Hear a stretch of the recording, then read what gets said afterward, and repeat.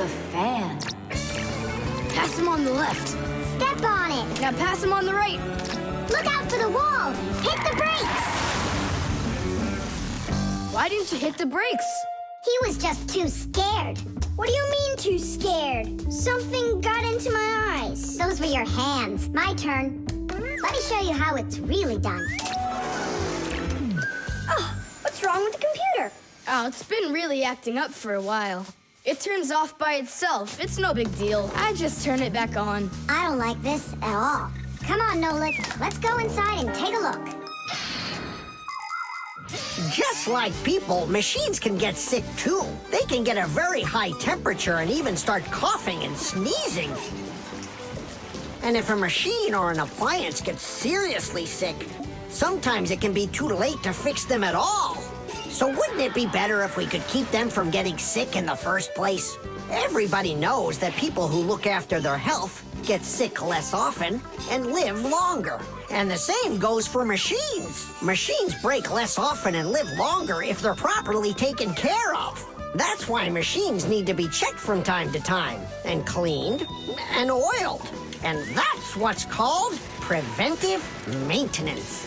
And preventive maintenance is something that always should be kept in mind by humans and by Fixies.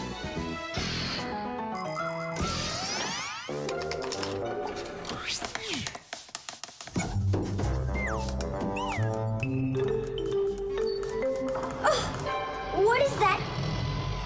What is what? Can you hear that? What are all those sounds? It's probably just, a Fixie Eater that woke up. What? What do you mean, Fixie Eater? Didn't you know that inside of some appliances there live horrible monsters? They love to attack Fixies and eat them up. And the smaller the Fixies are, the more the Fixie Eater likes to eat them. Ha ha! And how come you never told me anything about Fixie Eaters before? I didn't want you to get scared! All right, scaredy cat. Let's keep going.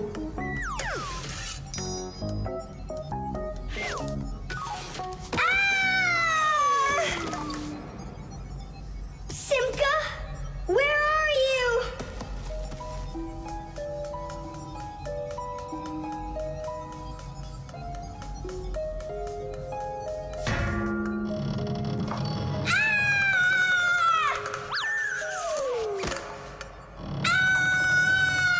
Oh no! Don't eat me, Fixie Eater!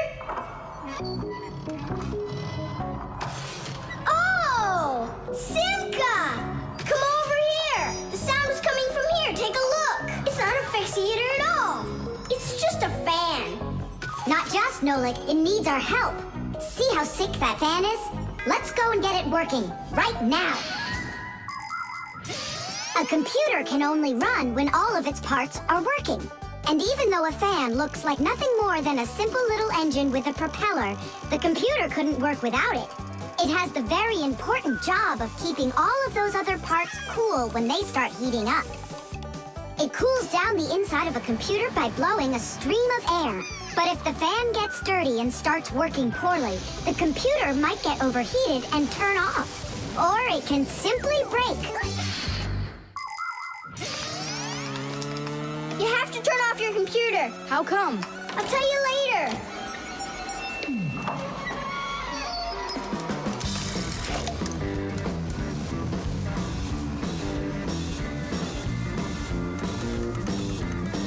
That part's done. Now we oil it. Let me try. All right. It's oiled up.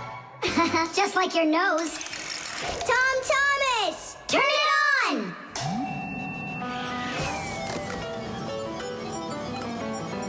Tadoosh! And then suddenly, I hear this terrible roar of a Fixie Eater. But I wasn't scared one little bit. And I just ran right into the battle. And Simka? Oh, she was hiding somewhere. You know, she's a girl, and they're all cowards. So I had to fight the monster all by myself. Ah!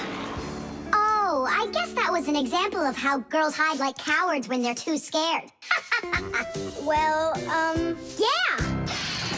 The keyboard. 5, 4, 3, 2, 1. Ready or not, here we come. And where is he hiding this time? Tom Thomas! Yoo-hoo! Tom Thomas, you didn't forget about your grandma's birthday, did you? No! Oops, I did. We found you this time. Hey, that's not fair. It was my mom that found me, not you. And go and hide again. Not now. I have to draw a birthday card for... my grandmother. So, we need one clean sheet of paper. When's your grandma's birthday? Tomorrow. But your card won't get there on time. Oh, then what can I do? Come on and use your noggin. Pick up the phone and give her a ring. Your grandmother will be really happy to hear your voice. No, we've got a tradition. We send each other birthday cards. And what's the internet for? Why don't you send off an electronic card to her? Simka, that's genius. Oh, this one's cool. Now go ahead and type your message.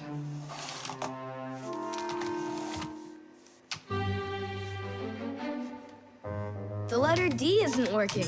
How can I write Dear Grandma without D? Just let her be a plain old grandma without the deer. But the letter G isn't working either. It looks like we could use a pack-a-mat here. A pack-a-mat? What for? To clean off the keyboard's contacts that got all dirty. What contacts? A key on a computer keyboard works pretty much the same way as a doorbell does. When we press on the button of a doorbell, the contacts inside touch, which lets the electricity flow that makes the bells ring. And when we press a letter on a computer keyboard, an electrical current runs from the keyboard to the computer, and that letter appears on the screen. But if there's dirt between the contacts that stops them from touching, then the current can't flow.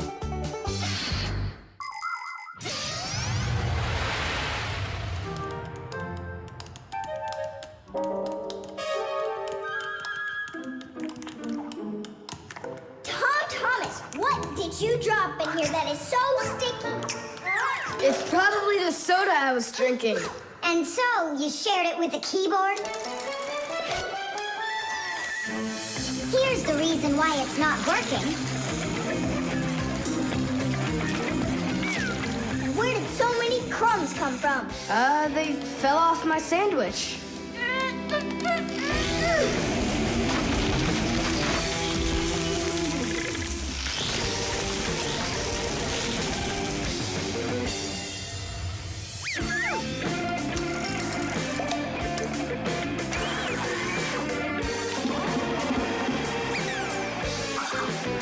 What in the world is this red stuff down here?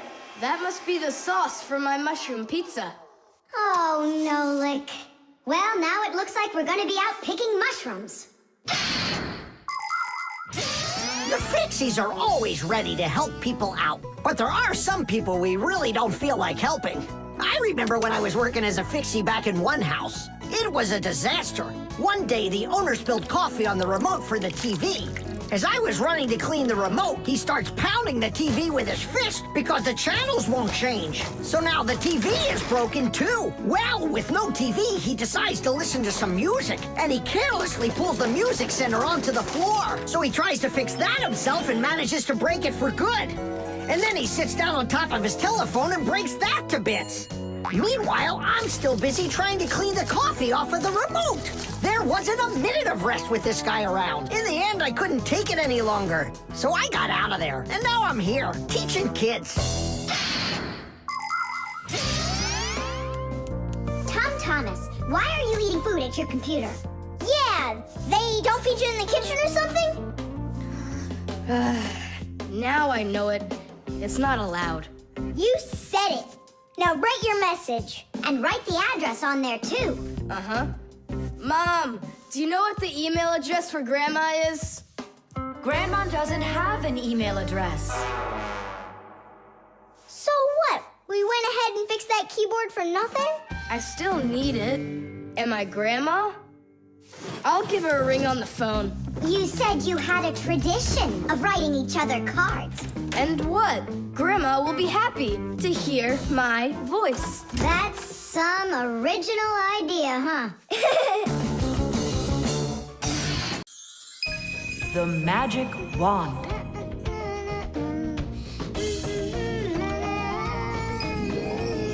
Oh, Tom Thomas, how did you get here? It was a piece of cake. I just got this cool magic wand as a gift, see?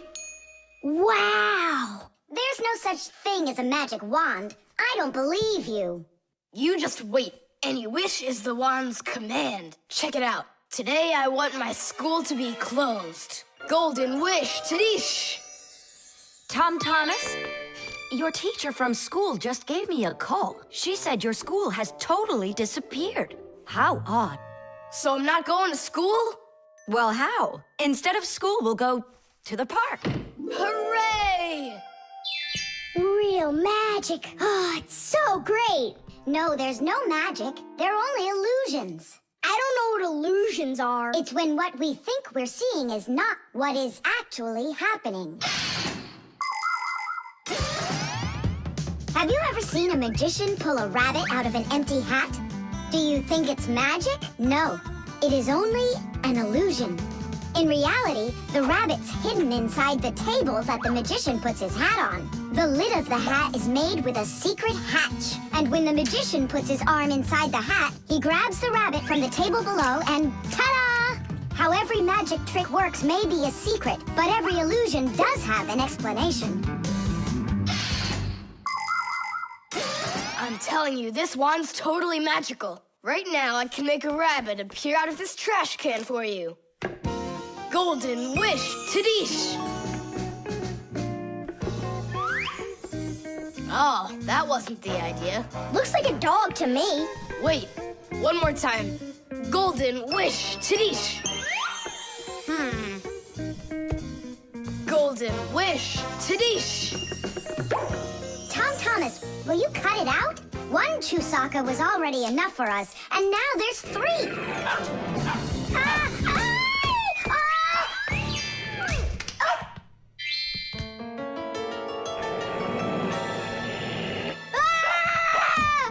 Hey, Tom Thomas, please tell your rabbits that they can stop barking so loudly. Shame on you for attacking helpless little kids. Wait, I'll make you bigger now. Golden wish, Tadish!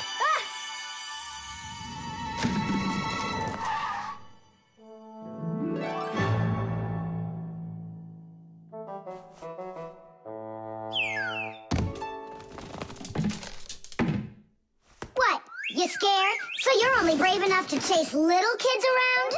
Wow, I'm huge. I'm as huge as Tom Thomas. I'm huge. Oh, Nolik, be careful.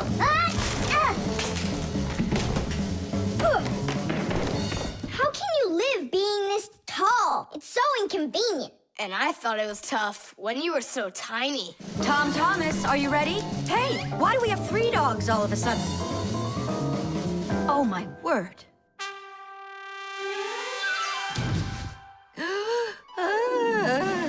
No!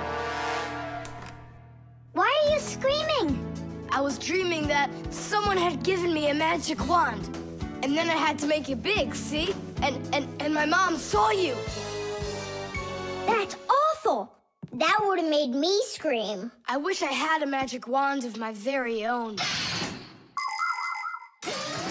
We Fixies aren't ones to believe in magic, but we do believe in what humans can do, because humans often work wonders. For ages, flying in the sky seemed to be an impossible dream.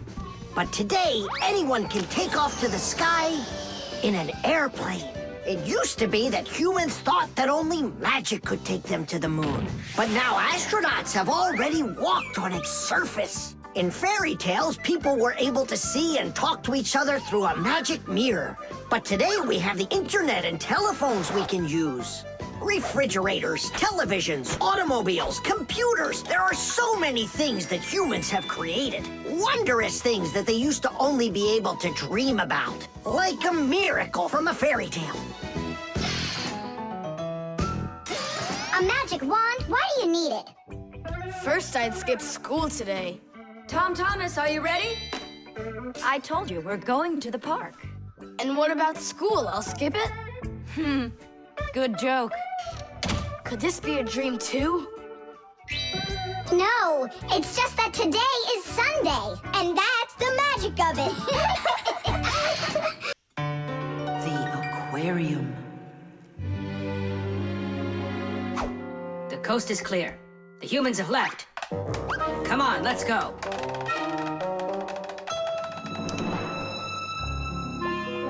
Marcia, why are the fish looking so tired? Because they're not getting enough air in there. The water in the aquarium is dirty and it needs air, but the filter isn't working. The filter? Yes, that device over there. These fish need our help, and if we don't do something right now, they could die. Right. First, I'll fix that light, while you and Marcia go over there and see what is wrong with the filter. But I want to go and look at the filter too. You're too small for this. Oh, whoa, whoa, whoa. And you're a giant. I mean, you're like 6 feet tall, huh? That's enough arguing. Nolik, let's go.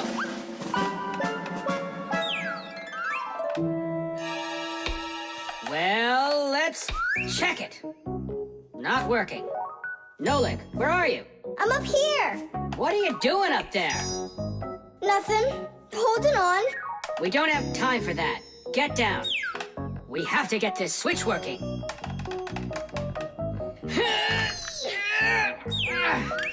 Marcia, what's the matter with the filter? Well, probably something's caught inside and it's stopping the motor from turning. A filter is used to keep the aquarium water clean. A motor in the filter turns the paddles and pumps water through a fine net or a sponge.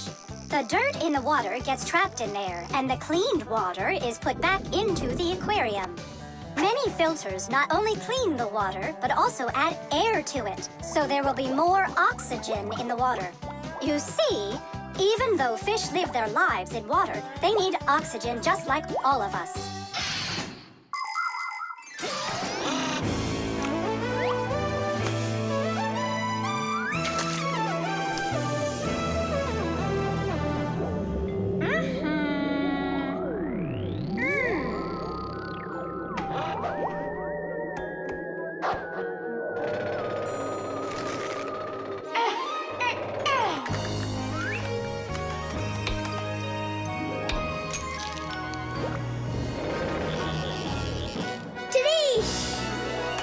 Way to go there!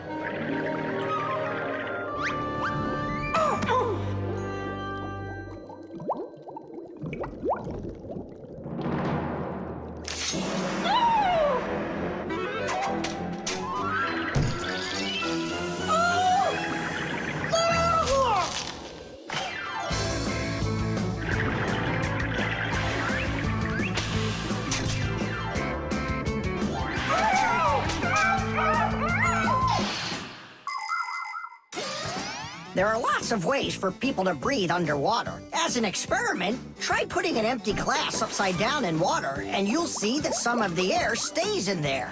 That's the idea behind the ancient diving bell. An empty bell was lowered under the water, and some of the air remained in there for the diver to breathe. And about 200 years ago, the first diving suits were invented. The diver got air from a hose that started above the water. This let the diver spend a long time under the water and even walk around on the bottom, but just not too far. Later on, people learned to squeeze a lot of air inside of metal tanks, and that's when scuba diving started. Scuba divers breathe the air stored in these tanks so they can swim freely and even dive deep down below the water.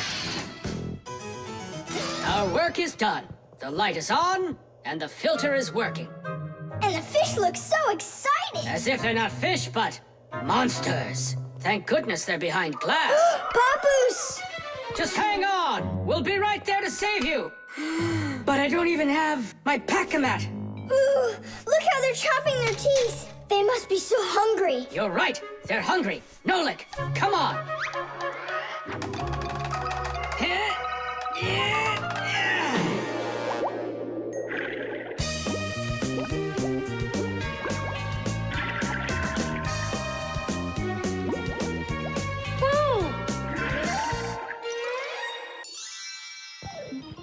can't believe those fish. They're so ungrateful. We went ahead and fixed their filter, and all they wanted to do was gobble us up. And I'm the one who saved you from them. I was the one watching what was going on.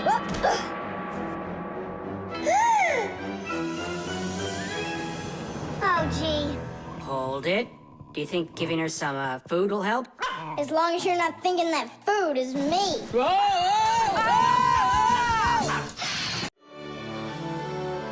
The string lights. We're almost all done. Yeah. Now Santa Claus is gonna come over. He'll say, 1, 2, 3, lights light up the tree. Then we'll get our presents. The real Santa Claus? Yeah, for sure. The real Santa Claus will come to you? You'll see for yourself. He comes to me every year. Okay, so let's practice. 1, 2, 3, lights light up the tree. Huh? Oh, the string light's burned out. And we don't have another one. Tom Thomas, Santa Claus is almost here. Is the tree ready? No, not quite yet. Oh no. What are we gonna do? I'll be right back.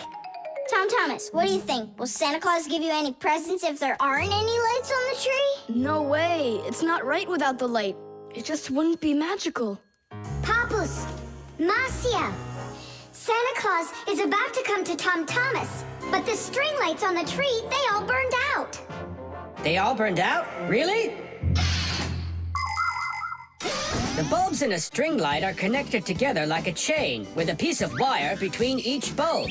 When you turn on a string light, electricity flows through the wire, lighting up each of the bulbs along its way. But if any of the bulbs gets burned out, the circuit will be broken, and the electricity will stop flowing. That means one bad bulb will make all of the lights go out.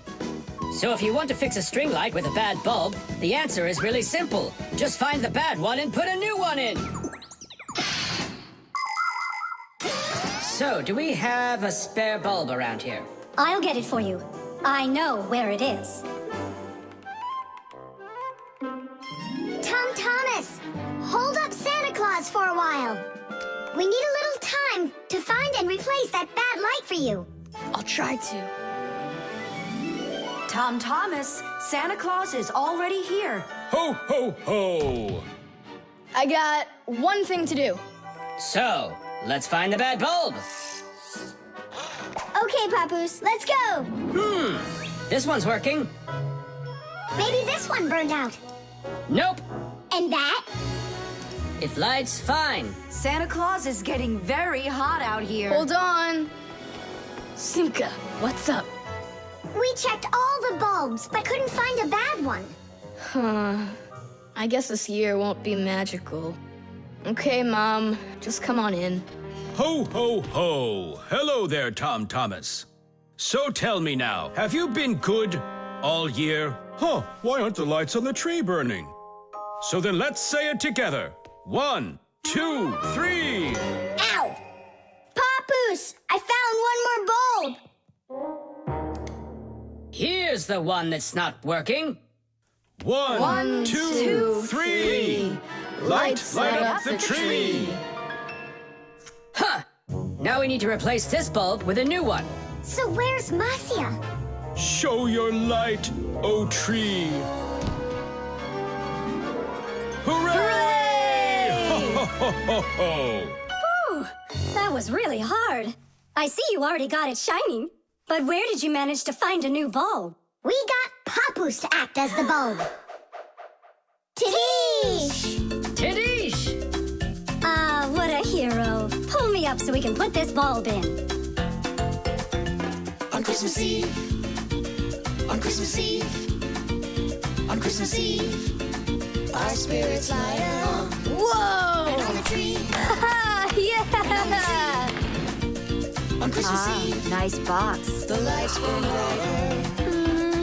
Every year when no one is expecting, from some place that no one could conceive, appears a little miracle before us. Every year on Christmas Eve. Christmas Eve, on Christmas Eve, on Christmas Eve, the clock it seems on Christmas Eve is ticking slower. Then suddenly on Christmas Eve, a miracle on Christmas Eve, no one believes on Christmas Eve comes out of nowhere. Every year when no one is expecting, from someplace that no one could conceive. Yeah! Little miracle before us. Every year on Christmas Eve, on Christmas Eve, the clock ticks slower. The electric train. Woo woo woo woo!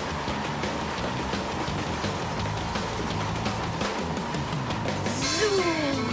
Zoom! And suddenly, the Earth is attacked by an alien spaceship. Pew pew pew! If help arrives here on time, we'll be saved. Move faster, faster. Come on, get off the train. Move it, move it. Tom Thomas, we came here to play. Ah, finally you're here. I need some aliens for this game.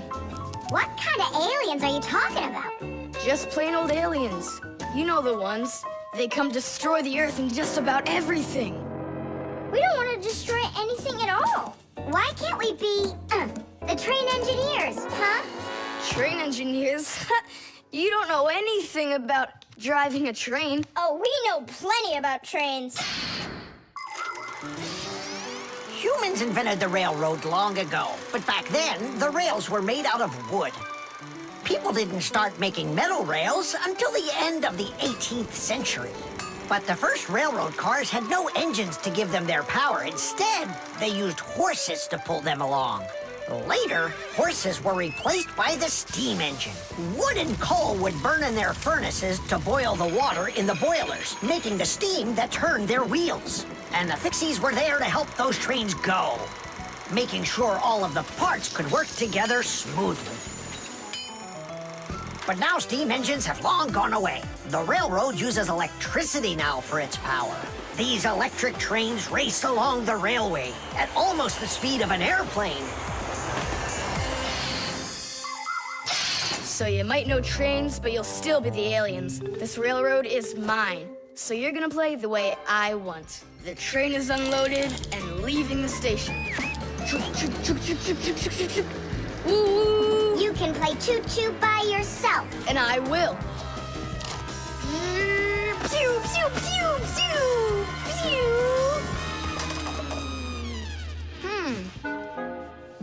Hey, why did you stop?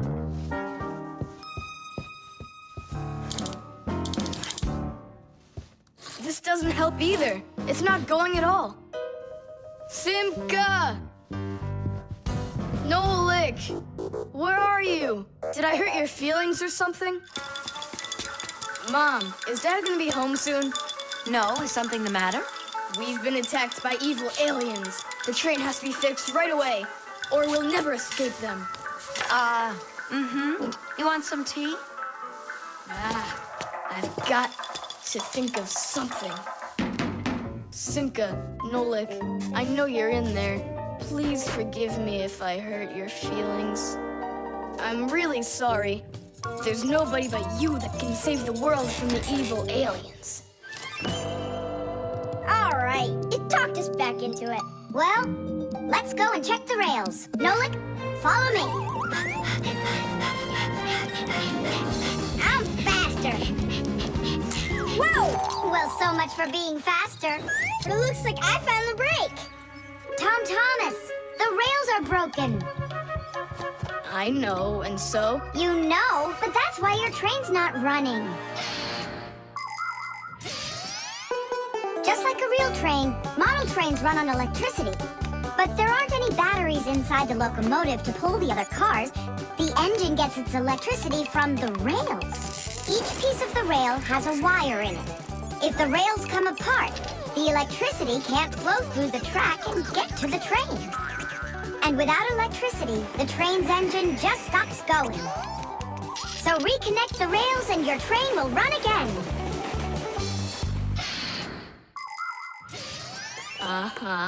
put them together. Yes! Hooray! The train's running! Way to go! So will you play with me now? And which way are we playing this time? Whatever you want, I'm with you. The train rushes down the track with Nolik as its engineer, when suddenly from out of the sky comes an alien spaceship.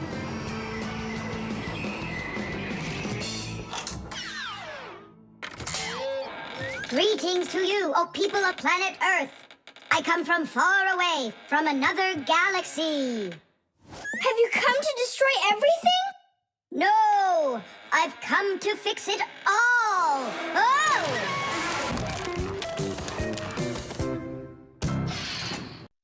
The short circuit. Are you sure we're allowed to play in your dad's office? We're not gonna play in here. We came here on a tour. I think this place is like a real museum. Just take a look at that. I have no idea what it is. And this thing is a complete mystery. Keep it down, this is a museum, you know? What a great museum guide you are. You know absolutely nothing. How can you say you don't know? I know. I'd like to run a test here, on the capacitor. On this one? Don't touch! Why can't I? It's not a museum. Because it's dangerous. If you touch it, the shock could be deadly. But you two are touching it all the time. I've seen it. The only time is when the device is turned off. And right now, the device is running. For many centuries, the Fixies only had to work on mechanical devices. But after the discovery of electricity, the Fixies had to master electrical devices as well. At first, Fixies were getting terrible shocks, and they really hurt.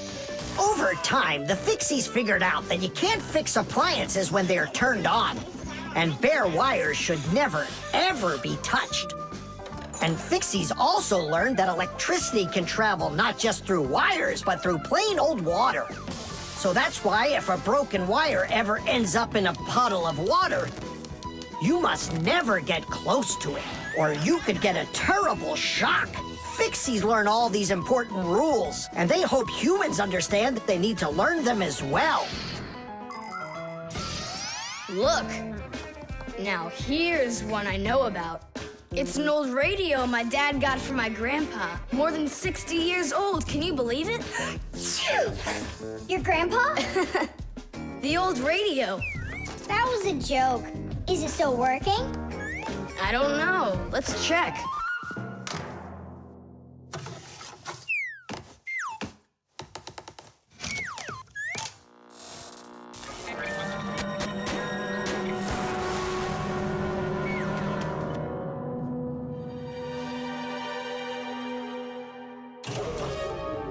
What was that? It looks like the electricity got turned off. Maybe it was a short circuit. I'll go find out. Oh, so it was you who caused the short circuit. I was in here showing all these things to Nolik, and we wanted to turn on the radio. We flipped the switch on, and then suddenly, kaboom, the lights go off. They're off everywhere in the apartment. So then how can I even warm up my pizza now? Soon it will warm up all by itself now that the refrigerator isn't working. Simka, what is that thing you said? A short circuit. Electricity goes back and forth from an appliance with two separate wires. For example, an iron uses the electricity it needs to get hot.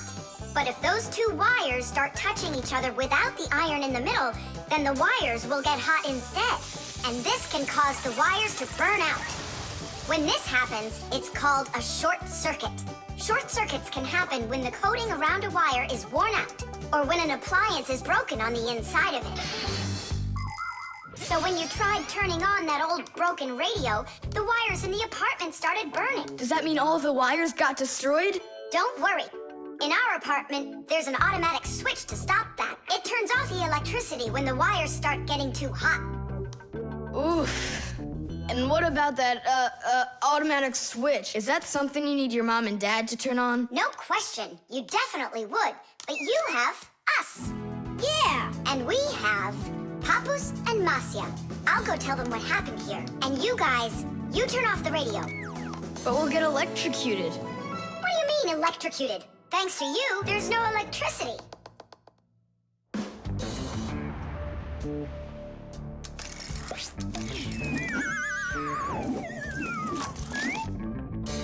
Are you ready?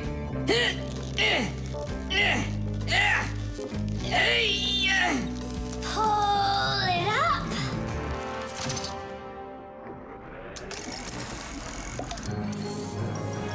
Hooray! Tidish! So, Tom Thomas, what are we doing next? Why don't we continue with our tour? Hey, wait for me! I'm coming! Hey, wait, I thought you were fixing the television with Papoose and Marcia. They asked me to come here and stay with you on your awesome museum tour. That way there'll be less for them to fix in here later.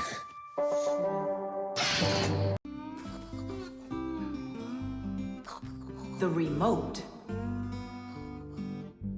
Hey, Simka, the button got stuck on the remote. How can we get it back out of there? Look and learn, Nolik. Please help! Oh, come on, come on, come on, come on, come on! Oh, oh, oh! Should I let it go now?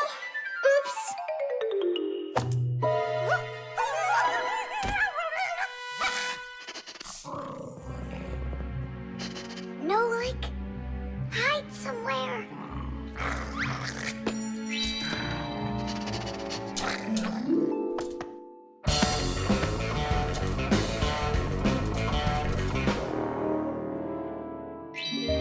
Nolik, she stole the remote. Nolik? Where are you hiding? Nolik! Hello there, Fixies! Hey, where are you? Hey, Tom Thomas, you got here just in time. Chusaka ran off with the TV remote. And so what? I can turn it on without it. And my favorite cartoon is just about to start. Forget about the cartoons, will ya? Nolik is missing! I'm afraid Nolik hid inside of the remote. And Chusaka took it. Oh no, Nolik's in big time trouble. Tom Thomas, there must be something you can do! Chusaka, Chusaka, come here. Where is that dog hiding? I'm gonna go look in the other rooms. Simka, Tom Thomas, here I am. I'm over here. For now, I'll wait here. Chusaka's not out there. Where are you? Hey, Simka, I ran to get a pack-a-mat. what are you gonna do with it? I'm gonna search for the infrared ray that comes out of the remote. That's so great! But what is it? I'll explain it to you. Inside of most remote controls, there's a special type of light bulb called a light-emitting diode, or LED for short. When we press a button, the LED sends an invisible infrared ray. And in the TV, there is a receiver for these invisible rays. The TV understands the command that comes from the remote control and carries it out, like changing the channel or the volume.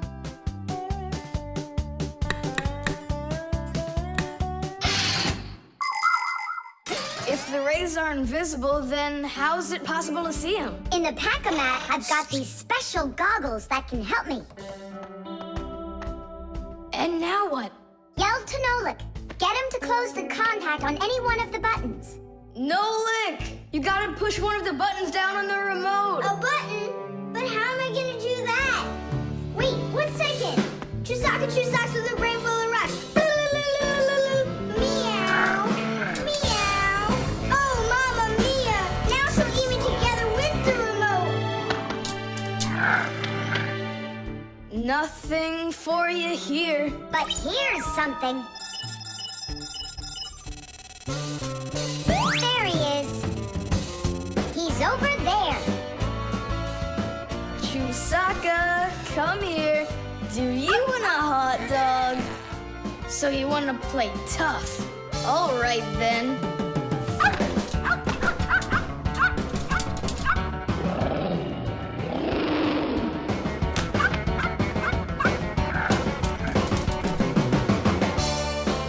Hooray! You're in one piece. How did you find me? By looking out for the remote's rays.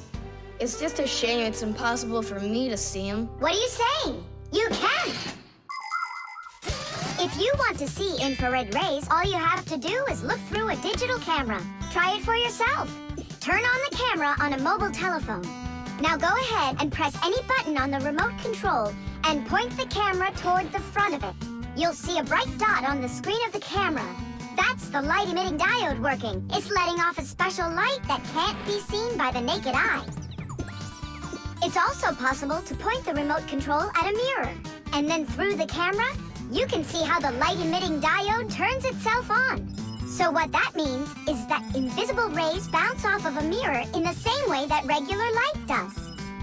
So you can control the TV by bouncing the light from a remote control off of a mirror. You don't believe me? Then go ahead and try it yourself. By the way, if your toys weren't all stuffed under the bed, we would have found the remote without the goggles. Don't worry about it. When the cartoons are over, I'll put them away.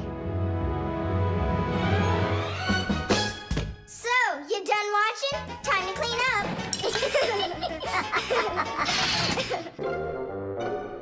Paper. Hey, Tom Thomas! You're watering plants? Not only, I'm writing an essay for school. I don't get it. I have to write an essay that's called How I Take Care of Nature. Only I have to write what's true, so I'm writing what's true. Watering my plants. Oh! Chusaka. Chusaka, come here, girl. Stop. Don't be scared. Why did you pick her up? I want to pet her a little so I can write about how well I take care of animals. Tom Thomas, I want to take care of nature too. That sounds good. And what should we be doing? We could try saving air by not breathing as often. Awesome idea! Way to go! Saving air! Let's go for it. And ready?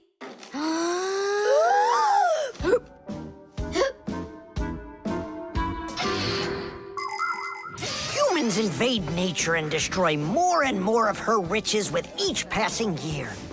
They extract her minerals and oil, cut down her trees, and pollute her air and water. They do all of this to produce food and all sorts of other things.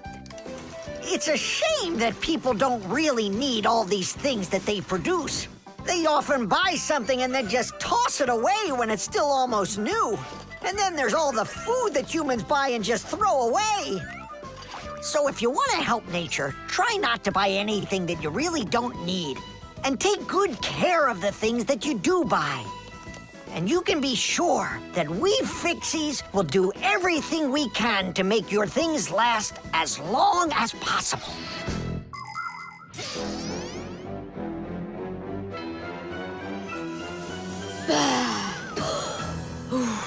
That's it. Now we can write it. Write this. I also do my duty by saving air. A whole 20 seconds worth. You got it? What's that noise? Huh. I must have left it running when I needed some water for my plants. Tom Thomas, I think you should write that you're saving water too. It really matters because there's not enough of it. Nolik, that's a good idea. Let's add that.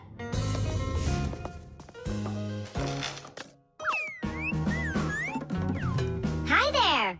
What are you guys up to? We're writing about how Tom Thomas protects nature. It's a homework assignment for school. Uh-huh. I've already written how I'm watering the plants, I'm good to living creatures, how I'm saving air and water, and how I'm conserving carrots, too. I never want to eat them, especially in soup. Not eating your vegetables? No way. Doesn't count. You sure that? Mm-hmm.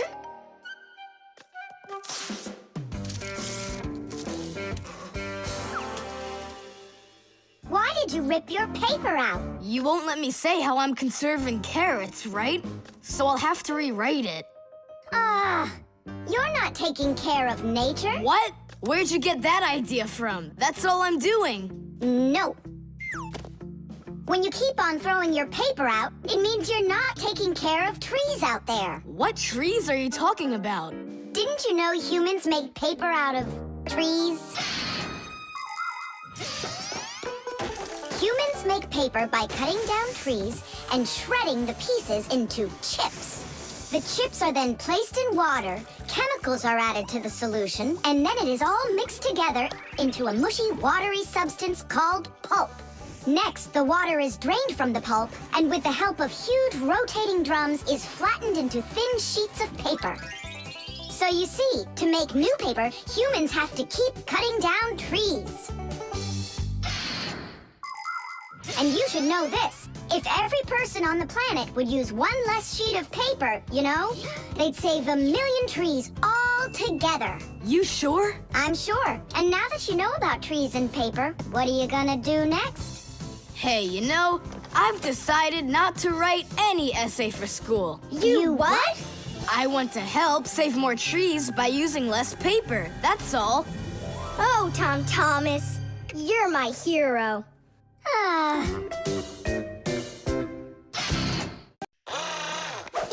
The ship in a bottle. Simka, Nolik, here, take a look at this. Oh, wow! Awesome! Where did you get this from?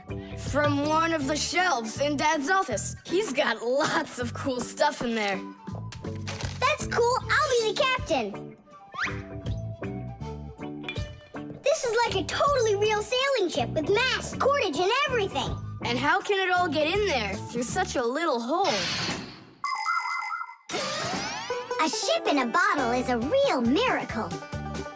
Do you want me to tell you the secret of how it gets inside? It's like so.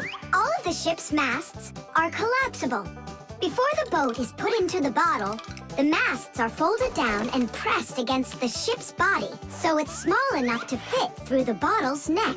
And once the ship is inside the bottle, the masts and sails are opened back up by pulling on a thread. Hands on deck! There's a giant octopus starboard! I'm an octopus, huh? Oh, look out. Brave sailors like us, we're not afraid of storms. Tom Thomas, be careful! Hey!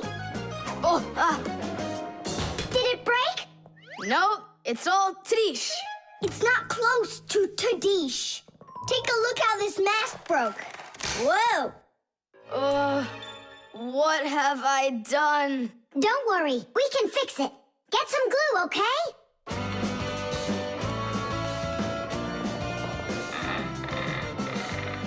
Here's some super glue I found. This is the kind that'll keep things stuck forever. Nolik, come and help!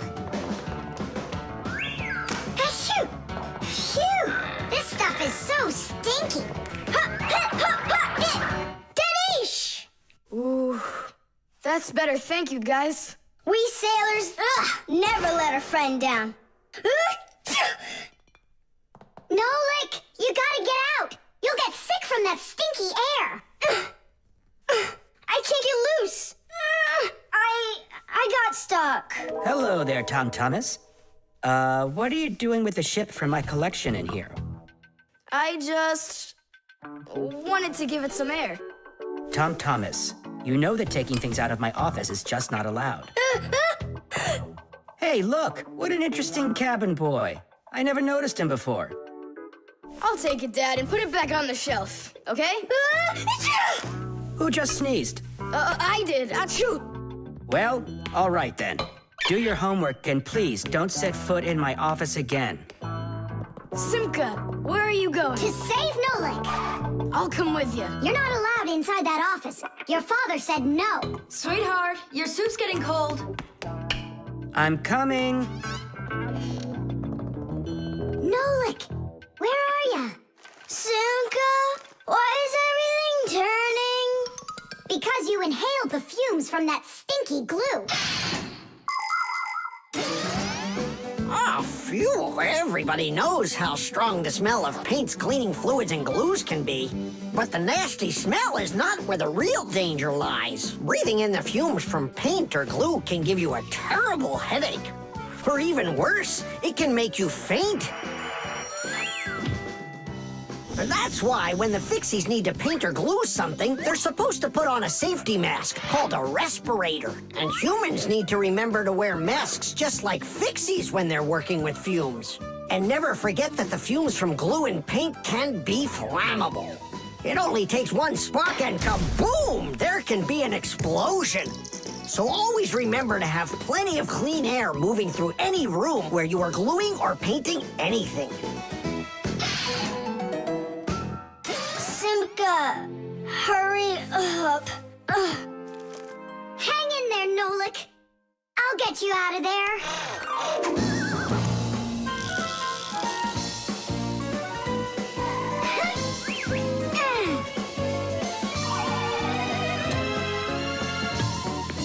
Nolik!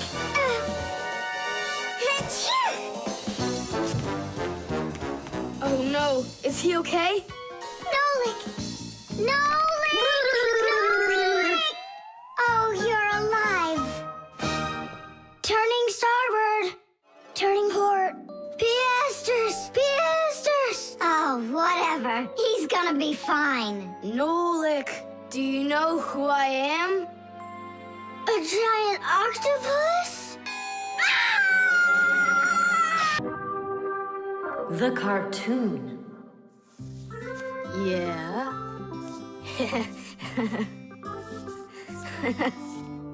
Like that. Yeah. Tom Thomas, aren't you done yet? Yeah, show us your surprise and quit drawing. But this is the surprise. So make yourselves comfortable. Quiet on the set and action.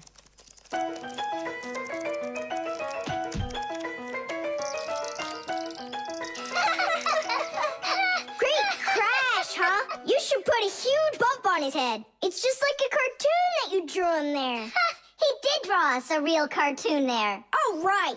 Real cartoons, they only show them on television. But they make them exactly the same way. Animation is made with many, many pictures called frames. Each one of the frames is a little bit different from the one that comes right before it. For example, a character can lift his arm up a little bit at a time. And then, if you watch the frames very quickly, one right after the other, it looks like the character is really moving. And that's how cartoons are made. And you know what? To make 1 minute of a cartoon, you might have to draw more than 1,000 frames. Oh, wow. I'm not patient enough for that. It's no big deal that your cartoon's short, especially since it's funny. Yeah, it's so funny. Tom Thomas, who's this kooky guy you drew here? You're just joking, Nolik. You don't recognize yourself? So this is supposed to be me on here? Did you already forget what happened to you this morning? Simka, you're it. You can't catch me. I'm too fast for you. Ay, ay, ay, ay, ay. You weren't too fast for the pole. Simka, you didn't have to tell him about that. Real sisters don't treat their brothers like that. Oof. And your cartoon's not funny at all. Nolik, don't go. It's okay. He just needs to sulk for a while. While he's gone, there's something I want to show you. Do you have a cartoon you can put on the TV? I have plenty.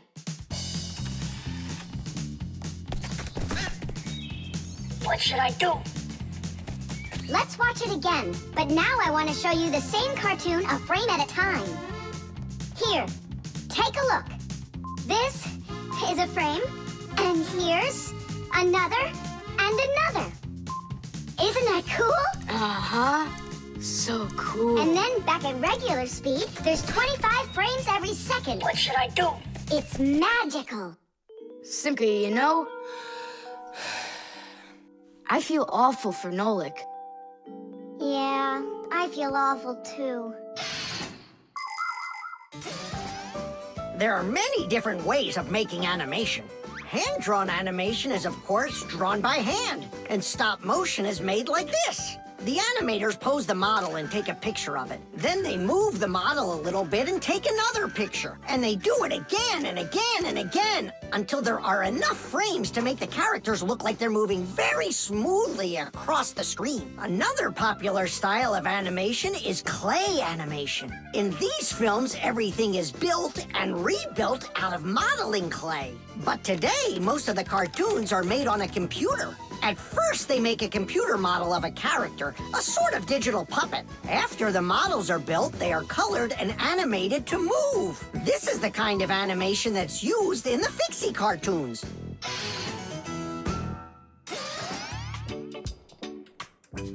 Tom Thomas, what are you doing? Are you drawing a new cartoon? Nah, I started fixing the old one, so Nolik will stop being angry. Good. Keep drawing. And I'll go and get him. Nolik! I'm not here! Nolik, forgive me. Please don't be so mad.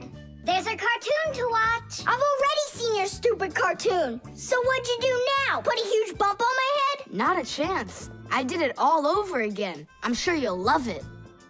You're sure of that? All right, go ahead. Show me your cartoon. Quiet on the set, and action.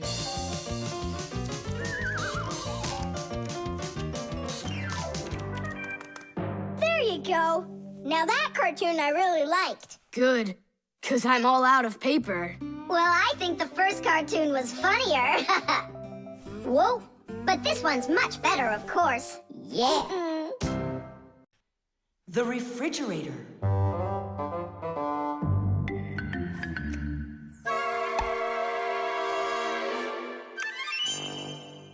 Good job. My homework is all done.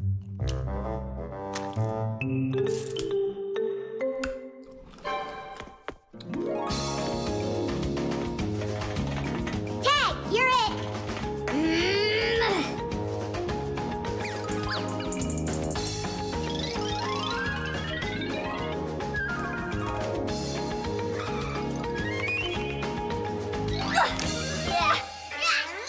Haha, Tag, now you're it. Simka, I'm stuck. Help me. Just stay still. Oh, you're really stuck. Simka, we're not gonna leave me, right? We aren't. But I'm afraid, Nolik, you'll be stuck for a while. Tom Thomas, help me! What's going on? Look, this blob of white stuff grabbed onto Nolik and it won't let go of him. Oh, it's a piece of gum. It's my bubble gum. Oh, thanks a lot, Tom Thomas. Now what's the plan to get me unstuck from here? Here's what we do. It's gotta be frozen. Once I sat on gum too, and my mom put my pants in the freezer. The gum froze up and it came right off. I don't want to go into the freezer. Don't worry, Nolik. I'll stay right here with you. Just hold on. It won't take long at all. Huh. Why do I need to hold on? The gum's already holding on to me. Simka, do you know why it's so cold in the freezer when outside it's warm? I'll explain it to you. A refrigerator has a pump that pushes a special liquid through a long tube.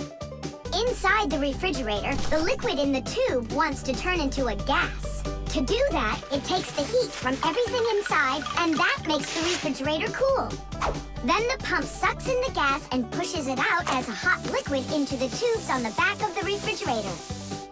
That lets all of the heat collected from the inside escape into the air outside.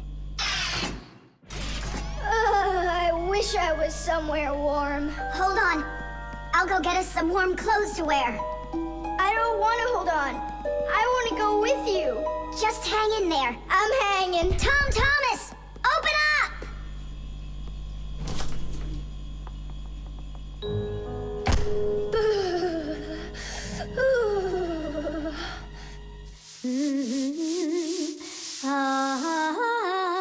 Marcia, do we have any warm clothing to wear?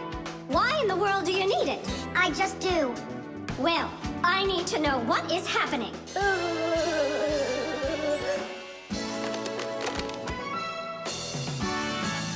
Hooray! Tom Thomas, Simka, open up the door! like I'm gonna freeze up in here for good. A Fixie is constantly surrounded by all sorts of danger. Inside a dark freezer, a Fixie can lose his way and freeze to death. If he's not paying attention, he can drown inside of a washing machine or inside of a dishwasher. And a careless Fixie is always at risk of getting an electric shock. Or suppose there's a short circuit inside of an appliance that starts a fire. If this happens, you need to run away if you want to survive. And what about humans? Well, they don't even believe that we Fixies exist at all, so they can accidentally drop something on top of a Fixie, or step on one, or kick us across the room. So if we don't get out of the way in time, So what I'm saying, Fixies, you need to be careful out there and pay attention. So be smart and stay safe, fellow Fixies. I don't understand this at all. He was right here. Poor Nolik. I wonder where he went. Look at this, footprints.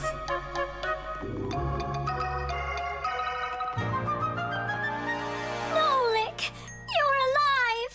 You scared me half to death. How did you get out of there? Well, you told me about how a refrigerator works. And so I found that cold tube and started crawling on it until it got hot, and then I was here. Hey, there's smoke coming out of you. We need to cool you down right away. Huh? Where? I don't want to go into the refrigerator. Stop! I was joking. Look how it froze. I could break my teeth on it. You aren't gonna chew it anymore. I'd never do that, not after Nolik sat on it. Well, you didn't need to stick it where it doesn't belong. Hey, I apologize. I'll go and throw it away. Maybe you'll try the trash can? The internet. Well, maybe it's, Don't think so. It's probably, You call for me, children? What's the matter? take a look. I've never seen anything like it.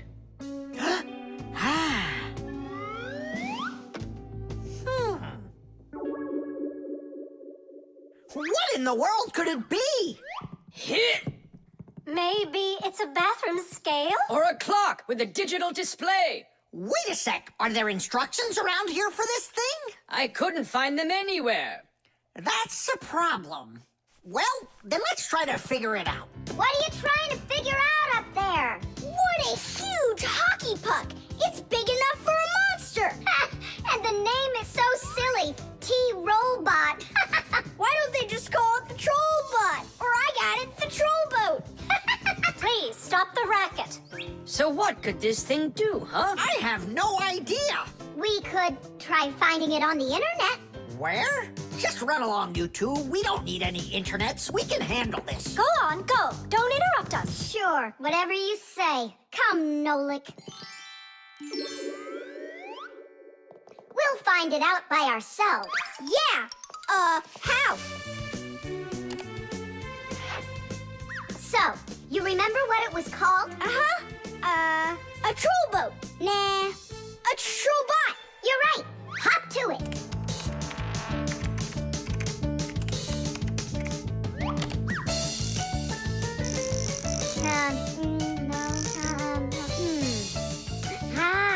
That's not it. Oh, T-Robot. You're right. There it is.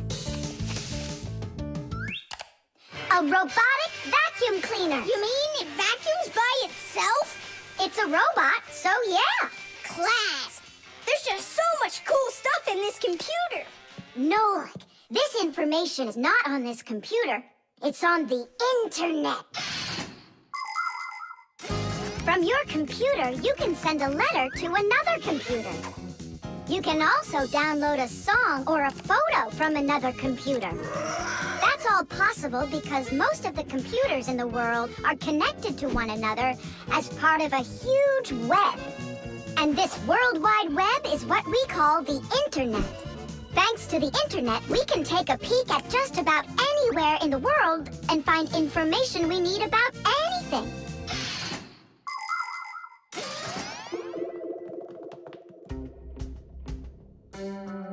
It's an electronic vegetable slicer. No, it's a printer for round sheets of paper. There's no way. Grandpoos! We found out what they do with it! You're back again? You mustn't interrupt the adults. Just wait a second. Nolik, turn it on! Turn what on? Don't you turn on anything! Ready, set, jump!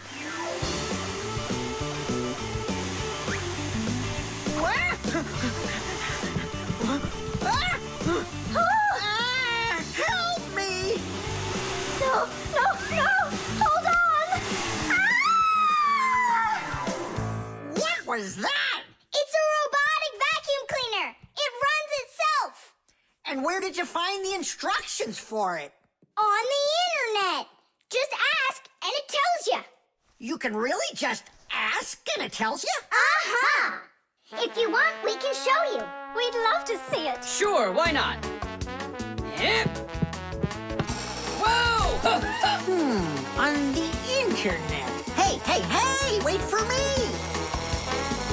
What's an elephant weigh? What's an elephant weigh? What's an elephant weigh? The answer's easy to get. It says it weighs 5 tons. It says it weighs 5 tons. It says it weighs 5 tons here on the internet. It says it weighs 5 tons. It says it weighs 5 tons. It says it weighs 5 tons here on the internet. You send a letter to me, I send a letter to you. You send a letter to me, it's just so easy to do. We're writing letters now. They're fun to send and to get. We're writing letters now through the internet. We're writing letters now. They're fun to send and to get. We're writing letters now through the internet.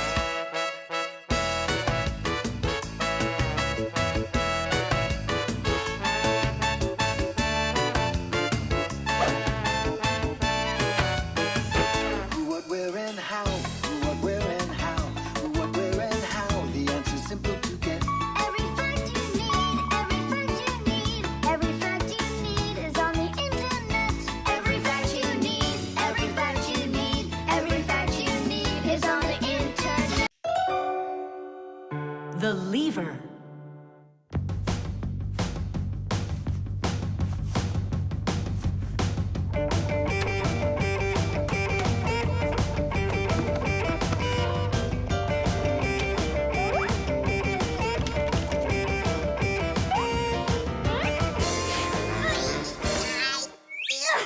It's a new weightlifting record!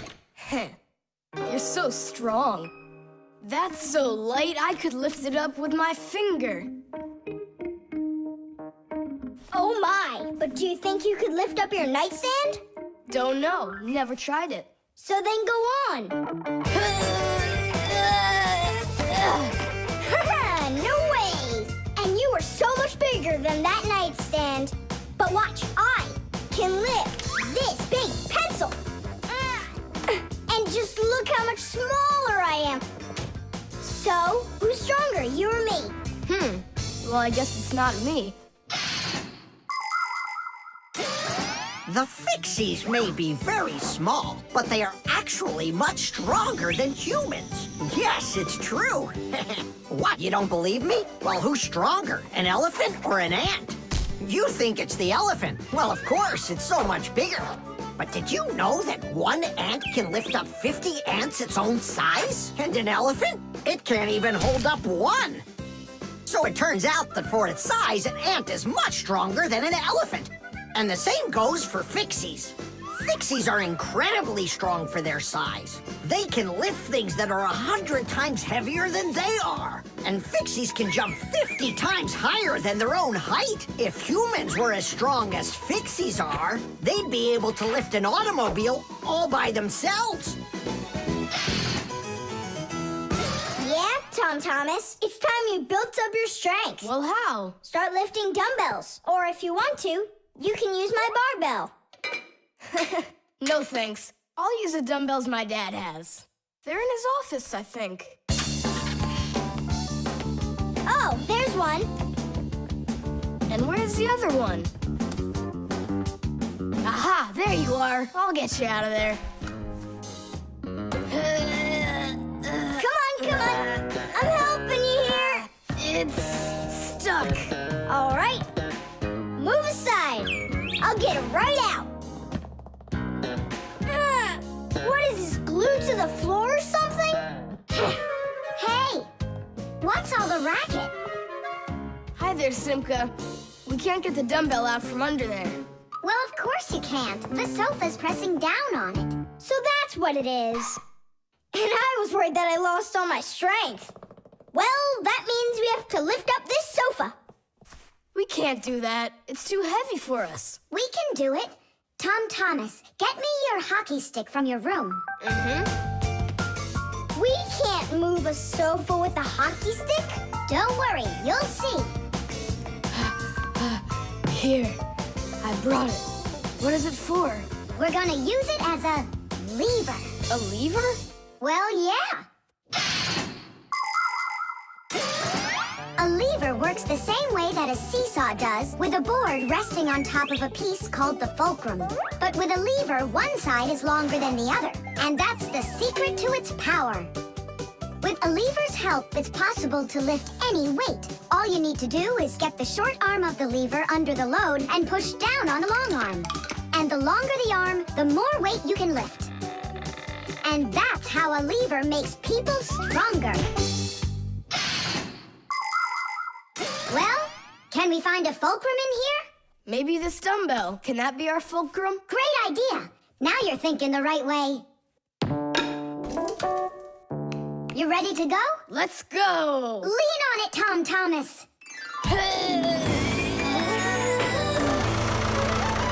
Yay! It's working! Tadish! I'm so strong, did you see? Now watch how I lift Dad's heavy weights for you. Look, I can do it. It's just like I told you. You'd be better off training with my weights. Didn't you just see me lift up the sofa? You didn't lift the sofa, the lever did. Did you ever hear the saying, knowledge is power? I've heard it. Although, some physical power won't hurt you either. So pick up your lever and go out and play some hockey. You know how built those hockey players are.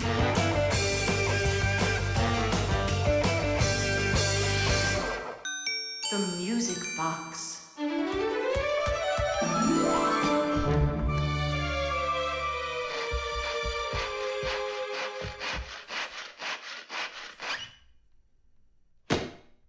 And when the Pied Piper began to play his magical flute, the rats came out of their holes and followed him. And they never would be seen in Hamlin ever again.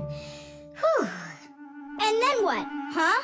I can't read anymore. My legs got tired. Whew.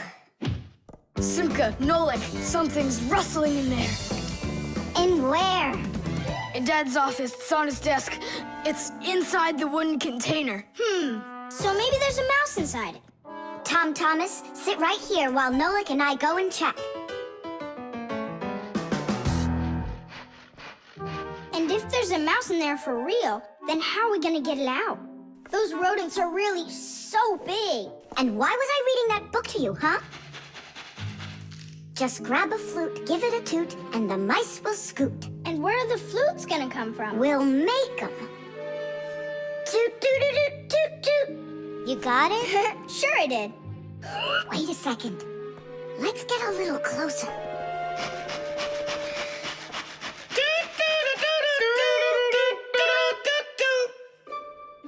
See? It's just like I told you. No more mice in there. So let's toot a little more so they won't go back in. All right. So you're the ones messing around out here. Oh, Grandpoos, it's you here. All day I can't work on what I need to do. Right from the start, someone's opening up the top, and then you two tooting. Ah! It was Simka who came up with the tooting. Just because you're afraid of mice. Wow, what kind of machine is this? Well, what do you think? A coffee grinder? No. A hole puncher? Is it a foot scratcher? What? Well, a machine for scratching your feet. You're joking all the time, you. It's a music box, and it's just wonderful. Music boxes were invented more than 200 years ago. Inside, there is usually a cylinder with short pins sticking up from it. In front of the cylinder, there is a comb with metal teeth of different lengths. If you pluck one of the teeth, it will make a pleasant sound. A short tooth makes a higher sound, and a long one, lower. When the cylinder spins around, the pins pluck the different teeth, and music plays. Awesome! So what's broken in here? The spring slipped off. It has to be pushed back into the right place. Will you help?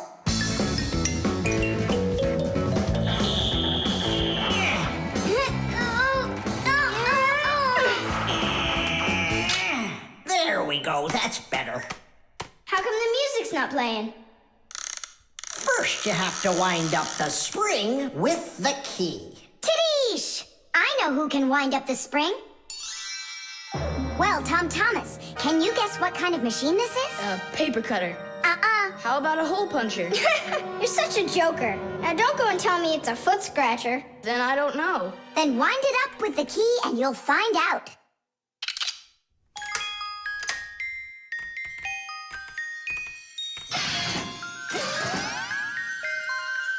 Do you want to know how the higher and lower sounds come out? Put a regular ruler over the edge of a table.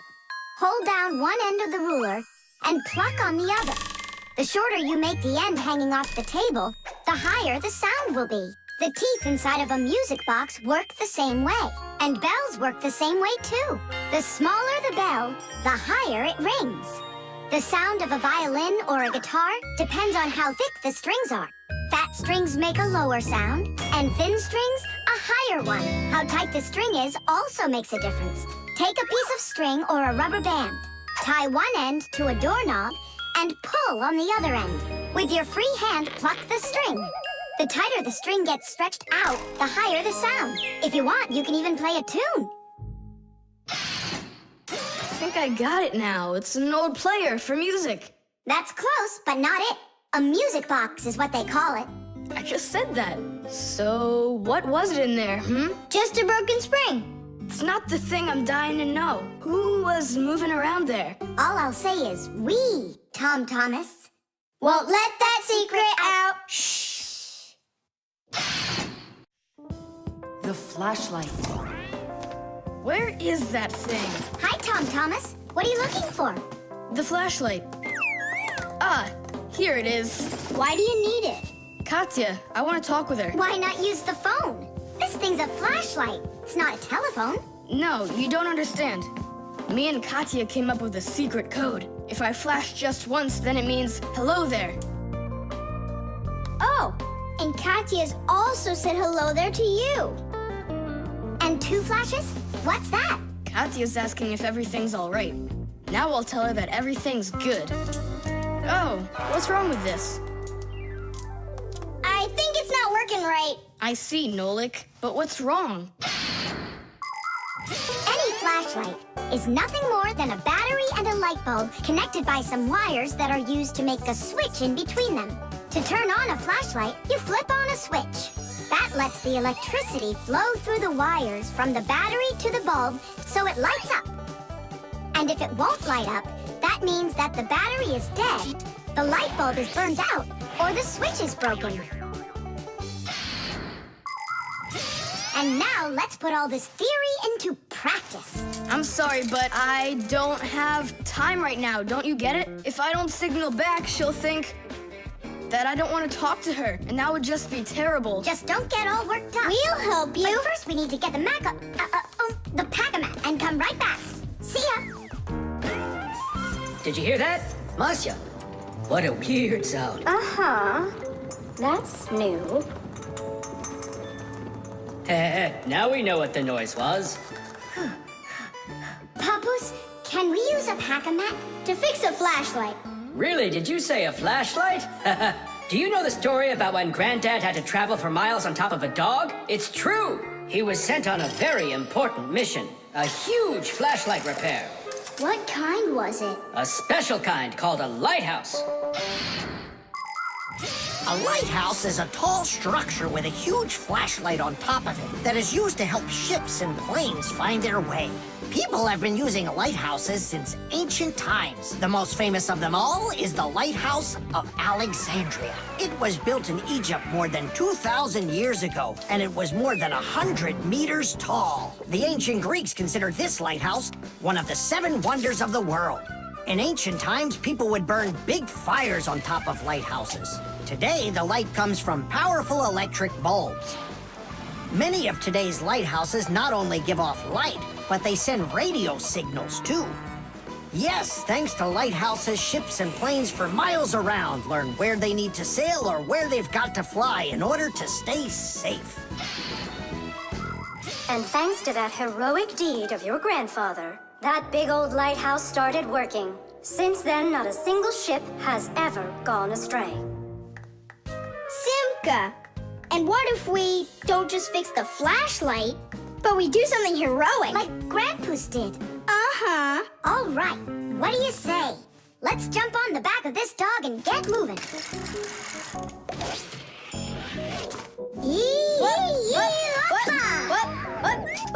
What? Stop ducking. Grab hold of my hand.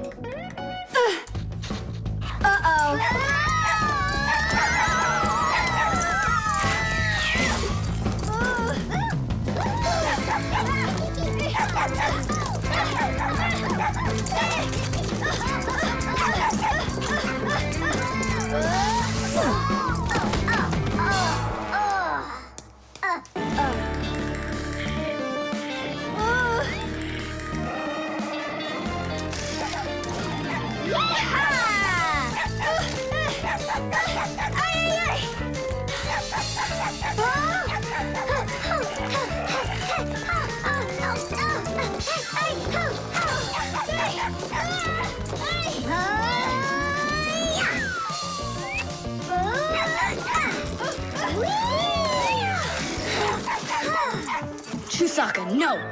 Get out right now. Tish! That was really some heroic deed. Now it's time to go get that lighthouse fixed. Tom Thomas, hand the lighthouse over. What kind of lighthouse? The one that's your flashlight. I have no use for it. What do you mean, no use for it? But then how are you gonna tell Katya what she needs to know? I already told her. Watch this. No, that wasn't the deal. Yeah. You want to tell us our heroic deed was in vain? Well, if you need some heroic deed, then sure, fix it. Hooray! The piggy bank. Mwah! Tom Thomas, why are you throwing away your money? That's not what I'm doing. I'm storing it. This is a piggy bank. Oh, here's another coin. I don't like its snout. That's one very suspicious-looking pig. Are you positive your money's safe with her? Don't worry. Whatever I put into my bank here is not getting back out. This piggy bank won't give up a cent. You greedy piggy! Come on, Nolik. Simka must have taught you about how banks work. Humans came up with the idea of piggy banks because they wanted a good place to save their coins. For storing lots of money, people use a safe, a large metal box with a very strong lock. Now that kind of piggy bank's almost impossible to break open. The biggest safes are in banks. Banks use them to store their customers' money and other valuables. There are even safes in banks that are whole rooms. You'd need an awful lot of change to fill up one of these piggy banks. So why are you saving up all this money? For roller skates. How much more do you need to save? I don't know. I can't see if there's enough in there. Then just go and open it. But there's no way to do that. The only way is to smash it real hard. So smash it. Nyeh, forget it. I have nothing to put my money into. But what if there's already enough for roller skates? And what if there's not? All right, then I guess I'll count your money for you.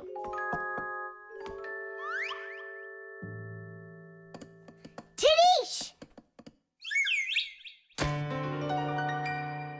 Oh, whoa! Tom Thomas, you've got a fortune in here.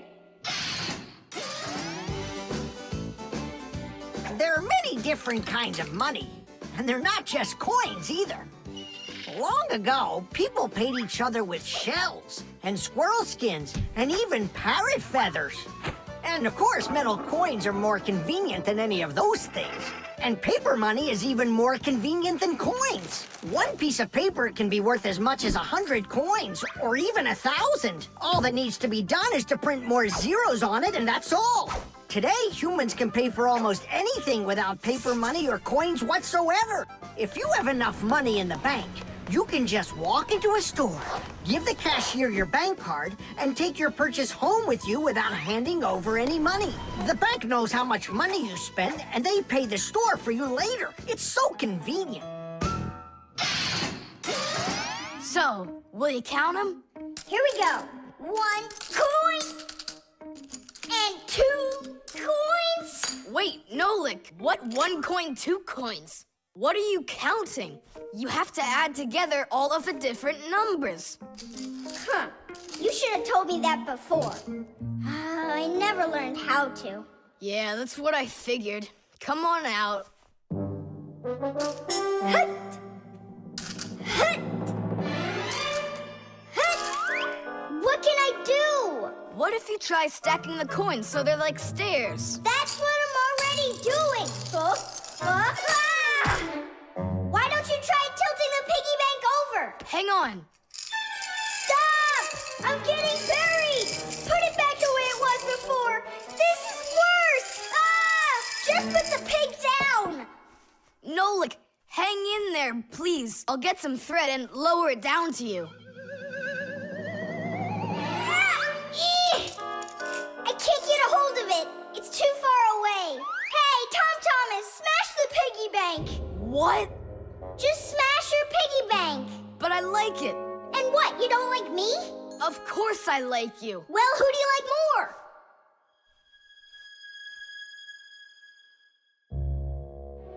You're my friend, aren't you? Of course. Then smash the piggy bank, will you? Okay, Nolik, I'm gonna do it.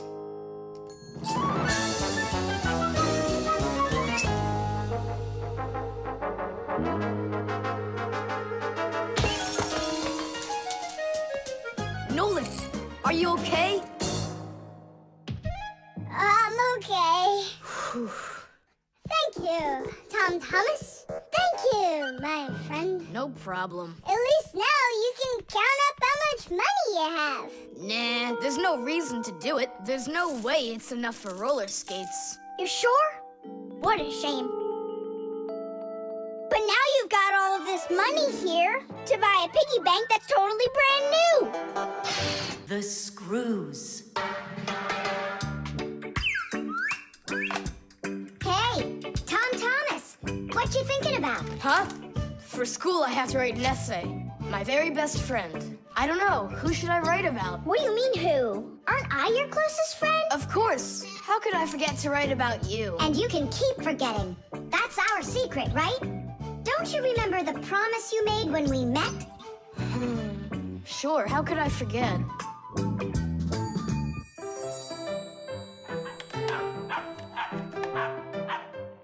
What's wrong with Chisaka today?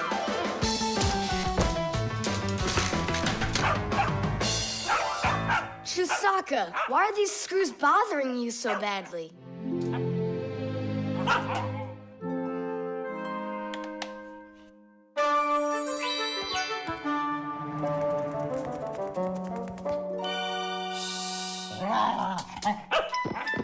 What's with you? Leave them alone already. Will you just calm down? You're gonna destroy my plane.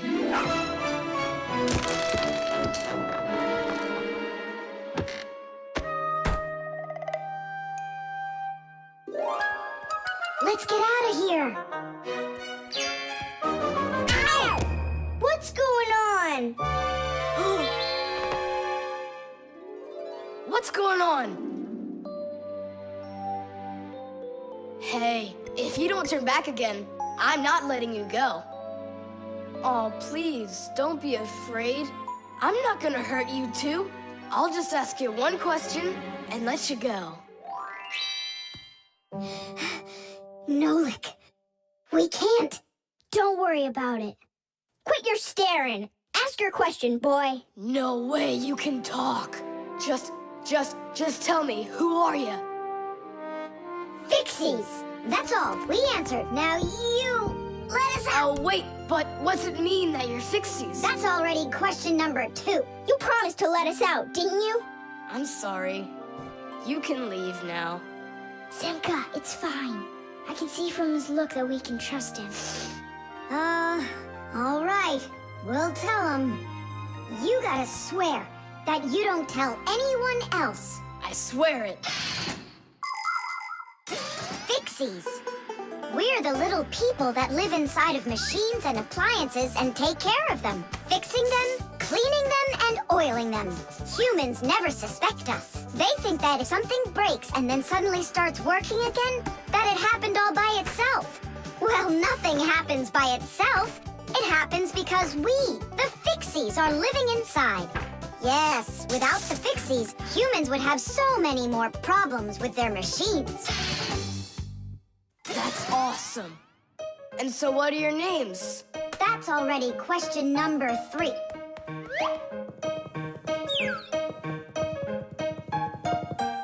You can call me Nolik, and her name is Simka. And my name's Tom Thomas. Will you come back over? Oh, well. I was this close to becoming the first kid in the whole world who made friends with the Fixies. I thought you guys would never come back over. And we didn't plan on coming back. But then we thought it'd be really great to be the only Fixies in the whole world, who are friends with the only kid in the whole world, who is friends with the Fixies. Ah! And who has told no one about us. The Fixies do everything they can do to hide from humans. They are afraid that if humans discovered Fixies, they would hunt them down and capture them and start keeping them in cages just like pets. And worse than that, they would take them into their laboratories and start examining them under microscopes, even conducting scientific experiments on them. Or suppose that humans thought we'd do all their work for them, and so they decided that they didn't have to take care of their appliances any longer. Well then, let me tell you this. If humans decided that they didn't have to clean or fix their own appliances, then not even the Fixies will be able to stop them from breaking no matter what they do. That's why the Fixies are very smart to hide from humans. Okay, then, I'll write about someone else. I have the very best friend ever. Period. When something's broken, he repairs it. He's the one and only the one and only Nolan.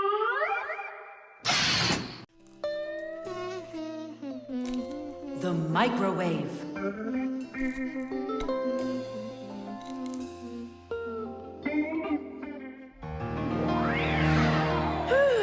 Okay, children, for today's lesson, we're going to learn about the microwave oven. It's a very special appliance that people use to heat all sorts of different foods up. Oh, wow. Is there any chance that we could get heated up here? You'll find out about that too, if you'll pay attention, of course. Whoa! Got it? Now listen carefully. I'm listening. Of course, young Fixies go to school just like human kids, but their parents teach them a lot of important lessons, too. Fixie parents take their kids on tours of all sorts of different devices and teach them what Fixies can do to keep them working properly. They like to show them how the computers or televisions or gaming systems work, or any one of the many appliances they take care of inside of the kitchen, like the stove.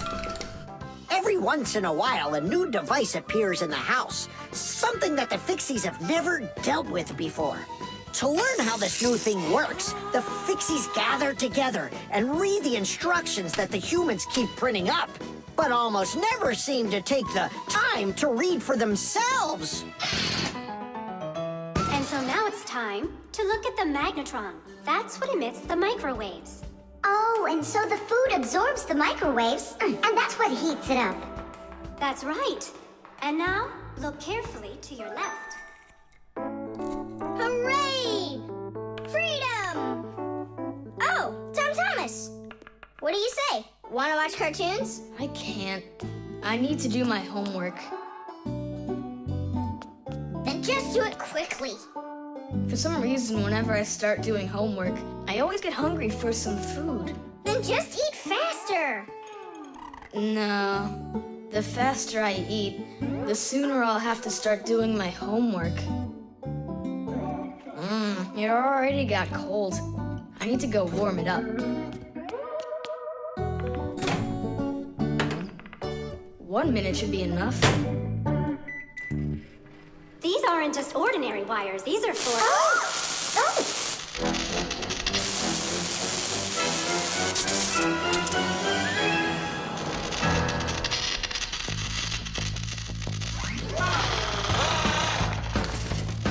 Marcia, what's going on? It looks like it might be an overload. The microwave might burn out. Then we better run out of here. What do you mean, run? We need to save this microwave.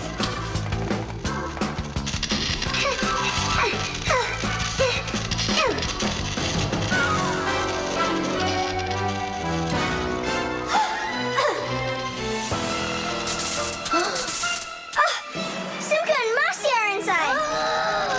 Simka, I need your help.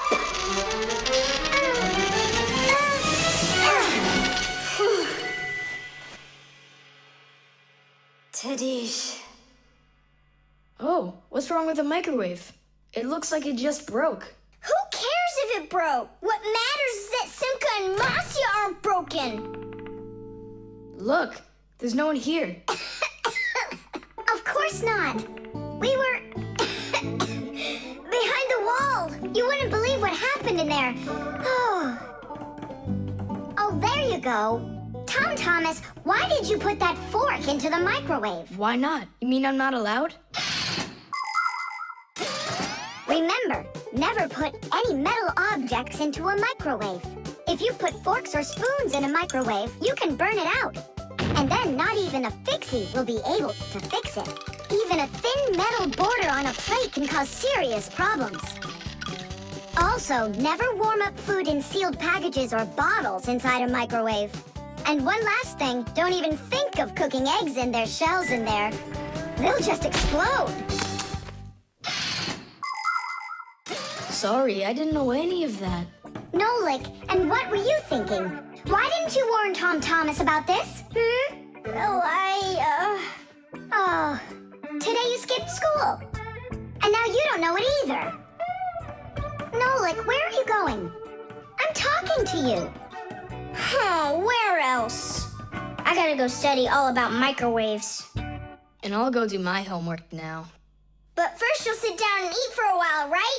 No, I'm not gonna eat food. First, I'll go and play some games for an hour or so. The balloon. No way! You'll miss for sure. No problem.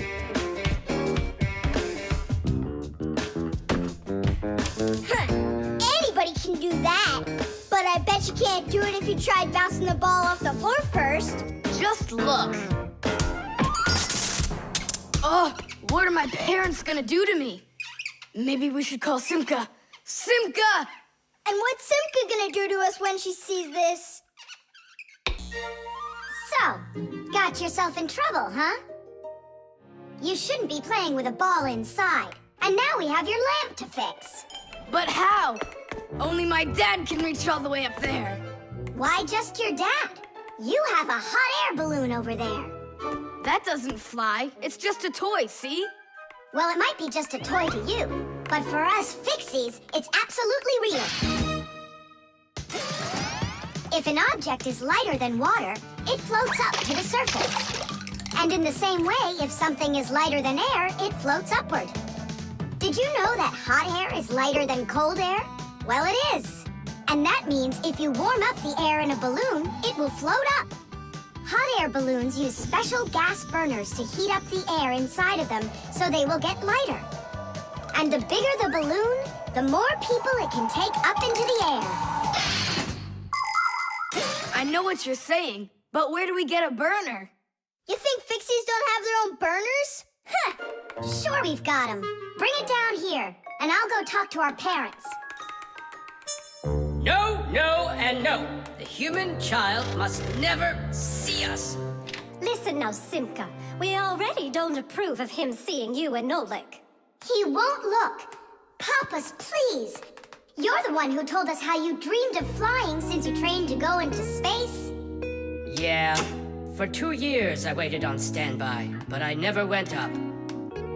And you've never flown in a hot air balloon either, honey. So let's call it a deal.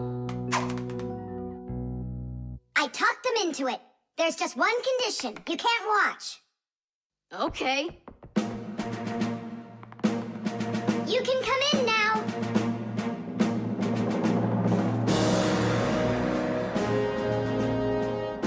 Now prepare the burner. Coming right up. Permission for takeoff? Permission is granted. And off we go! Hooray! It's flying! Don't you peek. Turn around. Oh, it was an accident.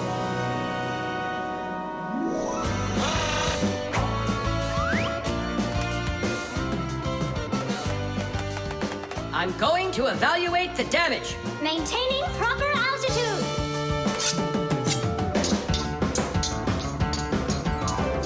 So, they've reached the spot. Air balloons are really awesome. I wonder, who figured out how to do that? It was the Montgolfiers. The hot air balloon was invented in the 18th century by the Montgolfier brothers from France. In those days, there were no gas burners, so they heated the air inside the balloon by burning straw. At first, there were no passengers on their balloon. Not counting the Fixies, of course. I mean, how else could a balloon get up in the air without them? Unfortunately, the names of the first Fixies who took that flight were not recorded in the annals of history. Following the Fixies' flight, the next passengers were animals: a ram, a rooster, and a duck. And it was not until those three safely landed after flying a full 4 kilometers that humans dared to fly in hot air balloons themselves. Ever since their invention, hot air balloons have also gone by another name: Montgolfiers.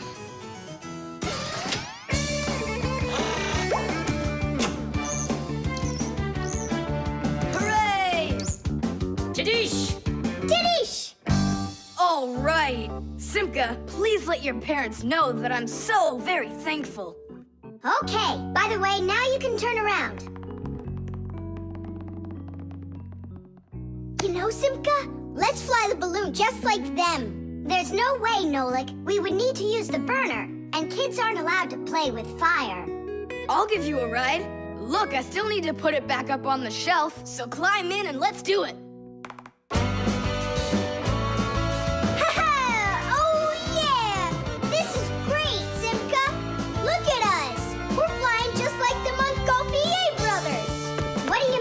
Brothers. Okay then, like brother and sister, Montgolfier.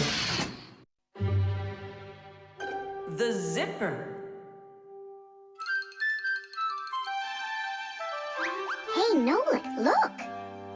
Why did Tom Thomas go to sleep like that? Maybe it was some kind of homework for one of his classes. Uh-huh, gym class homework.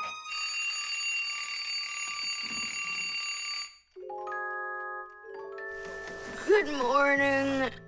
Good morning. Hi there.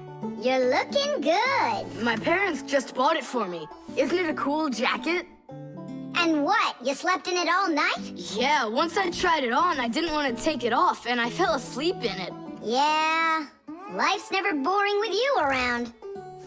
Oh, I think the zipper got stuck. And so what? You can leave your coat on, no problem. You're about to go to school, right? And you think I could sit in my class like this? How could I have broken the zipper? Don't worry, you haven't broken it. Not yet. Here is a simple zipper. It is made with 2 rows of small teeth that pass through a slider. The slider has 2 holes on the top and only 1 hole on the bottom.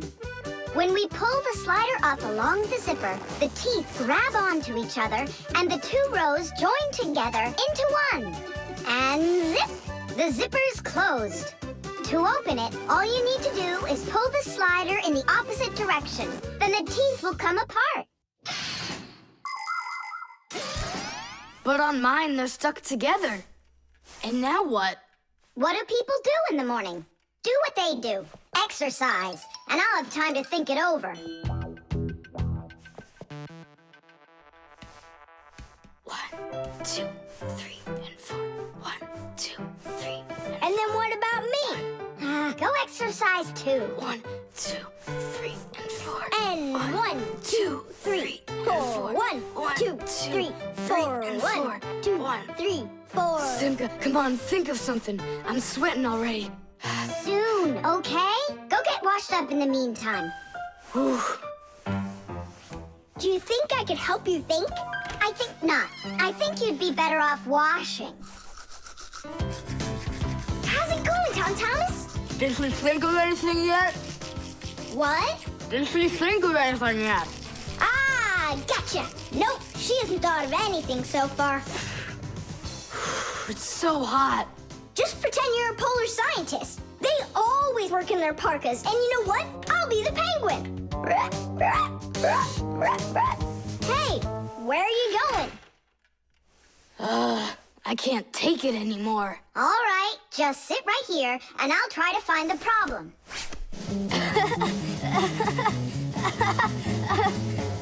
You see? That polar scientist game's funny, huh?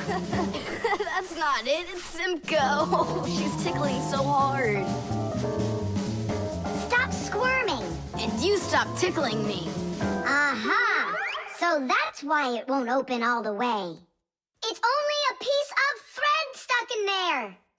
Pull the slider up.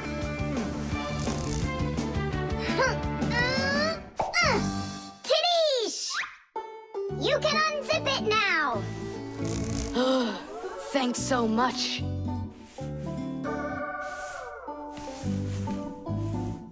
Here it is, a thread. That's what the whole problem was. You're kidding. So I've been sweating because of some piece of nothing? In technology, every little thing matters. I remember when scientists built one of the first computers around 60 years ago. It was a giant machine. It filled up several rooms and had more than 1 million parts. It was a technological wonder. But all of a sudden, this technological wonder went kaboom and broke, and no one understood why. The computer just stopped working, and that was that. The scientists were going crazy. They couldn't find a problem. Turns out that this huge computer broke because a little butterfly had flown inside the computer and got stuck in between some contacts. Yes, it's true. This huge machine went crazy because of a little butterfly. And that's how it goes. So you see, every little thing really does matter. Tom Thomas, breakfast is ready. What are you doing in your jacket? It's because I was playing Polar Scientist. Simka, what took you so long to figure it out?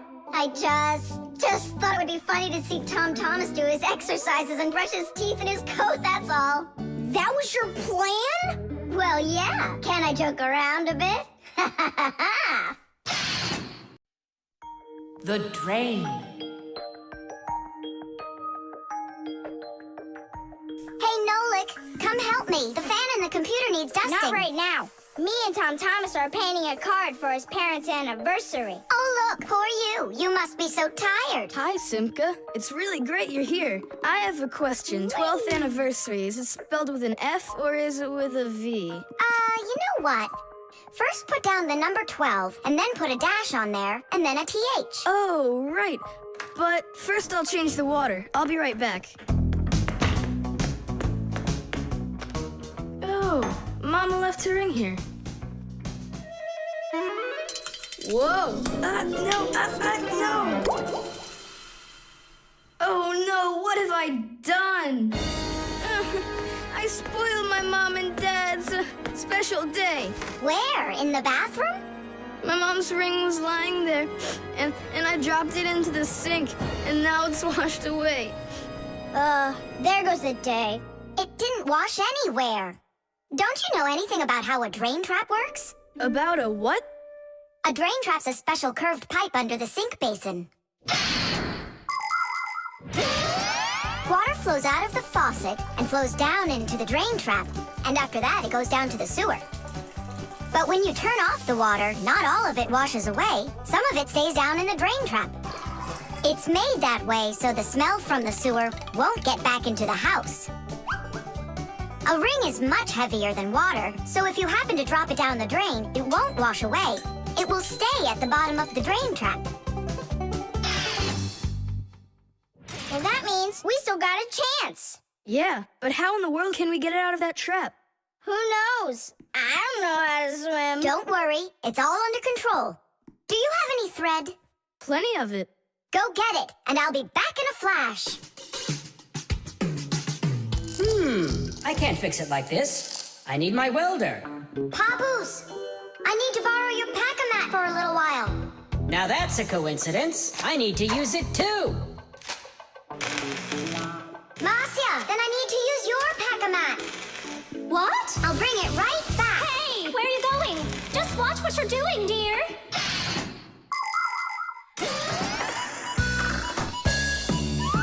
Just like the name says, Fixies live to help machines and appliances. But machines are very big and Fixies are very small, so they can't get by without tools. Long ago, Fixies worked with just about anything they could find. Little feathers, threads, pins, but now they have backpacks called pack-a-mats. Inside a pack-a-mat are all sorts of tools. Just push the button and the pack-a-mat spins around quickly, shooting out a hook or a magnet or even a parachute. Every adult Fixie has their own pack-a-mat. But before children can get them, they have to go to school and study hard and then pass an exam before they have the rights of a full-fledged Fixie. And it's only after all of that that young Fixies get their own pack-a-mats. And what? You're going down there with just that on? Not just like this. Yeah, like that. Huh? She was just saying, when I tug on the thread, you need to pull me up. I got it. He just said, I got it. She said she doesn't need me to repeat what you say.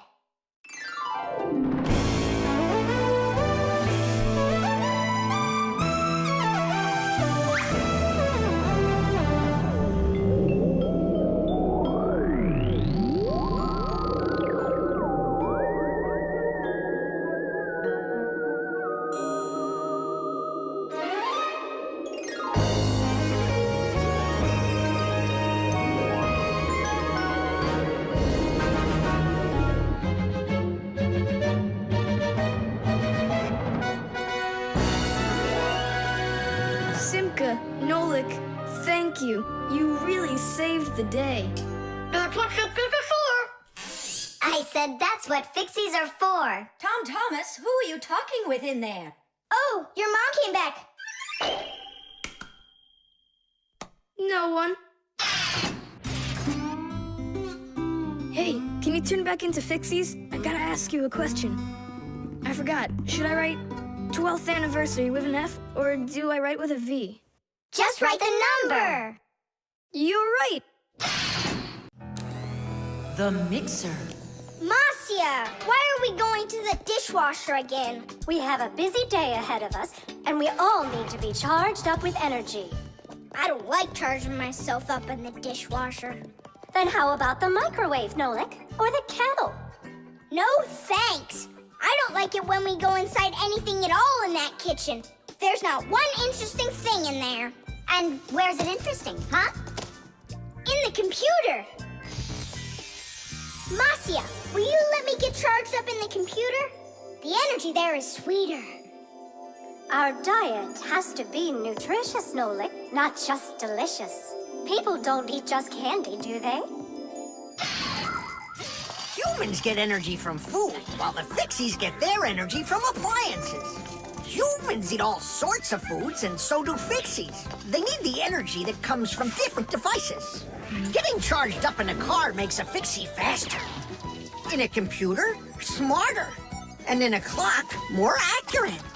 To get a balanced energy diet, Fixies mustn't stay inside of one place all the time like a television. It's healthier for us to move from one device to another.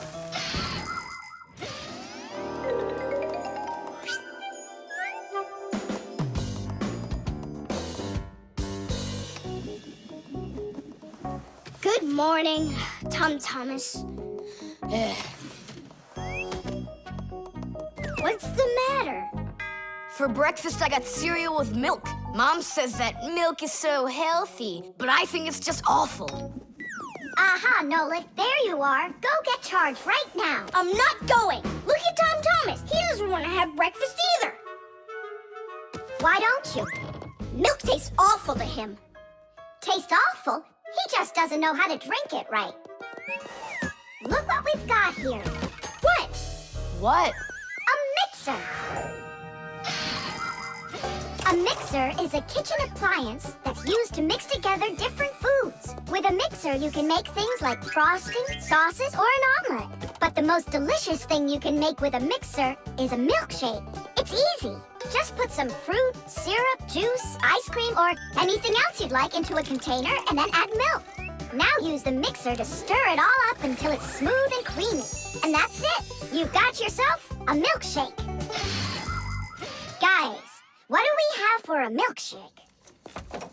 We've got a jar of jelly. Will it work? That'll work. And strawberry jam? That'll be great. Here's a banana. I found some chocolate, too. And I found strawberry ice cream. Start up the mixer. When you get up from your bed, yo. When you get up from your bed, open your favorite cereal. When your whole day is ahead, open your favorite cereal. When your whole day is ahead, there is still something you need, yo. There is still something you need. A little milk poured in that bowl, yo, will make it delicious indeed. A little milk poured in that bowl, yo, will make it delicious indeed.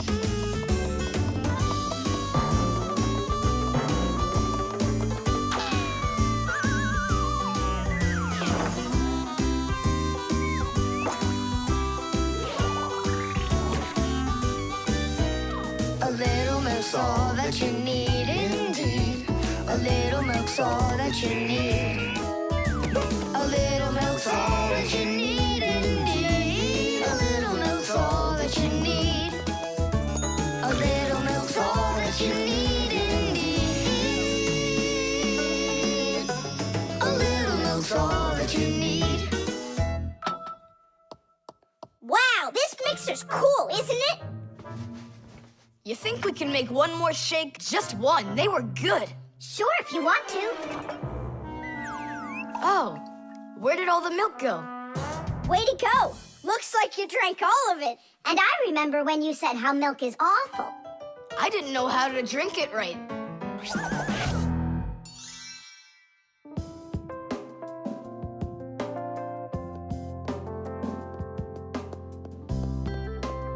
Simka, what in the world were you up to? And what happened to Nolik? Shh. Just come, I'll show you.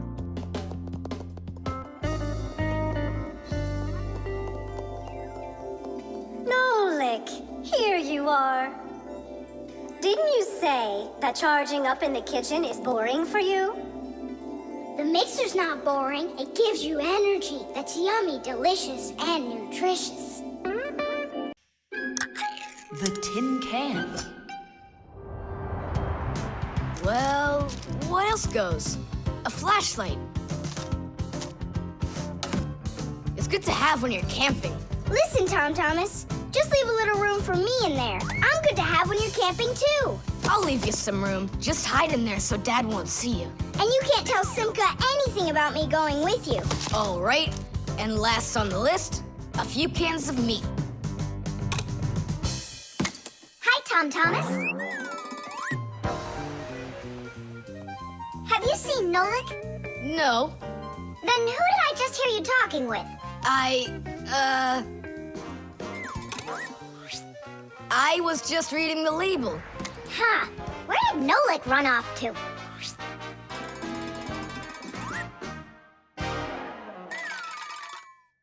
Simka, do you know, how come these cans have no way to open them so you can taste what's inside?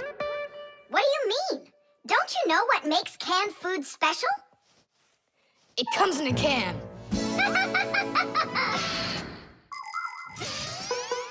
thing that's special about canned food is that it can get stored a long time without spoiling. You see, meat and vegetables spoil when harmful bacteria start multiplying inside of them. So, if you can get rid of the bad bacteria or stop them from getting into the food will last a long time. That's why jars and cans are sealed very tightly. This stops harmful bacteria and air from getting inside and spoiling the food. So you're telling me that Nolik's not here, right?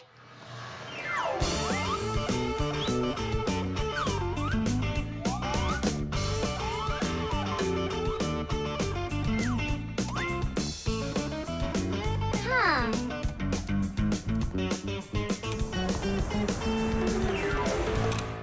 So it looks like he's really not here. Who is that? Where? Oh, right, now I remember. There's another can I should take with me. There's something fishy happening here. Hey, guys. My mom threw this can out a long time ago, but I hid it for later. I knew I'd use it someday. And who were you talking to when you said guys? Moi? You're here and I'm here, and that's two of us. Look at this great can I got.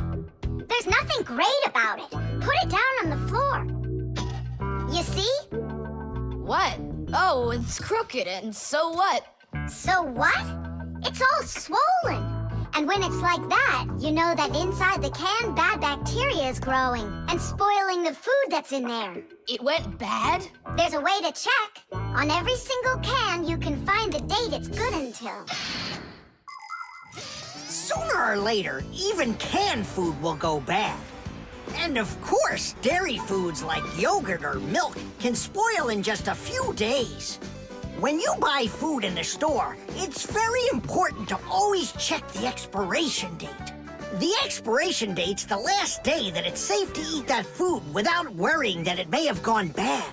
You can find the expiration date on each box, jar, or can of food, so pay attention. And be very careful not to buy or eat any food after its expiration date has passed. And if you see that a can is swollen, throw it away immediately. If you eat it, your belly can swell up too. Unfortunately, when food spoils, it's impossible to unspoil it, and then even the Fixies won't be able to help. Oh, my mom probably saw that this can went bad over a year ago. That's why she threw it into the trash. Right, shame on you for picking it out of there. You could have poisoned yourself and poisoned your dad as well. Yeah. And the other cans, are they swollen too? They're fine. Goodbye then. It's a shame I couldn't find Nolik around here. Papoose wants to give him a brand new pack-o-mat as a present. To me? Aha, I gotcha! Ha-ha! I had a feeling you would try to sneak away in Tom Thomas's bag. You lied. That's not fair. And hiding, that's fair, right? Tom Thomas, are you ready? I'm ready. Great, then let's get going. Hooray! We're going camping. I wanted to go camping too. Don't worry, I'll go camping with you. Really? Really, really, really. To that house outside our window. See how huge it is? The microphone. And what do you think? Should we go and see a movie?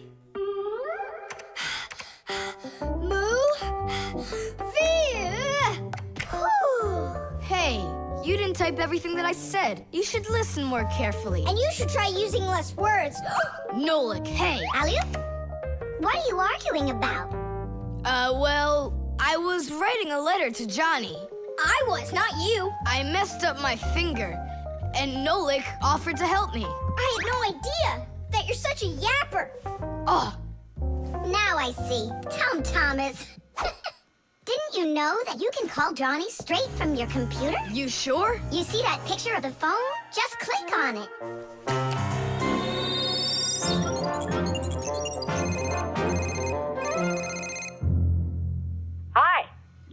movie do you want to go see? Hey there. I don't care. Just not pirates and those robots. Hey, Tom Thomas, why aren't you answering me? I am answering you. Hello? Hello? Talking to the microphone. I don't have a microphone. There you go. End of conversation. All right, then talk right into there. Simka, come on. You use headphones to listen. It's a joke. It's no joke. We talk into microphones and listen through headphones. But both of these devices use a special membrane to do their job. The membrane inside of a microphone is used to capture sound that is then sent through wires as an electrical signal. And inside a pair of headphones, a membrane helps turn that electrical signal back into sound. So it turns out that a microphone and headphones are built in a very similar way, even though they are used quite differently. And so I talk right into here? Johnny, hello? Just wait a second. First, we need to plug your headphones into the hole where the microphone gets plugged in. Ah, I get it. Go ahead. Now it's a microphone. Johnny, I'm here. Can you hear? Yeah, he can hear, but you can't. Nolik, switch it over to the headphone jack. I already saw a robot. And I already saw it. Nolik! I don't think there's anyone who didn't see it. You didn't see it? Then let's go see it. No, I don't wanna. I think the robots will be even more boring than the pirates. Do you want to see the pirates? Make up your mind. Do you want to see the pirates or the robots? I don't want to see either one. Nolik, what are you doing? What am I doing? It's because you and Johnny don't listen to each other. I've got a good idea. You need to talk like police on their walkie-talkies. When they're done talking and they're ready for an answer, they say, over. Great idea. When we talk to someone using the telephone, there are two channels for the sound. We talk through the first channel and listen to the other person talking through the second one. But sometimes two people need to talk to each other using only one channel. For instance, sailors and taxi drivers use one-channel radio sets. When a radio set's turned on, you can hear the other person talking, but they can't hear you talk unless you push a special button down. Then they'll hear you, but you won't hear them. So that means you have to take turns talking, because if everybody tries talking at once, nobody will understand anything. So then, to let people know that you're done talking, and you're ready to listen to what they have to say over. Johnny, hello. Why don't we try talking like police on their walkie-talkies? Whenever you're done talking, say to me, over, over. All right. So are we going to the movies? Over. Nah, I don't feel like it. Why don't we go play ball instead? Over. Sounds good. Who were you talking to before? Over.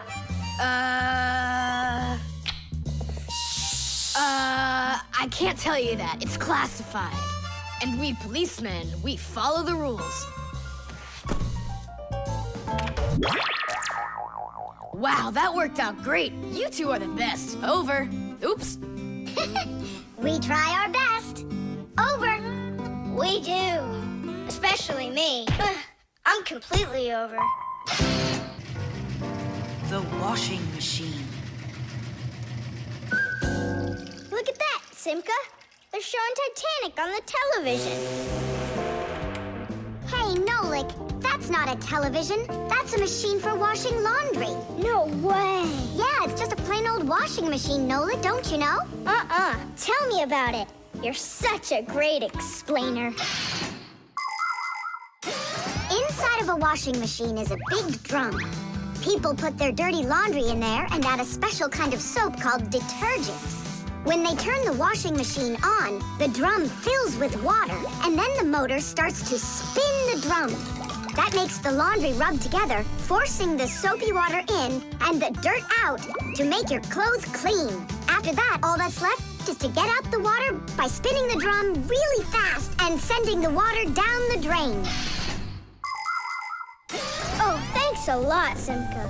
I always wondered, why would you want to put laundry inside a television? Are you joking with me? Uh-huh. Oh, I'll show you a funny joke. Get over here. Shh, it's Tom Thomas's mother. She's got headphones on. We're safe. She doesn't hear anything except the music.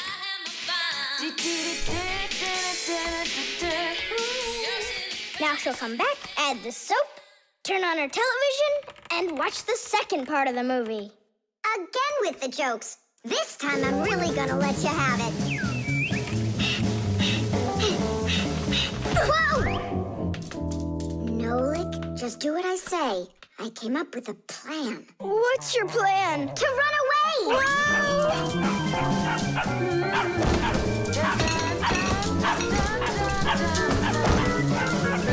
Who's here? Hello? Huh.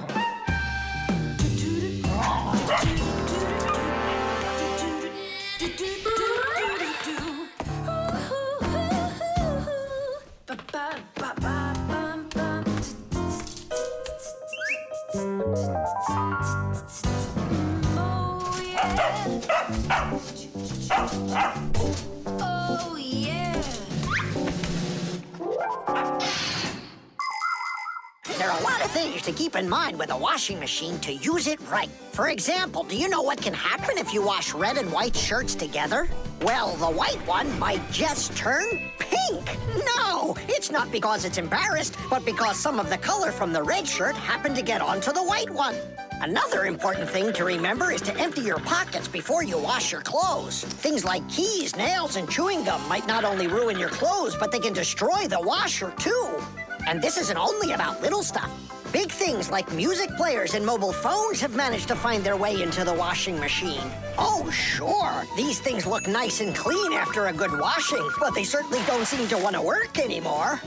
And never, ever put a pet inside of a washing machine. That's just no place for a living thing.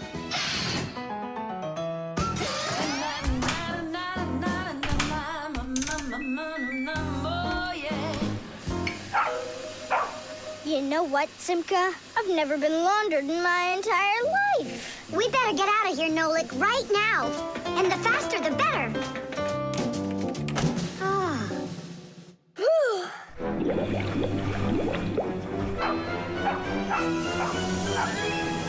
Come on, let's get going. And what about Chusaka? What about Chusaka? Let her get washed up a little in there. Maybe it'll make her nicer. But she could drown, the poor thing.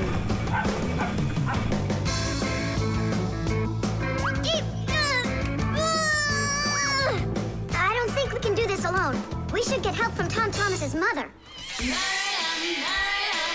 1, 2, stop! What? She moved out of the way.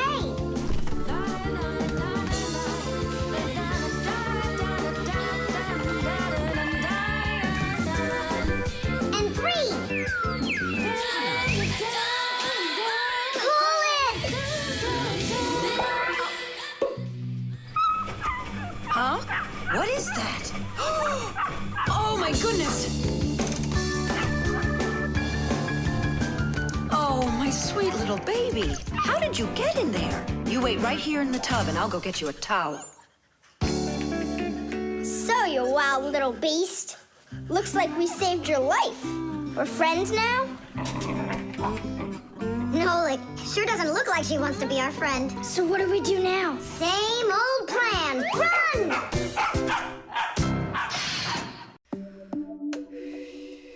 The alarm clock. Ha! It didn't ring again. Nolik, let's go fix the alarm clock.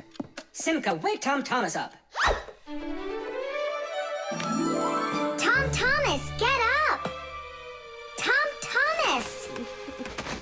Hey, you'll be late for school. Tom Thomas, get up already! This is No, this is an old mechanical alarm clock. It doesn't work with a battery. It uses a spring. How's that work? People wind up the spring tightly, and then as it slowly unwinds, it turns the gears, which turn the hands of the clock. Achoo! Oh. What? The alarm clock broke. Let's hurry and get you washed up. Tom Thomas, are you just getting up? Dad, the alarm clock didn't go off. It's broken. Here's the problem. It won't turn because the feather's stuck in the gears. Nolik, help me.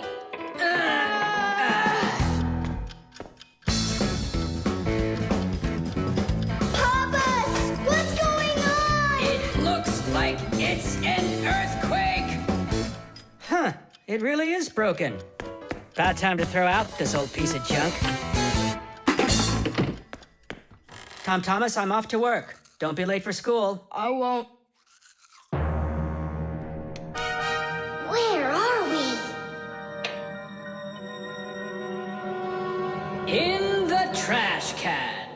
And what's gonna happen to us? Well, you see, Nolik. People throw out broken things without a second thought. Even appliances that can still be fixed end up in the trash all the time. And the trash is taken to a horrible, deadly place called the dump. If a Fixie happens to be inside a broken appliance, he will come face to face with great danger. Once, my uncle got thrown into the dump buried inside an old TV. He barely managed to jump out of the bulldozer's path, and it was a miracle he didn't end up in the incinerator. After that, he just roamed around the huge dump, trying to fix anything. He became totally crazed. Whew. Good thing the Fixie Rescue Squad managed to find him and bring him back home. I don't want to scare you, but we might be taken to the dump, my boy. Papas, I'm scared. Huh. Where is the alarm clock? Maybe my dad took it to get fixed. But Nolik and Papoose are in there. Now just a little bit further. I don't want to go to the dump. No tears. There's only one way out of here. We need to fix the clock and make it ring. But how? Inside the clock, there is the main spring, and there's also a second spring. The second spring is held still by a brake, and so it waits. When the little hand reaches the time the alarm was set to go off, the spring jumps off the brake, and the gears are free to start turning. That makes a little hammer beat the cup of a bell very, very quickly. And that's how an alarm clock rings. So this feather is stopping the gears and not letting the hammer strike the bell. Exactly. I'll start rocking the gear back and forth, and you tug it. And 1, and 2, and 3. Tadish!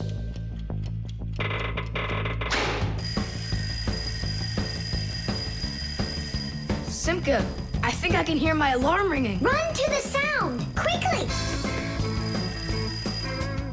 Uh-huh. Someone turned the alarm off. Whoa! And here comes that earthquake again! Nolik! Nolik! I'm here! Nolik! We fixed the alarm clock. So what was wrong with it? A feather got jammed in the gears. And how could a feather get in a clock? Oh, it's probably from when I put the alarm clock under my pillow, so it wouldn't wake me up. Huh, so you mean because somebody doesn't like to get up in the morning? We almost ended up at the dump? By the way, if that somebody doesn't hurry off to his school soon, he'll be late. Oh, you're right, huh? The electric kettle. That's 4. Come on, Tom Thomas, just one more. Come on now, Tom Thomas. I know you can do it. 5. That doesn't count. That doesn't count. No, your chin was below the bar. Whew, that's all. I can't do anymore. You weakling. You're the weakling. I'm not. I just haven't eaten in a while, and that's why I lost my strength. You're a slave to food, Tom. And you see, that's the difference between us Fixies and you humans. Many people wrongly assume that the only way Fixies could live is by stealing food off of humans' tables. Or worse yet, by stealing it from their refrigerators. That's just a lie. It's not true at all. Fixies don't eat any kind of human food. So then where in the world do the Fixies get their energy, you're wondering? It's very simple. A Fixie's entire life is connected with devices. Fixies not only live inside of devices, but they take care of them and help them live longer. And in return for their help, these devices share part of their energy with the Fixies. So there you go. The Fixies help devices, and devices help the Fixies. Yes, we Fixies and machines have a symbiotic relationship. So we don't eat leftovers like cockroaches, because we're Fixies. 1, 2, 3, whoa! How's it possible that a big boy like you doesn't know how to make any food for himself? I'm able to cook, but I'm not allowed to turn on the stove. What can you make without it? Oh, yes. We have instant oatmeal. Look. Do you like oatmeal? You're joking. Only my folks say oats are healthy and make you stronger. Great. Well, then how do you cook it? It's not hard. All you gotta do is add hot water, and I'm allowed to turn on the kettle. Stop and check if there's water in there. If there's none, you can burn out the kettle. It's got enough. Then you can turn it on. Hey, tell me, how does the kettle turn off? I mean, how does it know when the water's hot enough? Inside of an electric kettle, there's a heater hidden underneath its bottom. When you turn on the kettle, the heater warms up the water until it boils. And the boiling water gives off steam that heats up a special metal plate at the top of the kettle. The heat causes the metal plate to bend, and that turns off the switch. So you could say that an electric kettle feels when the water's boiling.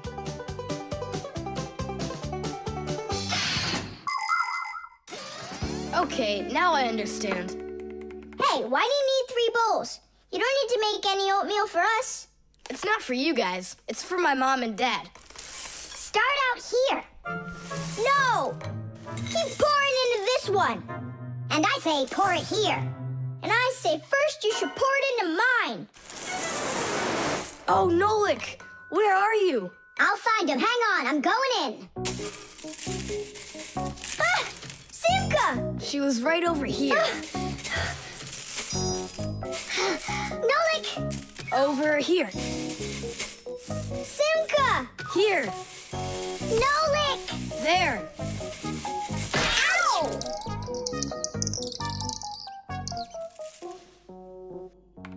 Hey, where is your other boot? It got lost. Up there in the oatmeal. That must be your parents. Let's get out of here. Hey, and what about your shoe? Don't worry. I got another one. Hi, Tom Thomas. We're back. You must be hungry. We'll make you something to eat. But I already prepared us some food. And the water's already hot. Wash your hands. Tom Thomas, don't touch that kettle if it's hot. I don't want you to burn yourself.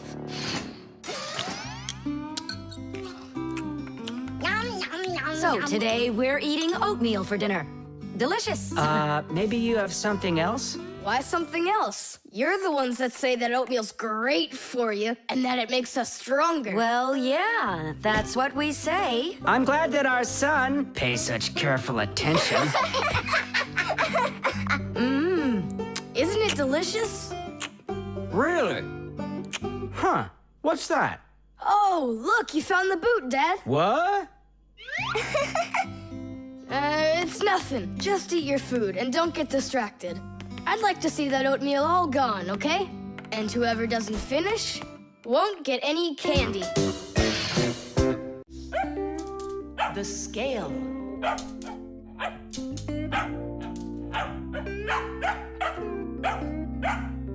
Chusaka, that's enough already. But what if it's something important? Come Come on, she's just a dog. They say that cats and dogs have a sixth sense that we don't have. What's that?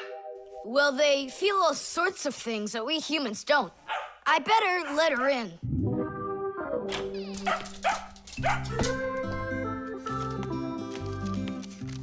Mom and I will be home before dinner. Please remember to give Chusaka her food. Love, Dad. Oh, how could I have forgotten this? I just can't believe it. You believe in a sixth sense now, don't ya? Uh-huh. Only it looks like for Chusaka, it's a sense of hunger. How much food should I give her?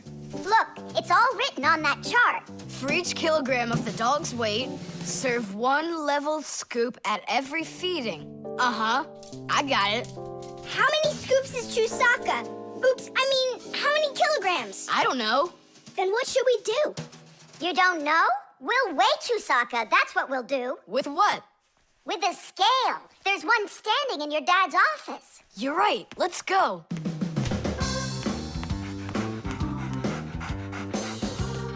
I was wondering, does it bother your mom that only your dad has his own office and not her? Nah, Mom says she's got her own office. It's called the kitchen. Hey, look, there's the scale. Did you know that humans have had scales like this for more than 7,000 years? If we want to find out how much something weighs, we need to compare it with something that we already know the weight of. Let's say you need to weigh a watermelon. You put it on the scales pan and it drops down. Now you keep adding weights to the other side until the two sides balance. Well, this one is too heavy, but this one is just right. Since the weight is 10 kilograms, it means that the watermelon weighs 10 kilos. And that's just how simply a scale works. Well, should we start? Chusaka! Right, like she's gonna come running. How are you gonna get her away from that bag? Huh, I know how to get her.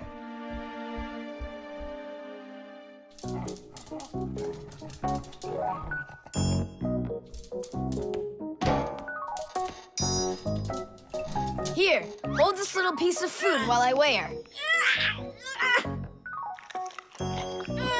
This may be literal, but it's way too heavy. Just hang on. Please, hurry up.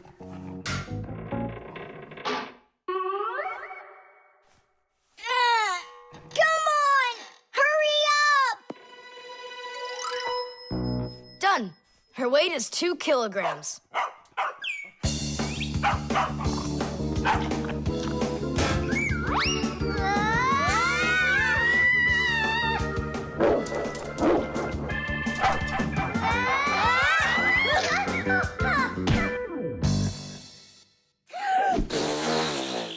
Okay, now we can feed Chusaka. Chusaka weighs 2 kilograms, so 2 cups will be just right then. Do you think that you can feed your pets any kind of food at all? Oh, no! For them to be healthy, pets just like humans need to have a nutritious diet. Today, there are special pet foods for birds, fish, dogs, cats, and all sorts of other pets. These foods are made with everything your pets need to stay healthy, like meat, fish, fruits, grains, vegetables, and vitamins. These kinds of foods give pets a well-balanced diet, and there's no need to cook them. They're ready to eat. Just pour them in a bowl and your dog will be happy. And so will your cat, and your bird, and your fish, too. Just be careful not to mix them up, because what's good for a fish isn't good for a dog. Each animal needs its own special food.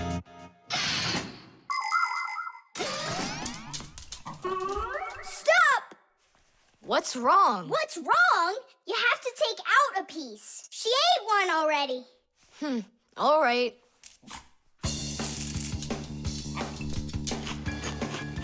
So, that's 6 cents. You still think it's true, right?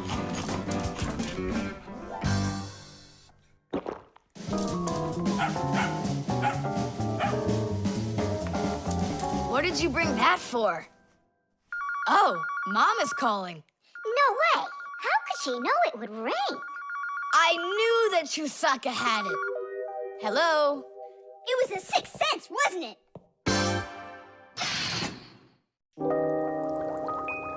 toothbrush. Once I finish you, my top secret growth potion, I will create my own giant canine crew! And then I'll rule the... Whoa! Wow, this is super. You're better than a TV show. Oh yeah, it's fun, but it's gonna end badly. Tom Thomas, get ready for bed. I'm going, Dad. But first, my secret recipe. We start with a bit of carbonatorous. And now a little bit of bread and butterous. And finally, beard of foamerous. Chusaka. Don't be afraid. Drink, my baby. And you'll grow 10 times your size. What? It doesn't taste good? Oh, right. I forgot it needed stirring. This hypersonic mixer will do the trick. Tom Thomas, you shouldn't use what doesn't belong to you. That's your father's toothbrush. Ah! Hey, cut it out! You're acting crazy.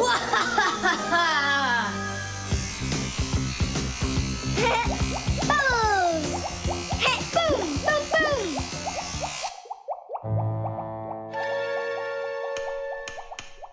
Uh-oh. You said it. Uh-oh. You, Tom Thomas, are a big boy, but your brain is smaller than Nolik's. Why, thank you. Just go put the toothbrush back in its place, like you never touched it. Nah, that's not right at all. Tom Thomas, what's up? I'm almost done, Dad. Simka and Nolik, please, I really need your help. No panicking. First, we need to understand what could have broken inside of there. An electric toothbrush is really simple, as long as you know these 3 parts. The battery, the motor, and a very clever mechanism that connects the motor with the bristles. The whole secret to the toothbrush is right in there. That mechanism uses the spinning of the motor to make the bristles move very fast back and forth, from left to right, from right to left. And that's how it brushes your teeth. So what can we do about it? Here's what we do. First, we take out the motor. Then we take the gears out. And then the mechanism. How much time do we need to do that? 1 or 2 hours. What? No! Just listen here, Tom Thomas. You need to open up the battery compartment. Wait for me right here.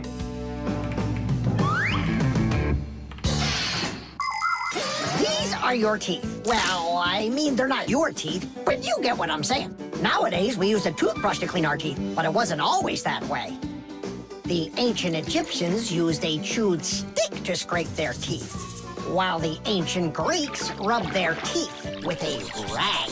And the Vikings, well, who knows what they used? And then, only 200 years ago, an Englishman named William Addis came up with something better. He drilled holes into a meat bone, inserted bunches of bristles into them, and there you go, the toothbrush. And here's what I need to tell you all as a fixie. That is, as a master repairman. You need to make sure to brush your teeth often, especially after eating, or you'll be getting them repaired often at the dentist. Well, is something wrong with the mechanism? No, it's fine. Is the motor burned out? No! Then what's wrong with it? You're not gonna believe it. But the battery died. That's all? I know what to do. I'll put in new ones.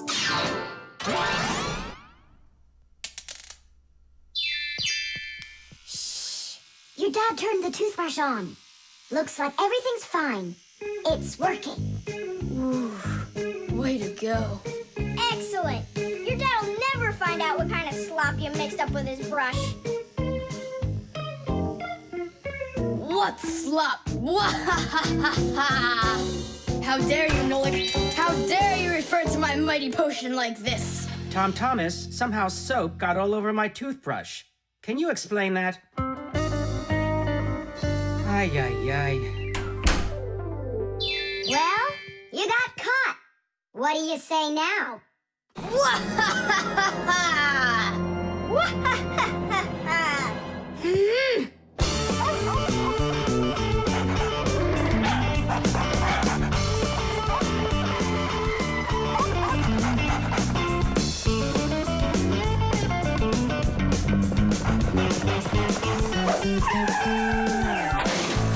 Chusaka! Get away from here!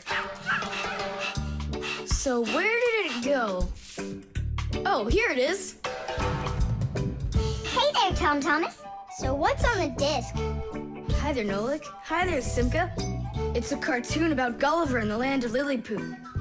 My friend Jeannie let me borrow it. I have it till tomorrow. And what's the story about? Well, it's about this guy who gets shipwrecked where people are just so teeny tiny. Fixies, you mean? No, not Fixies. Lilliputians. Lilliputians? Uh-huh. Know what, Simka? I think that you Fixies might have come from those Lilliputians. No way! Our grandpa told us a completely different story of the Fixies. When something is very well made, then the saying goes that it was made with just a little bit of soul. In old times, craftsmen made things to last, and in each appliance, they would leave just a little piece of their soul. Those little pieces of their soul would turn into tiny craftsmen called Fixies, who would then make the appliance their home and take care of it every day. And that's how the very first Fixies came about. But as the years have passed, fewer things are being made by hand, and more things are getting made by machines in factories. That means there are less and less new Fixies coming from human souls.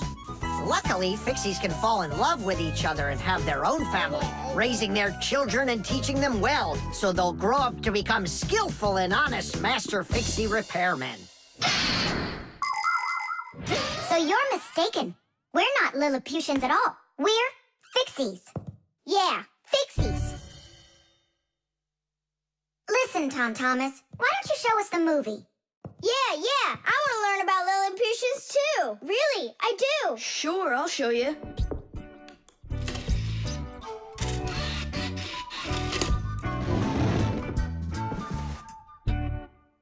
Oh no, what's going on? I broke it, I can't give her back a disc that's messed up. Don't panic. We'll take a look at it. Come lay it down over here.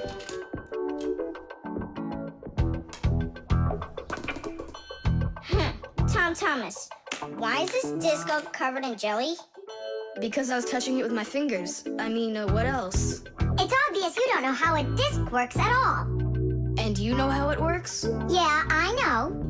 Yeah? If we take a look at a digital disc through a powerful microscope, we can see rows of tiny valleys of different lengths. These valleys are actually a code for the cartoons, games, or music recorded onto the disc. Inside a disc player, a laser beam reads the code and helps turn it back into pictures and sounds. But if you scratch the disc or smudge the disc with dirty fingers, the laser can't read it and the disc won't play. That's why you need to keep discs clean and stored in cases. So that's why you should only hold discs along the edges. And when you're done watching them, you have to put them back inside their boxes. And what about this one? Do we have to get rid of it? Not so fast. Nolik, this calls for a major cleaning. Let's get the brooms.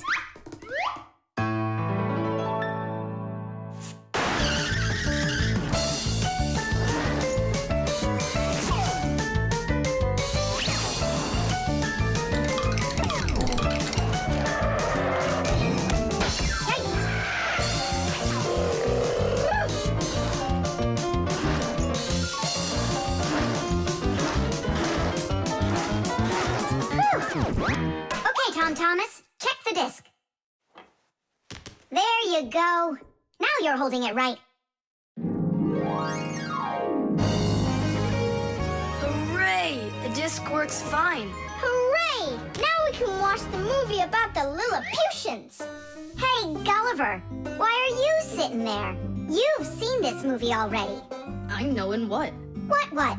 Look at that pile of discs. Where do you need to put them? In their boxes. The compass.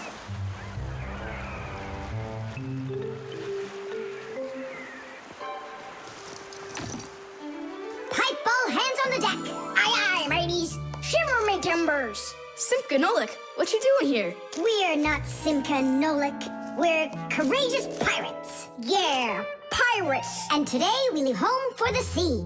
Are you with us? Yes, I am. Hooray! You mean no? No hooray? Oh, yeah. You can't join us without a test. Go and find a special thing. Something no sailor should ever sail the sea without. I can do it, but how? With a map. And it's over there. I've never seen a map that's this puny. What are you talking about, puny? That took us a half hour to make. From where you're standing now. Uh-huh. From here, you mean? Guessed it right. First, head to the north until you will find... Hold on. But where's the north? It's where the North Pole, ice, and polar bears are. But how do I know which direction the North Pole is? By compass, of course. A compass is a special tool that helps sailors and pilots know in which direction they're traveling, whether in the air or on the sea. Our planet is like a big magnet that has two poles, the North Pole and the South Pole. These magnetic poles help the needle in the compass find its way. The needle is magnetized, so one of its ends will be attracted to the North Magnetic Pole and point at it, while the other end will always point towards the South. That I know, but there's no compass around here. Then let's make one by ourselves. Out of what? We can use a needle. We just have to magnetize it. And how's it supposed to turn around? In a saucer of water.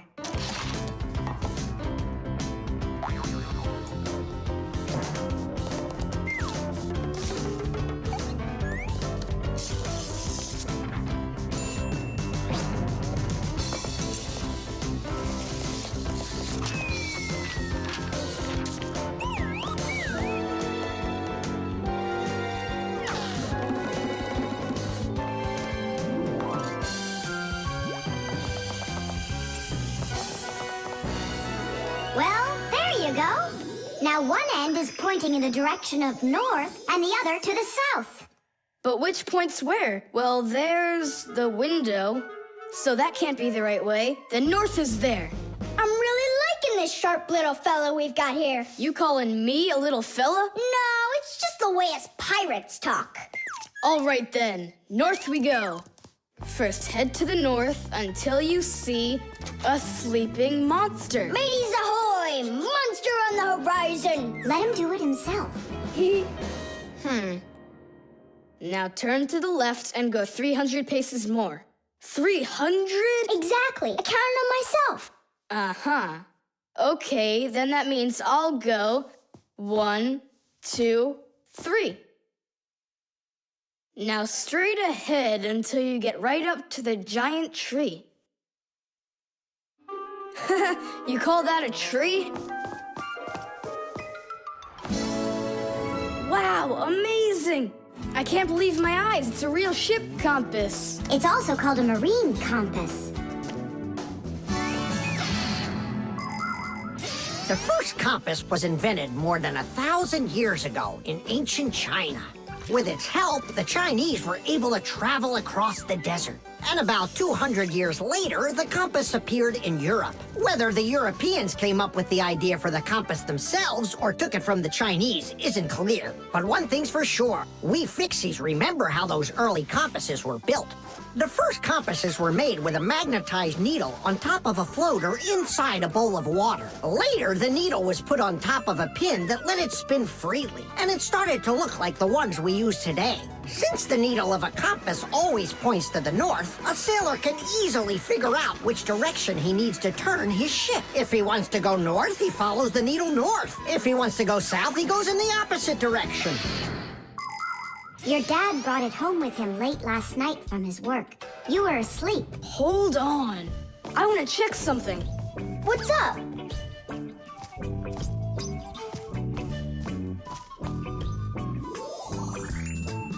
Yeah, they line up together.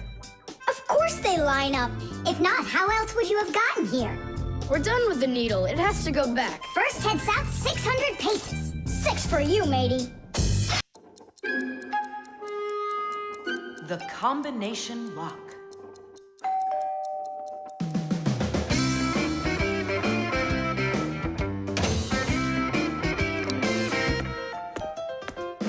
Ah! He's home!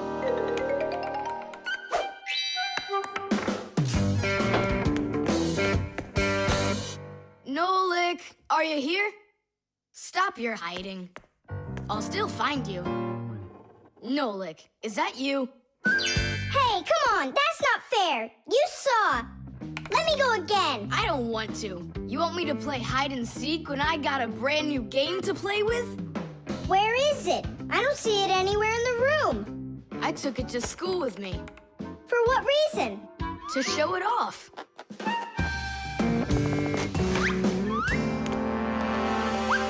Wow! Awesome game! Tom Thomas! Can I play your game? 'Cause I'm not done playing with it yet. Now just try asking me to do some favor for you. Wait, was it a 3 or a 4? It could have been 5. I forgot. What about? I forgot the combination. And now I can't even do my homework. Everything I need to finish is inside of there. I'm not climbing in to find out your homework. Don't even ask me. Tom Thomas, why do you look so upset? The code for the lock. I don't remember it. Don't you worry. Ha! We'll open it. I know all about a code lock.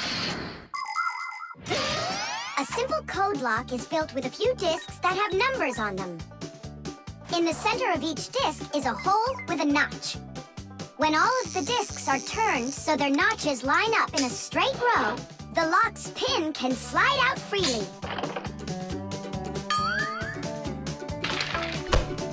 And to get the notches to line up, just turn the discs to the lock's code and the lock will open. It's that simple. It looks like we gotta take a look inside the lock. Ah, I see. Nolik, where are you? There's work to do. I won't do it. I'm not gonna help such a greedy boy. Nolik, won't you help me out here? And I won't be so greedy anymore. All right, you broke me down. Only as soon as we're done, you're gonna let me play with the game. Right. There's no room in here. Hang in there. We'll start turning the discs one at a time, and you yell stop when they're lined up. Stop! Turn the next one now.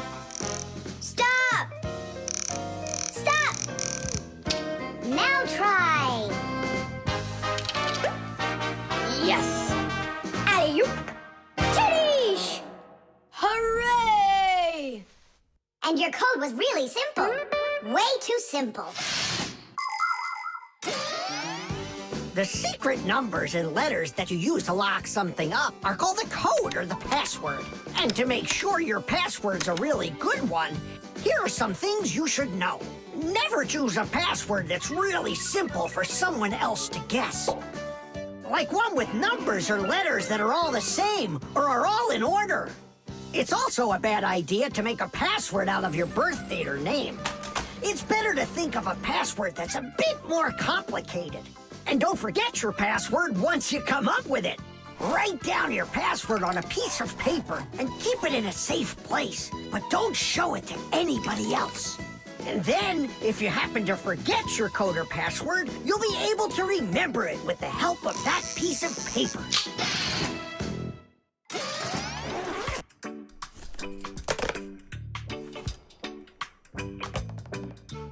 And why did you ever put a lock on your backpack? I was hiding the game from the other kids. Then why did you take it to school today?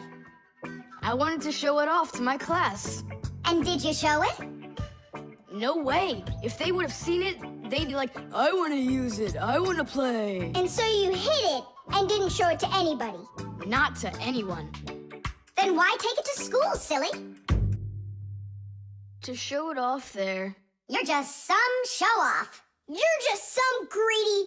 Oops, sorry. Once greedy boy. Will you let us play now? Play away.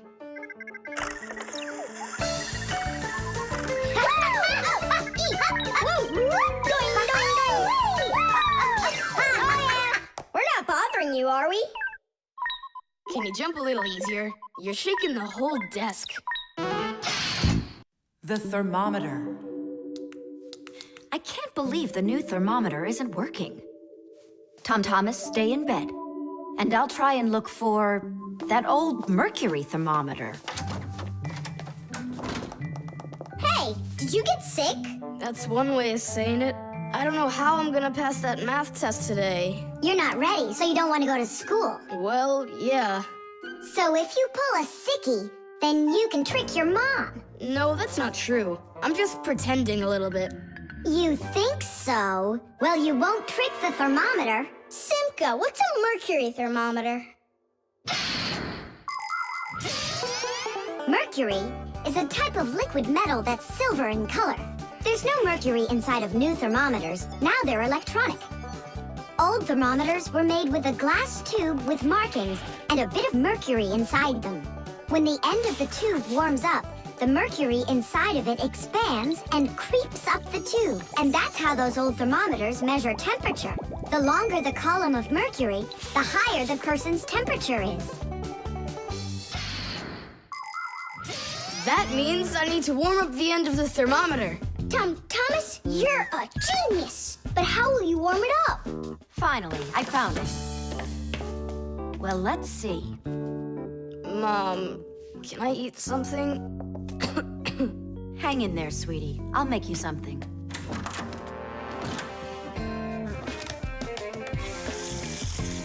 Ooh, that is hot. Now there's just no way it won't have a temperature. Hey, what are you doing in here? Well, how high did you get it? 108 is what it's showing. Oh no! With a temperature that high, they'll send you straight to the hospital, and you don't need that. You'd better shake that thermometer. Yeah, that's what I'll do. That'll get the temperature down a little.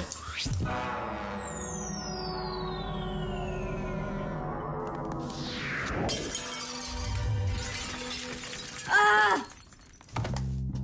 Well, so much for that. Cheaters never prosper. Thomas, did you see this? Nolik, don't touch the mercury. It's poisonous.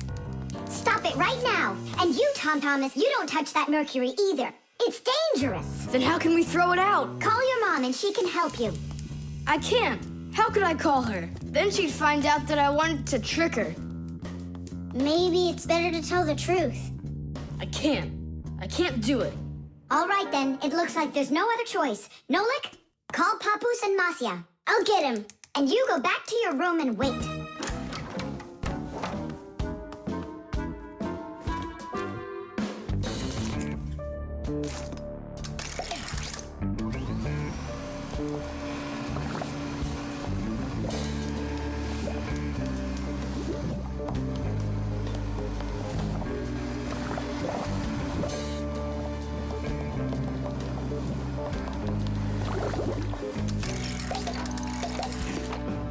Looks like this whole job is done. Not yet. We still need to neutralize this mercury. In everybody's home, there's all sorts of chemicals around. They are used for cleaning dishes, clothes, the bathroom, and dealing with pests. And all of these substances can be very harmful to human health. But some people don't seem to understand this. They might use a dangerous spray or a poisonous liquid and then forget to wash their hands afterward. And then they go and eat or rub their eyes with their hands. That can cause serious damage to their vision or stomachs. And never put anything into your mouth that looks like medicine, unless your parents or a doctor gave it to you. And if you ever happen to find something on the ground that looks like a piece of candy, you must never put it in your mouth. You can get poisoned that way. Oh, humans. If they'd only remember this simple advice, they'd stay safer. And what do we do with the glass that's broken? That job's not for Fixies. Tom Thomas, we cleaned up all the mercury. And the glass, too? No, not the broken glass. But will you? Papoose said that it's not our job. He told us you have to get your parents to come and help you. That part's your responsibility. Here's some food for you. What's the matter? Mom, I broke the thermometer. Broke it? Did you cut yourself? No, The mercury. Did you touch it? I didn't. Simka, you think he'll tell her the truth? And where did you break it? The bathroom. Why did you go in there? I wanted to trick you. I have a test, and I didn't study for it. And now it's too late for school, The solar battery. Let's see, 3 times 648. He won't get it himself. Nope. Well, I bet he will. Tom Thomas is so smart. Yeah, smart, but lazy. I'll bet you a flick in the head. Then get ready. Huh? Shh. We promise. We can't bother him during homework time. I really wish I didn't have to write this out. Why write everything on paper when you got a calculator? I knew he'd say that. Without a calculator, he can't get it. It seems like the batteries are dead. Did you see that? The calculator won't turn on, so he's gonna have to solve it by himself. What's the problem? Come on. Where are the batteries here? Simka, Nolik, just come out already. I can hear that you're here. Hi, Tom Thomas. Well, you can't figure out where the batteries need to go? I don't get what's so funny. Because there are no batteries inside of this thing. What do you mean, no? Then where does the calculator, get a... Where does it get electricity? Uh-huh. There's a solar battery in there. The sun turns it on? A long time ago, it was discovered by scientists that some materials produce electricity when light hits them. Sheets that are made out of these materials are called photoelectric cells. By connecting a few of these photoelectric cells together, you can build a solar battery. A solar battery in a calculator sits behind a small clear window. And when light hits the solar battery, it produces the electricity that powers the calculator. I don't see a little window anywhere on here. That's because you covered up the window with a sticker for some reason. The reason is that it looks great. Good job. It looks really great, but it can't work now. Well, farewell, sticker. I can't get it off. Then just leave it alone. Go ahead and solve the problems without the calculator. Then I'll be the one flicking you. Flicking who? Did you forget? We're the Fixies, and we have to fix everything. Ah, Simka, that's a sneaky plan. It's not sneaky at all. You better find something to tear off the sticker with. Okay, how about them?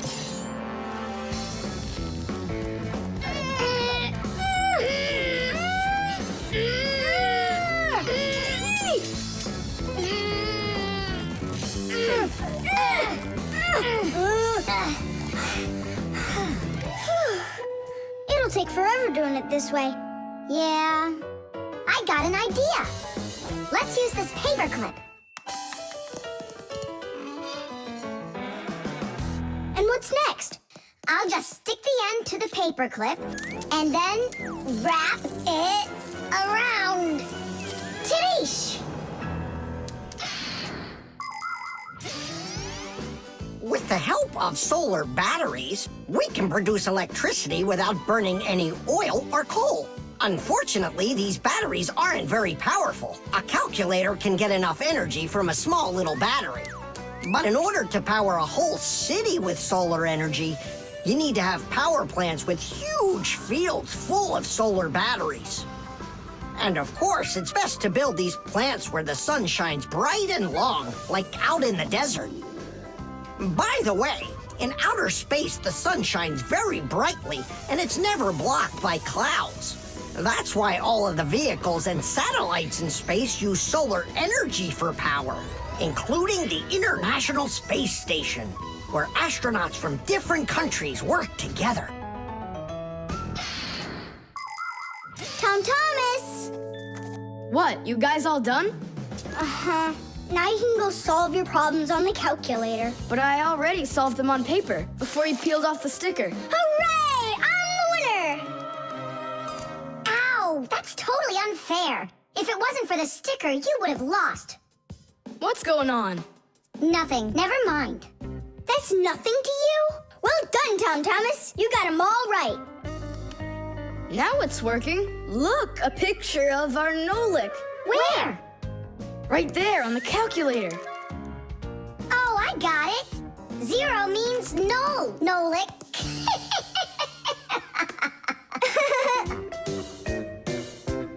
Good one. Candy.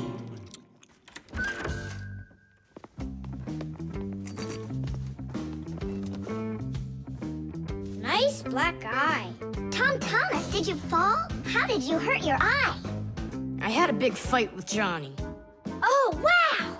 How could you? What was the fight about?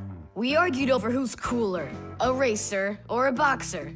A race driver's cooler. Of course! That's what I said to him. But Johnny had to prove it's a boxer. Well, He proved it all right. Can't you see? you don't prove anything at all by fighting. What a profession, a boxer. Yeah. Now your dad, he's got an amazing profession, a journalist.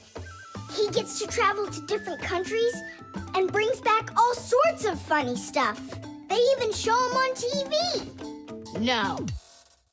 What do you mean? Boxers are cooler. Everyone's really afraid of them. Don't be gloomy, Tom Thomas. Have a candy. I've got a good idea. How about a taste tester? That's the best job. And what is he testing? A taste tester is someone who tests the tastes of drinks and food. Yeah, how come? They want to find out if the food is delicious and what all the flavors are in it. Super! What a great profession. But a taste tester's not a job just anyone can do. I can do it. Then let's check. So open your mouth and then close your eyes.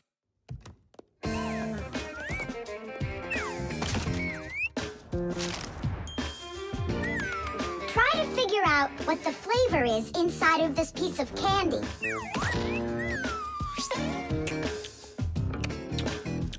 Strawberry. That's right. Good job, Tom Thomas. And this?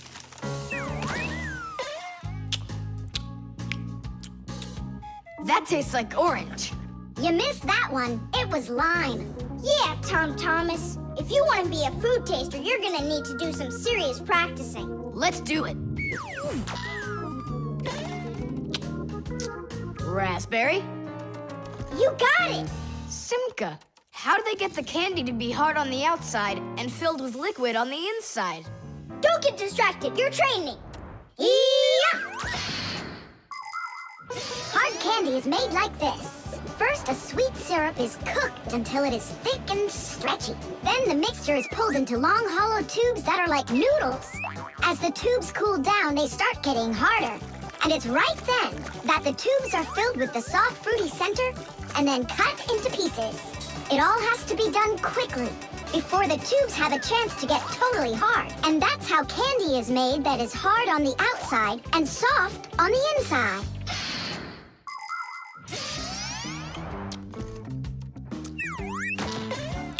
It could be strawberry, only I just can't tell anymore. Ouch! What's wrong? My tooth. Was I hearing things? Or did someone yell? Oh, I got it. Come on.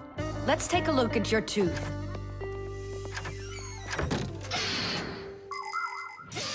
A taste tester has to be the most delicious profession in the world.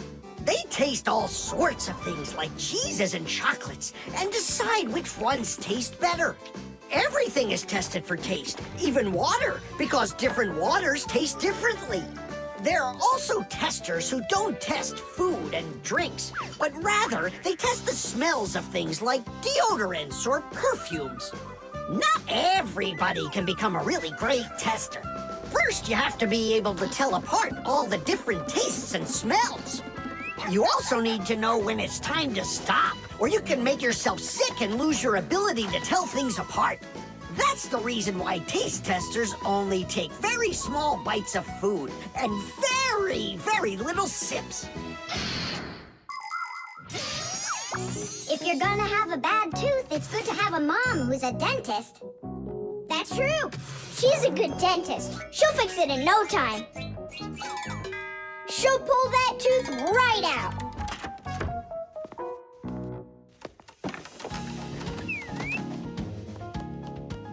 So, did she pull it out? Nah, she just gave me some medicine to gargle. Your tooth, does it hurt? Yeah, it hurts a little. Hey, now I definitely know who's cooler than a boxer. Who? Who else? A dentist. Even boxers are afraid of going to the dentist.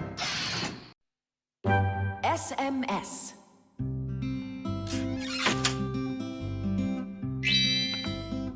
Hey!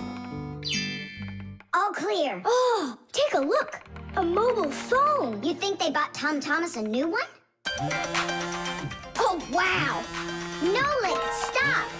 Awesome. Turn around! Oh! Tom Thomas, help us, please! We're trying to save your telephone! That's not mine. Oh! Katya left it behind. Katya! Katya! She's gone. It's too late. Oh, an SMS just came in. You won't read it, will ya? Of course not. But what if it's something important? Tom Thomas, don't you even dare go and read her letters. Uh-huh, pretty interesting. Looky, there's just a ton of these messages. Now, Nolik, you go and distract him from the telephone. Uh-huh.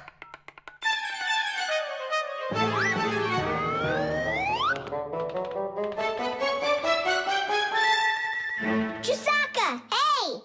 It's me, your buddy Nolik.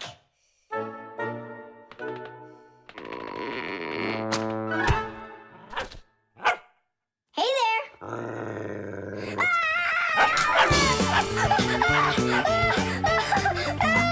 Chisaka, cut it out. Stop it. That's enough with the barking. Out of this room. Right now.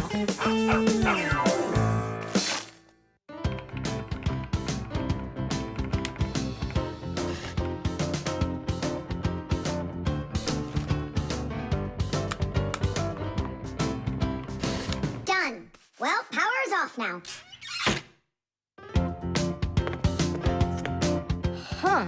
What's up? It stopped working all of a sudden. Oh, it looks like you've broken it. What? No way. You did too. Well, Tom Thomas, now you'll have to give Katya her phone back like this. I just don't get it. It happened because you were reading someone else's mail. It was just an SMS. An SMS is no different from a letter. It's only shorter. People send SMSs through their mobile phones. And that's why looking inside someone else's phone and reading their SMSs is just as rude as reading someone else's mail. And that's why when we Fixies work inside of a phone, we always put our headphones on when a call comes in, so we won't overhear people's private conversations by accident. It's just the polite thing to do. I promise I won't read anyone else's messages.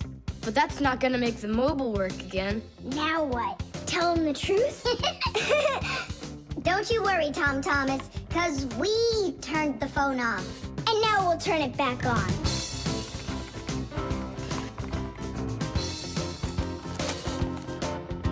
See that? The contact's barely attached. We just need to write a note to the Fixies who work over at Katya's. I'm sure they'll fix it. There are Fixies living in every home, and the work they have to do can seem endless. The TV starts acting up, then the doorbell breaks, the washing machine stops running, and then the phone won't ring. And besides all of that, there is cleaning and there's oiling. Like the appliances in the kitchen or kids' toys and all those other things. Modern houses are literally stuffed with all sorts of devices. And that is why the Fixies keep working day in and day out. Unfortunately, this can make Fixies get carried away by their jobs. And they can forget about their Fixie relatives and close friends that live in the neighboring houses and apartments. And that's not right. Just like humans, Fixies have to remember to go and visit each other more often and write each other letters, or at least send their regards. That's all. It's working again. You're the best. Now I can give a call to Katya and tell her she left her phone over here. Thomas! Is that you calling? Yeah? And to who? Katya? And her phone is where?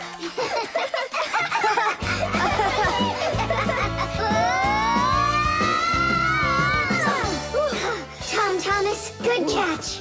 Boy, you're fast. Just like a... Like a Fixie. The thermos.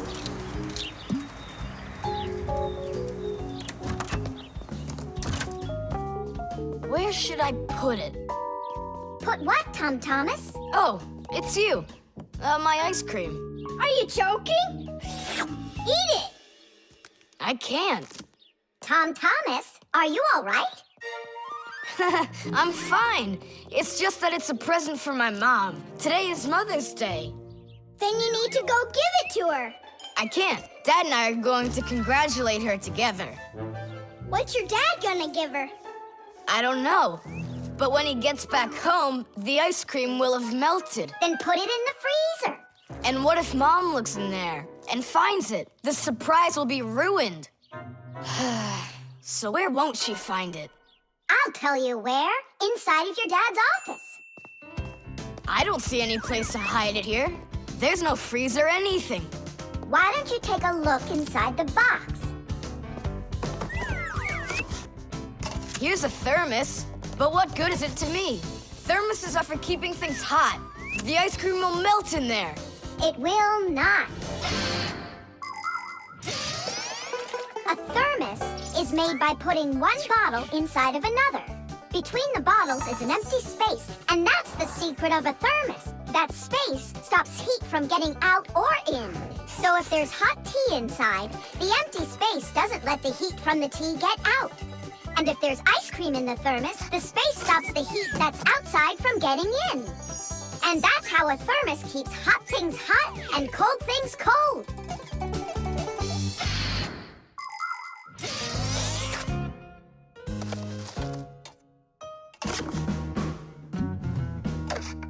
That's it.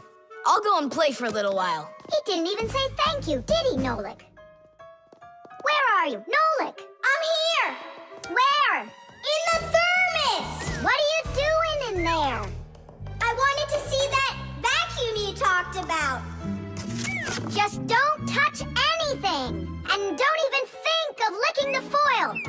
The ice cream's so cold, your tongue will stick to the metal. It's already stuck! What did you say? It's already stuck! Already stuck! Uh-huh. Try to unstick it.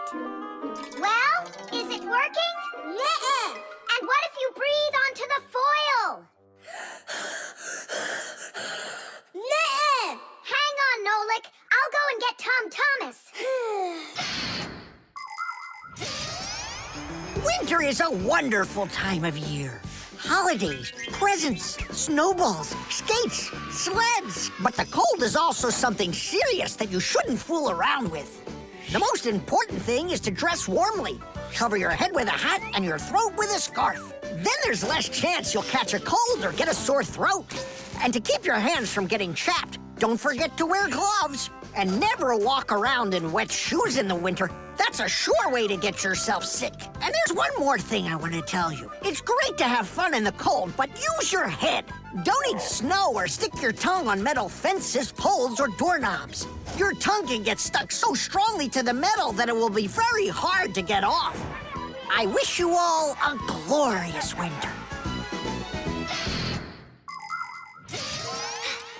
Tom Thomas! Nolik's tongue got stuck. Where? In the thermos. Hurry! I'll explain everything later. Dad, you're already home? Mm-hmm. Dad, why are you taking my present? What do you mean, your present? I mean this one. Since when did it become yours? Oh, hi there. What's the fuss all about? Oh, it's nothing at all. I have a surprise for you. I want to wish you a happy Mother's Day. A thermos. How wonderful. Thanks so much. Is there something in here? I don't think so. Inside there's a present from me. Vanilla ice cream. My favorite. And how did that end up in there? Thank you so much, my sweeties.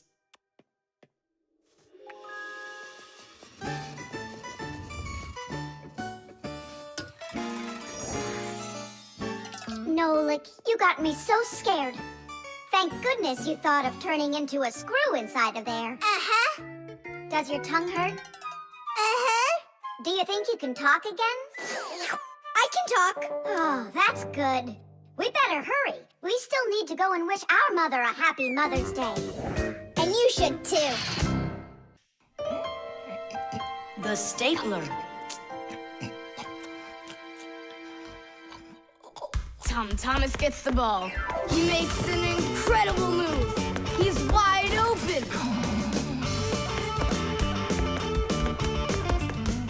The goalie sees him and he screams in horror. He shoots and score! Yay! Tom Thomas, stop kicking that ball. Your school concert starts in 30 minutes, and I don't want to iron your pants again. All right, Mom. Just one more time, huh? No, I'm sorry. Mom said I have to quit kicking the ball. But Mom said nothing about dribbling the ball. Go, You can do it. Tom. You can do it. Yeah.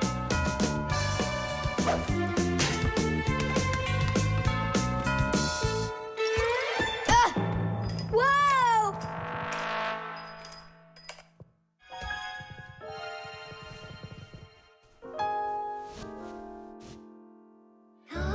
Tom Thomas, your pants. This can't be. These are my special concert pants. Ugh. Yeah, how will you go now? Well, your mom does have enough time to sew them. I'm scared to even tell her about it. She said that I had to stop playing. Hey, I've got it. Here. You think we should fix the rip in his pants with a stapler? Yeah, isn't it a good idea? I gotta try it out. You do. Like this? Stop. Why? What's wrong? My nose itches. That's all. Let's go. You're right, Nolik. It works. That is super. Yeah, the stapler's really great. Do you guys know how it works? Just keep stapling and I'll tell you. The staples for a stapler are lightly glued together. That way you can load many staples at once instead of one at a time. And a spring pushes the staples to the front. When you push down on the arm, a metal tooth pushes the front staple down through a thin space. And the staple punches holes in the paper. Next, the pointy ends of the staple push down onto a plate. And that makes the staple bend behind the paper. And there you go. The papers are fastened. So you could say that we're sewing, but using a stapler instead of a needle. Yeah, and it works even faster. Huh? What's going on?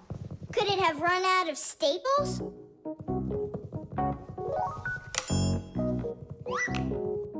There's still a lot more staples, but one of them got jammed here in the slot. Tom Thomas, we're leaving in 5 minutes. Okay, Mom. So, did you get it? No. Why don't we get Papa's to help us? Because he's really strong and he's got a pack-a-mat. We can do this ourselves. Tom Thomas, find something we can use to push that staple out.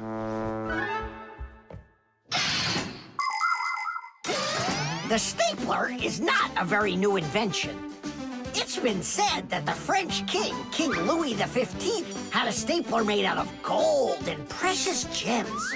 Unfortunately, it could only hold one staple at a time. Modern staplers are much more convenient, and people have come up with so many kinds for paper, for plywood, and even for skin.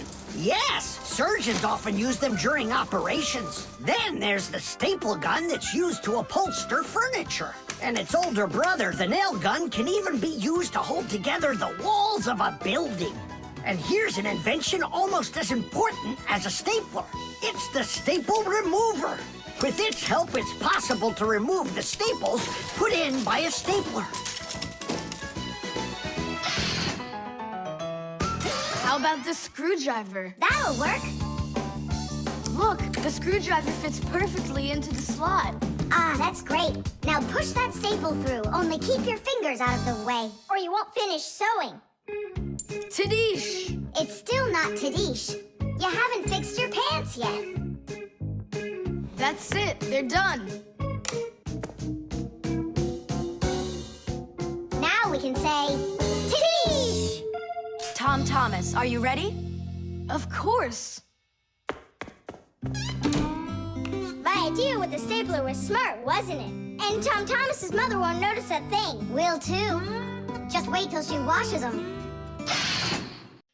The robot. Did I already tell you what I'm hoping you'll get me for my birthday present? Yes, honey. Only 1,000 times or so. A Robotazoid R300 would just be the greatest. With Megavision, I want it. I really do. I do. Well, tomorrow you'll find out. But now it's time to sleep, Tom Thomas. Wow, that is one great present. And we got Tom Thomas absolutely zero for his birthday. We're just terrible friends. So, how does this robot work? Okay, so let's give this a try, shall we? First, we'll take a walk. And how does he have any idea where the robot's going? I can tell you. One of the robot's eyes is a video camera. The robot sends the picture to the screen on the controller so the player can see where the robot is going. Yeah! And that's just one thing they know how to do. A robot is a smart machine that can do very difficult or dangerous work for humans. With its strong metal arms, a robot can move heavy objects or put together parts to build cars and other machines. Robots are often sent into outer space or to the bottom of the ocean to help scientists. There are also robots that can understand what people are saying, and robots that can talk and even make jokes, just like people. I've got it. Now let's turn you around. What was that? Look. You know, He destroyed him! Nolik, stop! You were playing with that, right? you think Tom will notice? I know what you're doing all night. I'm off to bed. I'll get him to work. I'll stay up until I do. Simka, let's try and... No, we're gonna need some help.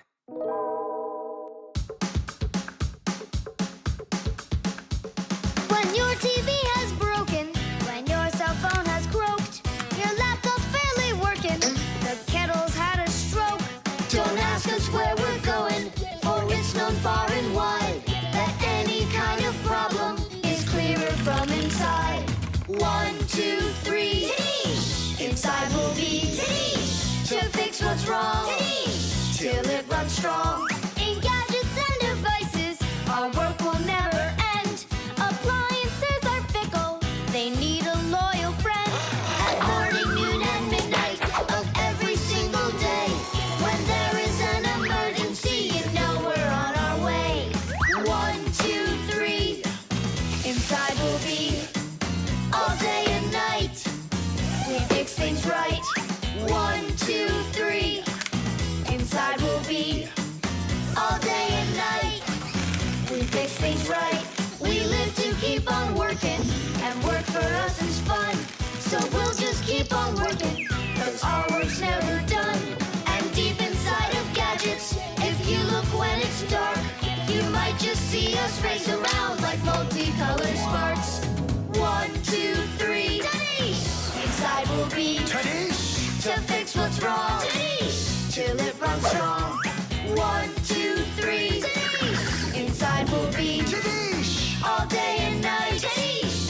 fix things right. 1, 2, 3. Inside we'll be to fix what's wrong. Till it runs strong. 1, 2, 3. Inside we'll be all day and night. We fix things right. Wow, you got it! We need to hide. A robotizoid R300, I can't believe it!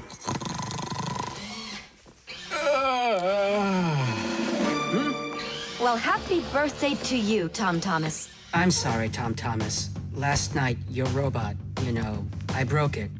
Dad, it works perfectly! Don't you see? I'm so proud of you. You fixed it. I couldn't fix it at all. I tried everything. Oh, you want to tell me that the robot fixed itself? What a joker.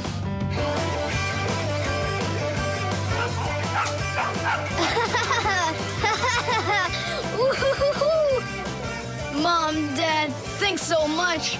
I love it. And how about thanking us? I should have known it was you who fixed the robot. Happy birthday! Happy birthday! Yay! The nightlight. They're very close. I can feel them. Help me! Help me! Help me! That's all. You've had enough monsters. It's not good to watch these kinds of movies before bed. Mom, really, I'm not scared. Let me watch the end, would you? I told you, that's all. Well, good night, honey.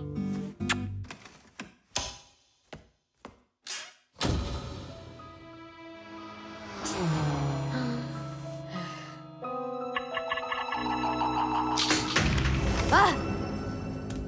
Who's there?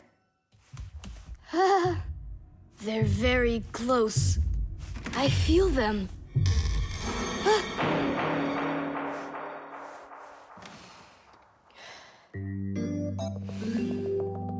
Can you believe it?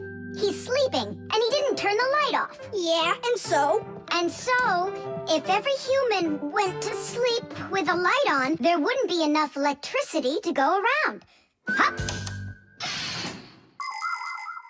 Everyone can probably remember walking into an empty room with the lights turned on, or finding a TV on that nobody's watching.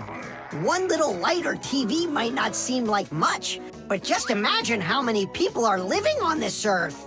Well, if everybody forgot to turn off the lights or TV when they weren't being used, the amount of wasted electricity would equal the amount of energy produced by 100 power plants. And each of these power plants needs freight cars of coal or rivers of oil to keep running. And all that fuel has to be extracted and burned constantly. Now do you see how expensive burning a light bulb is for the Earth? So don't forget to turn off electrical appliances when you're not using them. It's so easy. Ah, who turned off the light?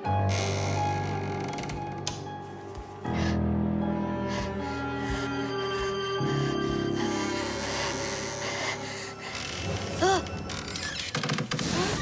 Ah!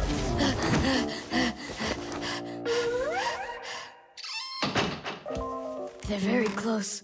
I feel them. I feel them. I feel them. Look, what's up with him? I think he's playing sleep hockey. Looks like his position is left out. Ha ha. Anyway, he should get a penalty for wasting electricity. Monsters! Hey, what do you think we are, hockey pucks? Nolik, Simka, forgive me. Who did you think we were? Monsters. Huh. Well, I see how you could mistake Simka for one, but obviously not me. Tom Thomas, what are you doing? Why are you sleeping with the light on? I was so dumb. I watched this monster movie on TV before bed. Now I'm scared to sleep without the light on. And that dumb old monster flick, why were you watching it? I felt like getting scared. Ah! You're great at getting scared. Keep quiet, or we'll wake up your mom and dad. How am I gonna fall asleep now? Here's a good idea. You can use a nightlight. A nightlight is a little light that humans who don't like to sleep in the dark use in their rooms. The nightlight has a dim glow.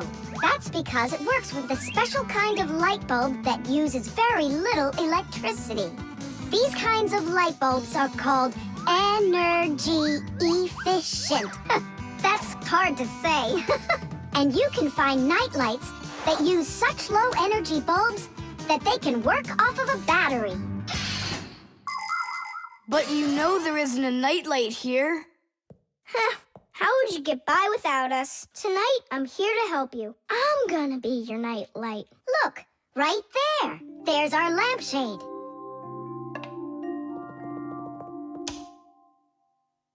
Thanks so much. You really are a friend indeed, Nolik. It was easy. Just go to sleep. Nolik, do you know any good stories? I know one about a big meat grinder. Nah, no way. You'd better tell me a story about a nice, kind Fixie. Ah, I know a good one. And here's how it goes. Grandpoos was working inside of a very big clock. Actually, the clock wasn't that big. And I'm not sure if it was Grandpoos, but it was a clock, I think. The magnet.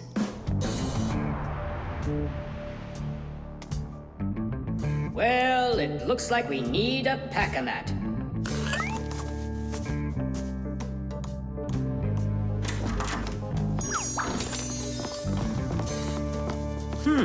Where did this screw come from?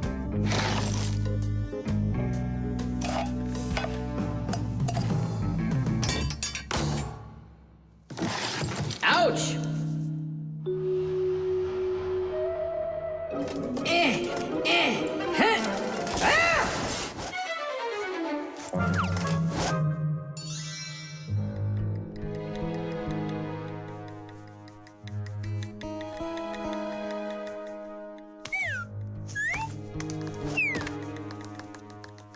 Papoose isn't in there either. It's awful. He's probably disappeared forever. It's already been 5 days. Don't worry about it. We're gonna find him for sure. Yeah, we'll find him for sure. Let's go take another look in the kitchen. But we already looked in there. We'll look better this time.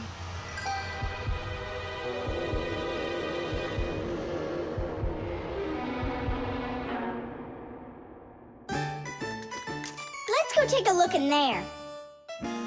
We looked so many times already. Simka, Nolik, what do you keep searching for in here? It's not a what, it's a who. Our Papoose is missing. We've been looking for him everywhere. Oh, no. He's probably already turned into a screw, because he doesn't have enough energy. Maybe I could help. Surely. Let's start with you picking us up. We're just exhausted from running.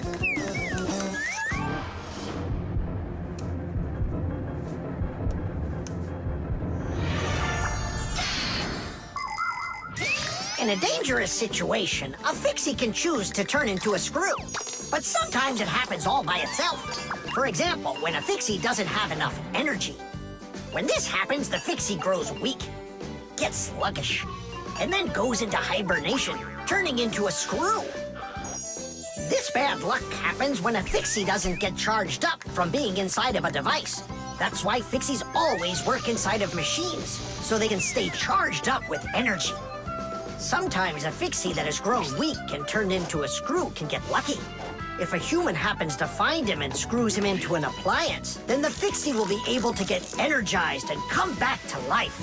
Then he'll unscrew himself and run away, leaving the human wondering, where did that screw go? I know I screwed it in. So, where should we look first? What are you looking for in here, Tom Thomas? Well, And what do you have there in your hand? just some screws of mine. Ah, I just found a screw not too long ago. Maybe it's one of yours. Probably. Where's it now? Here, take it, and don't leave them lying around. Should I turn myself around now so your papoose can turn back into himself? He's been lying in there for a week already. He doesn't have the energy to turn back into himself.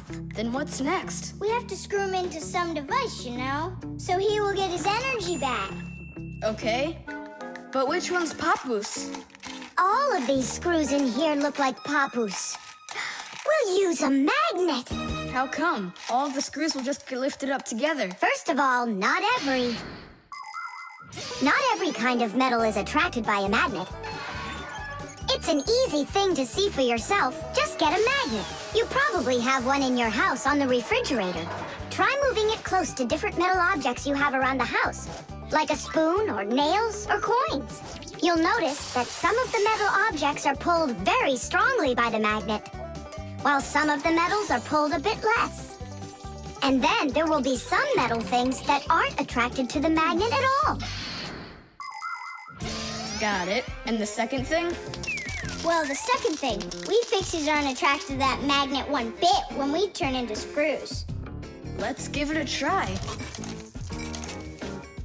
Here, I found him. And now we'll screw him in. I wonder, are there any other Fixies in here? We're not enough for you or something? Not at all, I just wonder. Nothing. Oh, and the screw went away. How about that? He already got charged up and unscrewed himself.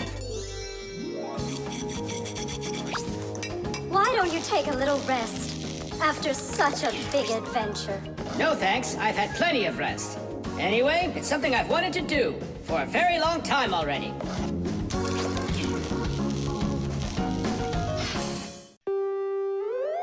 The alarm. Hey there! I'm back! Yoo-hoo! Wait, my chocolate bunny! It was standing right here! What's this, a dog? Not that one, another one! I had 2 bunnies. I just got them as a present. You had 2 bunnies? Are you sure of that? Of course! You think I don't know my 1s from my 2s? Huh. Then someone stole one. Unless. You went and ate it yourself! Me? How come I don't remember anything about it? Maybe you're a sleepwalker. What is a sleepwalker? Someone who gets up from his bed at night without waking up. He crosses the room, eats one of his chocolate bunnies, and doesn't remember a thing in the morning. But in the morning, the bunny was still there. Yeah? Huh. How about your mother? Could she have taken it?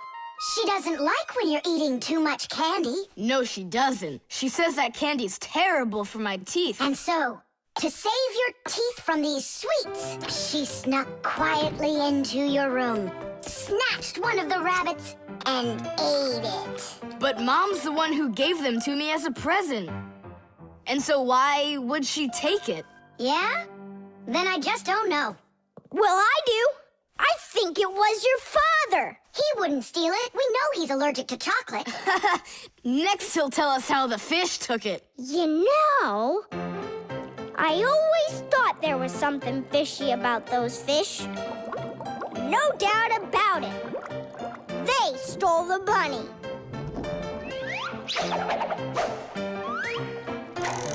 Uh-huh. And then they hid it in their aquarium. Oh, Nolik, that's funny. You know what, Tom Thomas? You need to protect that other chocolate hair. Exactly. It has to be eaten right away, now, before it disappears. Just wait a little. You don't have to eat it. Let's think of something else. Of course, we need a security alarm. Need what? The alarm was invented to keep houses, cars, and other valuable things safe and secure. The simplest alarm is a siren or light bulb that is connected by wires to a door or window. When someone tries to open a door that has an alarm on it, the alarm goes off, making the siren howl and the light flash. Alarms can also be set up to call the police if they go off. Super! But where can we get ourselves a security alarm? You have an electronic construction kit, remember? You're right. Then bring it over here.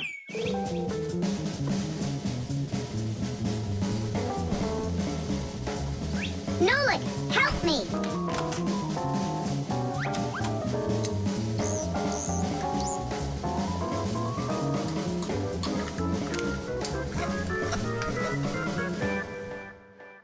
Tidish! Tidish is the Fixies victory call. When a job is well done and we Fixies are proud of our work, we exclaim, Tidish! And raise up our hand with our thumb and first two fingers sticking out. You want to know what it means? It's very simple. Fixies love solving problems and fixing things that are broken. And do you know what you need to do to solve a problem? First, you need to find out what's broken. Second, understand why it broke. And third, repair what's broken so it works again. So do what the Fixies do and first, find it. Second, understand it. And third, fix it. Tidish! It really is a great word, and it sounds funny, but we Fixies surely like it a lot.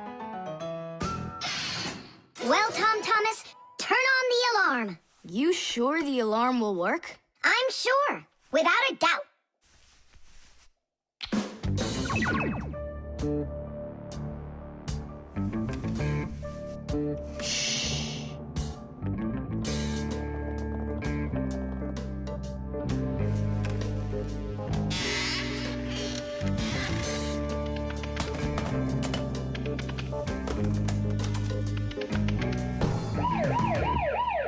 You're under arrest.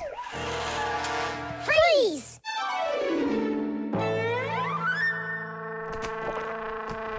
Chusaka? Why are you stealing my chocolate?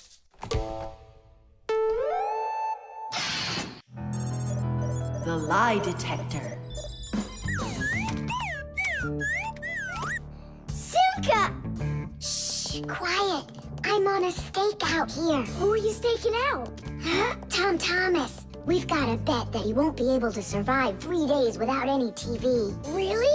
Can I be on the stakeout with you? Shh. Simka! Ha!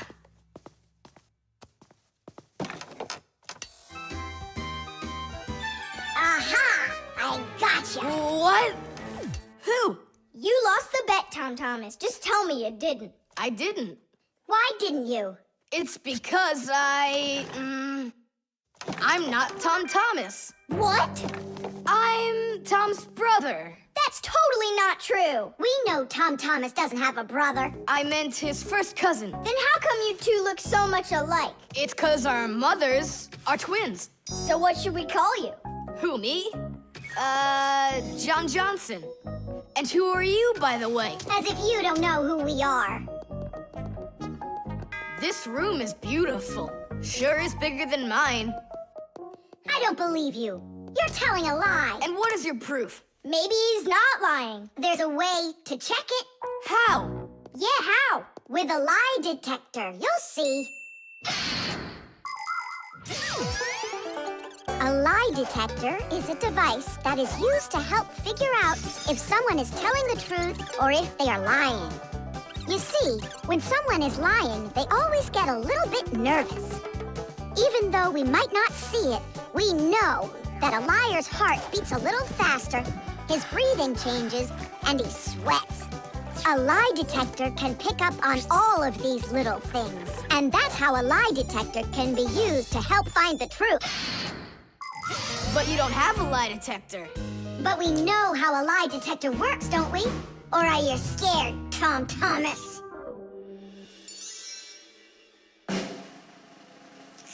What's that for? To listen to your pulse. How come? So I'll be able to check how fast your heart is beating. And Nolik? He's gonna keep an eye on how often you blink. And what are you doing with the egg? The egg is an old African method. If you're not telling the truth, your hand will automatically squeeze the egg. And so, the egg will crack. Well, my egg won't crack. We'll see about that. Humans have tried to come up with all sorts of ways to find out the truth. For instance, in ancient China, They would put some dry rice in a person's mouth when they told him the crime they believed he committed. Then they'd check the rice. If the rice stayed dry, they believed he had committed the crime. In ancient India, a person had to bang on a gong while answering a judge's questions. If he started banging the gong louder, then it was believed that he was trying to hide the truth.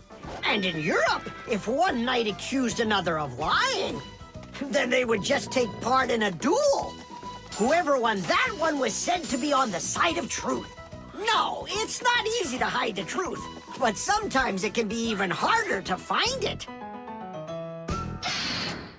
Answer yes or no. You got that? Do you have 2 ears? Don't you have eyes? Just yes or no. Yes. Answer, are you a girl? Hey, come on. Yes or no? No. Where do you find such dumb questions? We just have to check what happens to your heart when you tell the truth to us. All right, now answer this. Do you know the Fixies? Yes or no? Yes. No. I forgot. His pulse is speeding up. Are you Tom Thomas? No. His pulse is racing. And his eyes have started blinking. And the Fixies, tell us where you learned about them. From Tom Thomas. He couldn't have told you about us. It's a secret. He could. Not true. It's true. It's not true. Yes, it is. Hey, look! The egg cracked! Just give up, John Johnson. All right, I'm Tom Thomas, guys. Tidish! Is it really possible to know if you lied just by measuring your pulse? With pulse, you really can. But you probably couldn't with the egg. You tricked me then. That wasn't nice. You weren't tricked. John Johnson was. Huh. You know what? I think you've got to get checked out on this lie detector. Ha! I don't think so. You need to get ready to give me my wish.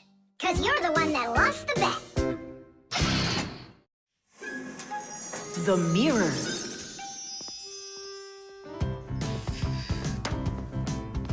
Hi there, Tom Thomas. Why has this mirror been standing here in the hallway for a whole week already? My dad can't seem to find any time to hang it on the wall. Are you sure it won't fall? It hasn't fallen so far. So, Nolik, do I look like Spider-Man?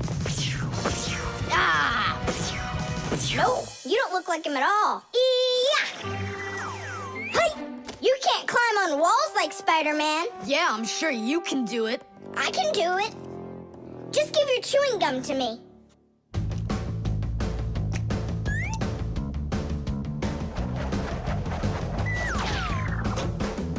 See that? Like in the movie. Oh, like that's really hard. Just keep watching.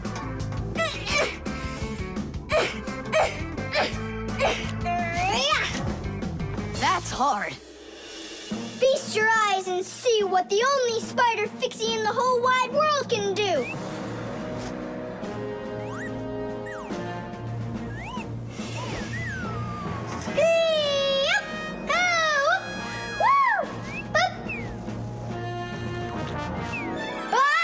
Catch me! I gotcha! The mirror! Whoa!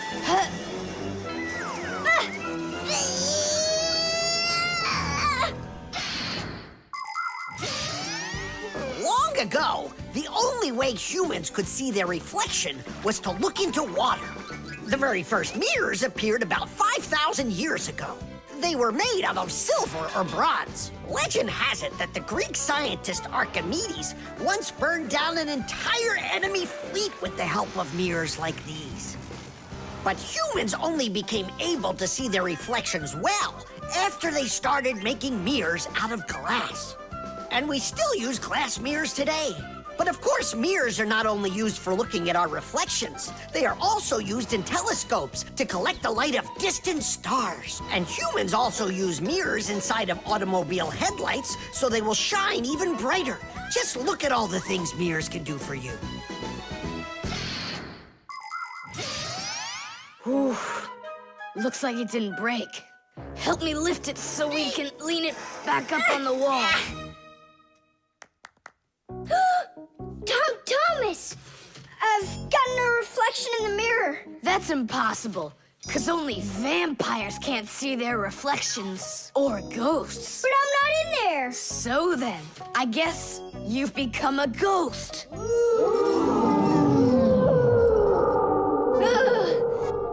not a ghost. I don't like them.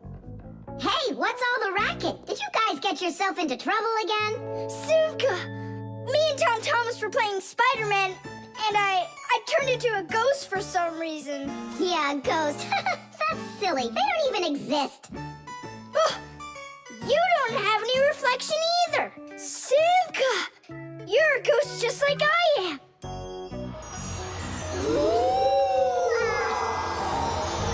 That's just goofy.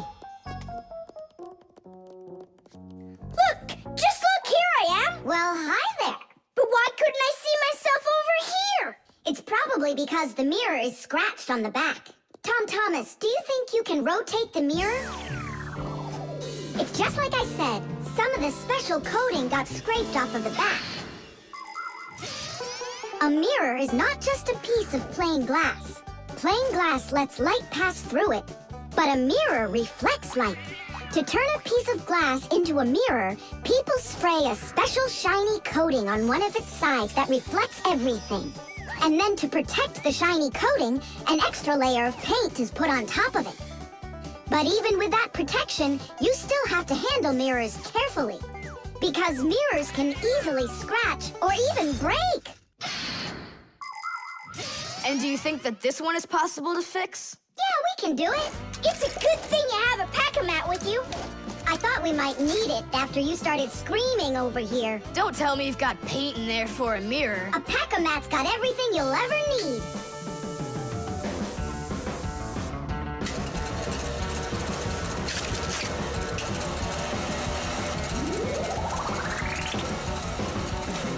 It's all ready. My dad's coming. Tom Thomas, what are you doing here? Checking if you hung it. Yeah, right. I'll definitely hang that mirror on the wall soon. Like tomorrow. Or next week. The magnifying glass. Case number 1. Let's begin. Well, well. I see evidence of the criminal. The criminal's fingerprints, to be exact. He won't get away with it.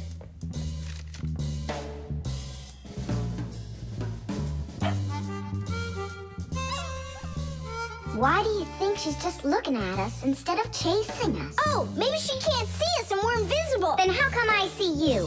Simka, Nolik, be careful. Don't destroy the tracks. What kind of tracks? Whose tracks are they? Shh. I have to solve a crime. A crime? What kind? Someone stole a wing from this plane, but I'm on the trail.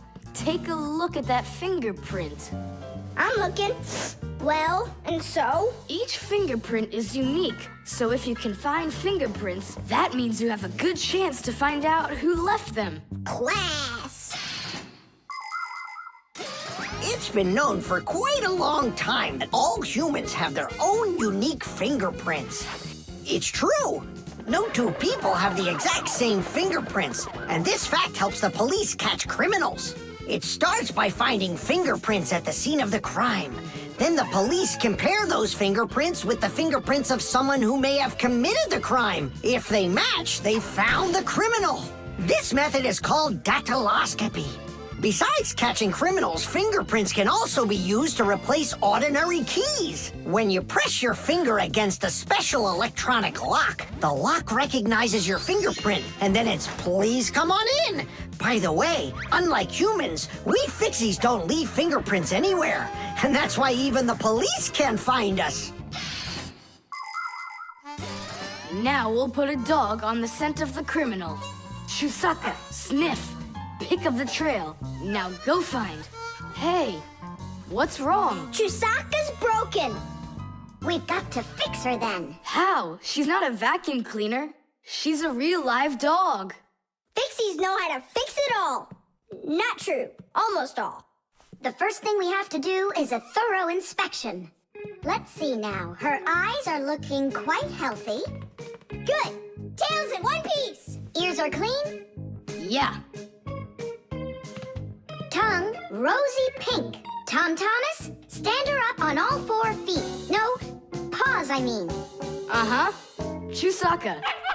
Go on, you're fine. Now I understand. Here's what's out of order. It's her right paw. But I can't see what's wrong. I wonder if something's broken on the inside. Wait, maybe something really small is stuck in her paw there. Tom Thomas, we need your lens. Here. In order to examine a small object, you need a lens. A magnifying lens is a special piece of glass that is thicker in the middle than on the sides. It bends the light that passes through it.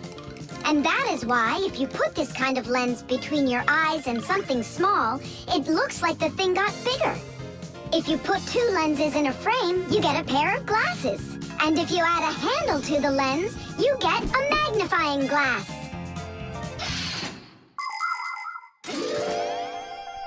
There it is, a splinter. It's glass, I think. Looks like it. You're right. It's possible it's from the lamp in the hallway. It broke yesterday, and I guess not every little piece got swept up. Chusaka, hey there! You're all better now. Looks like we fixed her. Tadish! She's all repaired and working. Maybe we shouldn't have cured her. Ungrateful dog.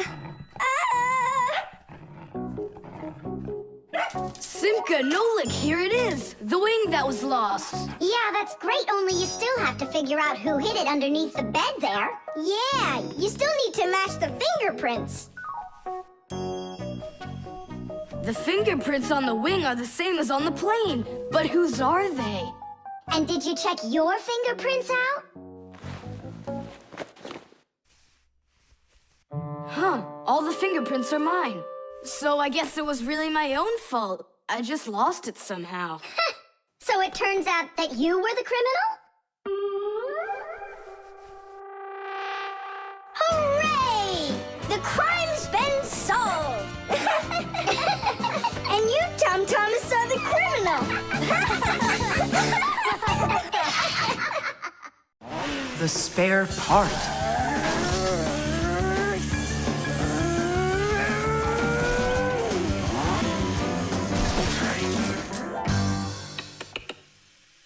Hey, what's going on? It was just working.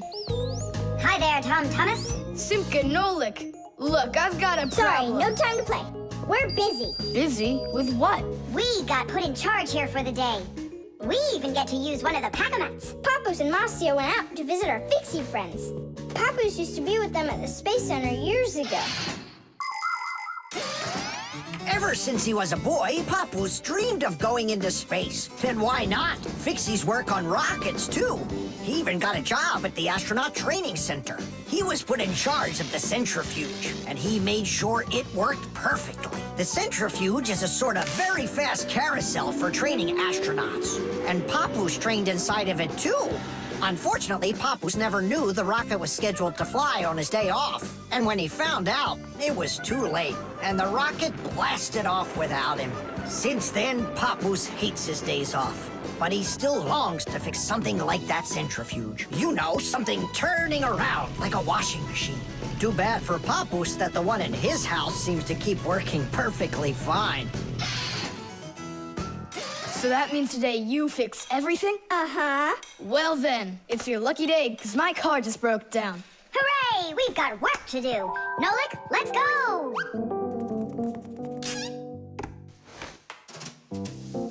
Well, what broke down here? Wait a sec. Here, this part burned out. It's all covered in black. I wonder where we can get the same part, but a clean one. A clean one? Nolik! Genius! There's the same exact part inside the dishwasher. We can take it from there. Come on!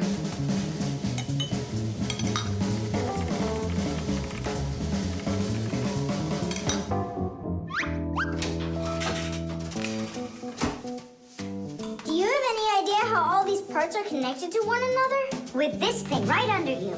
It's a special part called a circuit board. A circuit board's made like this. First, the board gets covered with a thin layer of metal. Then, paths are laid onto the board where the electricity is going to flow. After that, all of the extra metal is washed off of it with a special cleaning liquid, leaving the metal paths that were drawn on the board. These paths work just like wires to connect the parts on the board to each other. And then all that's left to do is attach those parts to their places on the paths. Pull it! Tadish!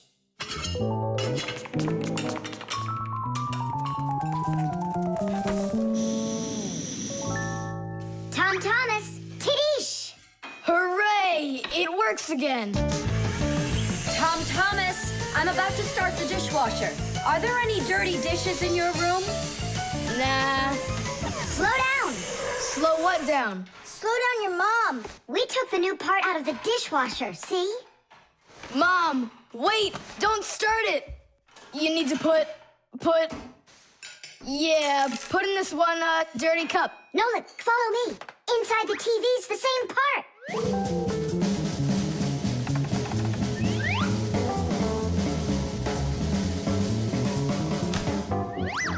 Now back to the dishwasher. We barely made it. We grabbed the part from the TV in the living room.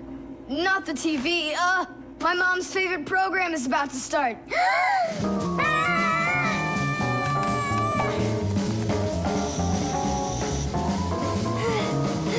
The television is working now. And where'd you get the part for it? From your dad's computer in his office. Hi, everybody. I'm home. Hi, hon. Are you ready for dinner? In a bit. I've got to finish a little work on the computer. Simka, hurry! Where else can we find that part? Stop. That's enough running. Here, take it back from the car. And then we put the part back into the computer and it started working again. Oh, that was really silly. Remember, you little experts, never repair any device at the cost of another one. I understand now. And I understand. If you were smart, you could have taken the part out of the old radio in the closet. Papus, but you know the radio wouldn't work then. That old thing hasn't been working for years. Marcia and I have pulled out half those parts already. The pen. Not here either. Tom Thomas, are you looking for me? Huh?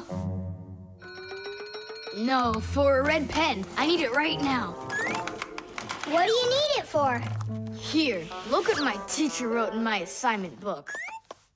Bad behavior during the lesson, fidgeting, and talking. What are you gonna do with a red pen? Your teacher left something out? I thought maybe, I could fix it a bit. I hope I find that pen.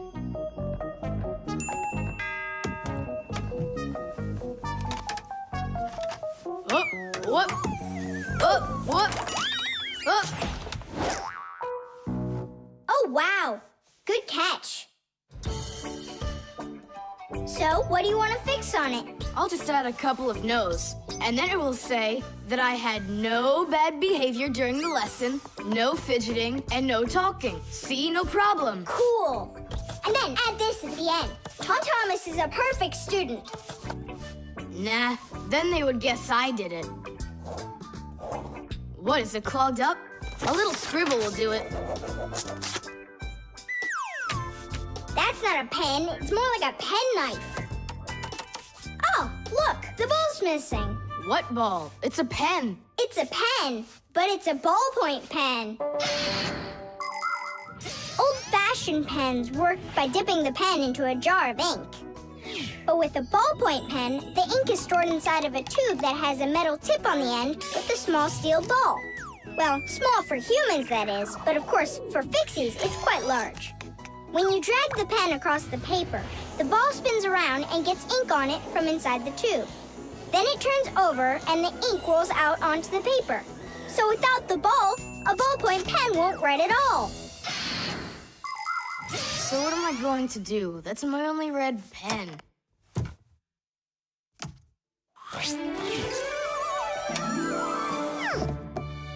Hi, everybody. Why do you look so sad? We lost the ball from the tip of this pen. Where? It's here somewhere. Then you're in luck, boys. In the pack-a-mat, there's a metal detector. You can use it to find different kinds of metal objects.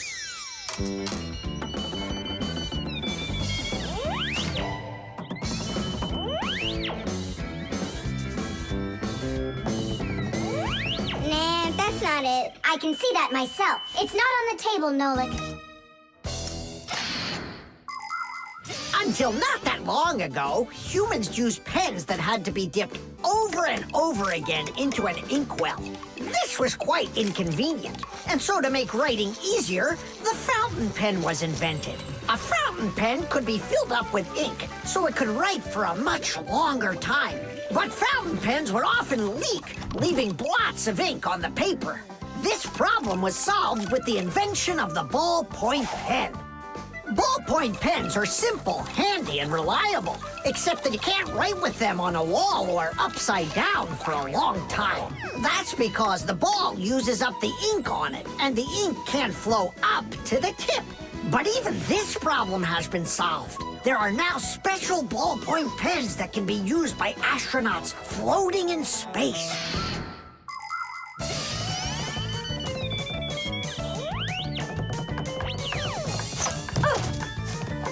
Is this the one? You're right. That's it. Don't you just see how awesome my metal detector is? Is that what you're calling me now?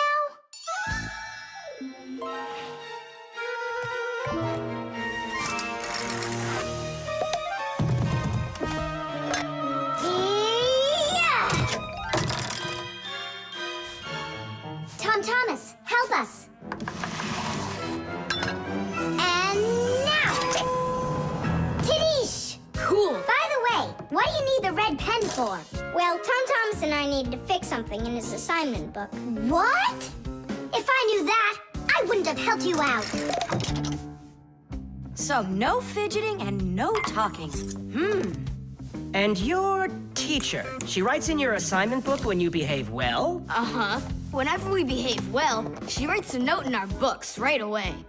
Ah, Did you see, Simka? How Tom Thomas managed to outsmart everybody? Since I see nothing else here from your teacher, does that mean you behaved badly the other days? Uh-huh.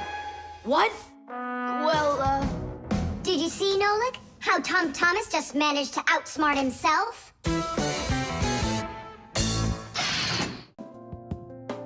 The vacuum.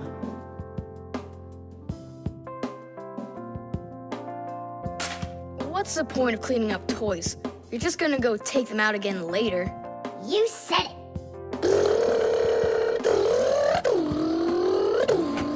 Tom Thomas, if you're done cleaning up, go and eat your lunch. Okay, be there soon. Nolik, you wait for me? Uh-huh.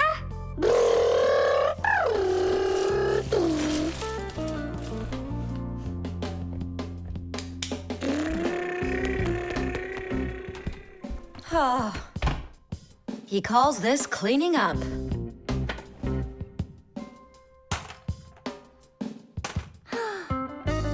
Uh-oh.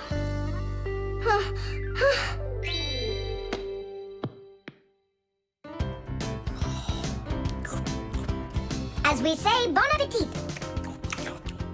Thank you. You're not gonna eat me up, are ya?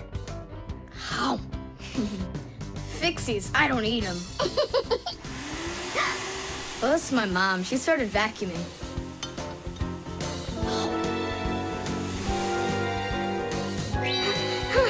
Please help! Help me! Help! Help! Please! It really is weird. How's it possible a vacuum cleaner can take all that dust in, and none of it gets back out? Oh, come on. It's simple. They taught us about it way back in 3rd grade of Fixie school. You can think of a vacuum cleaner as nothing more than a fan with a net. The fan spins backwards, so it sucks in air with dust and dirt. If you put a net in front of the fan, the net will catch everything anything that is in the air and let the air pass through. Then all you need to do is add a pipe and you've got yourself a vacuum cleaner. But instead of a net, vacuum cleaners use special bags to collect the dust and dirt. It's as simple as that. Oh, whoa, Simka. Nolik, could he get sucked into the vacuum? Oh no! Did he stay back there? Tom Thomas, what's the matter? Mom, I can finish vacuuming you. I mean for you. All right, I'll go clean the dishes. Nolik! Nolik!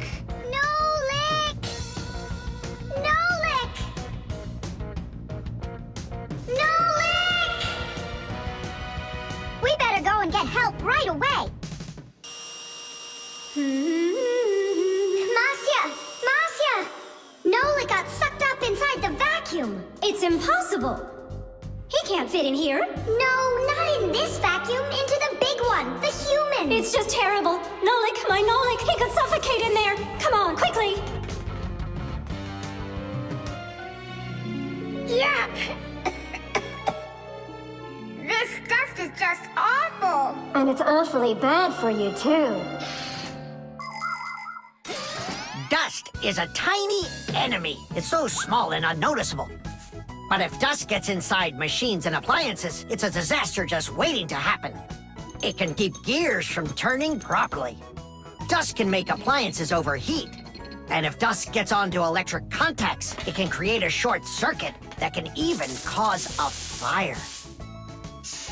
That's why we Fixies have to constantly clean the insides of appliances from dust, even though a lot of us are allergic to it. Choo! If only people would just dust a little more often than they do right now.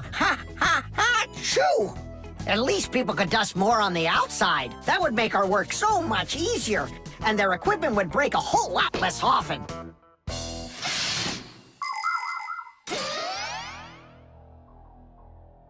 Well, did you find him? No! It's all my fault. My mom asked me to clean up my toys, and I didn't just do it like she asked. Now it sucked him in because of me.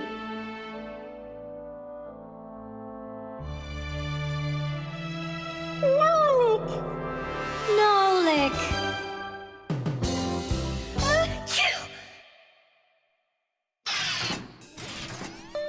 So what do you say, Tom Thomas?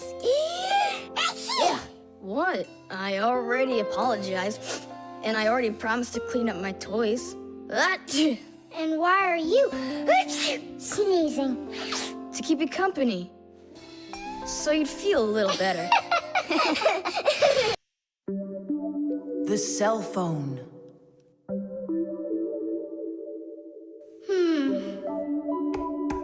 Hey, Nolik. Come on out and play. He's not allowed. He was punished. Can you tell me what you did? I grabbed a Pac-Man, and I forgot to ask. How long do you have to sit there? Until Marcia and Papoose come home from their boozness. What did you say? Business, a work trip. They're inside of your father's cell phone right now. They were busy doing repairs in there when he left the house for work. Do you know the reason why a mobile phone is also called a cell phone? Mobile phones are connected to other mobile phones with the help of special radio stations that are put on top of towers and building roofs. Each one of these stations sends signals to its own area below, and each area is called a cell. A mobile phone works anywhere it can find a nearby station that it can connect to. So as long as there is a station nearby, you can talk as much as you want. You can even move from one cell to another. And without you ever knowing it, your mobile phone will switch from one station to another one. So your conversation can keep on going, even if you're running after a bus or riding on it. Tom Thomas, hello. There you go. My dad came back home already. Hi, Dad. How are you? Can you believe it? It looks like I lost my phone. What do you mean you lost it? Where? I have no idea. So what? I'm gonna have to sit in here forever now? You? Our parents are missing. The phone stopped shaking a while now. We're probably already at home. Not home to me. How can we ever get home to our children? Where's my Marcia? Don't whine. We'll work something out. Don't worry. I got a phone. Let's give him a ring. They can't answer your call. But what if they answer us? Call them, Tom Thomas.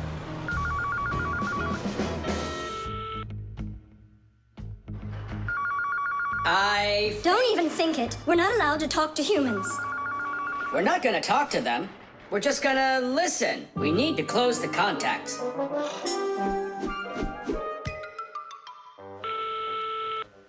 It's no use. Oh, they answered the phone. Let me talk.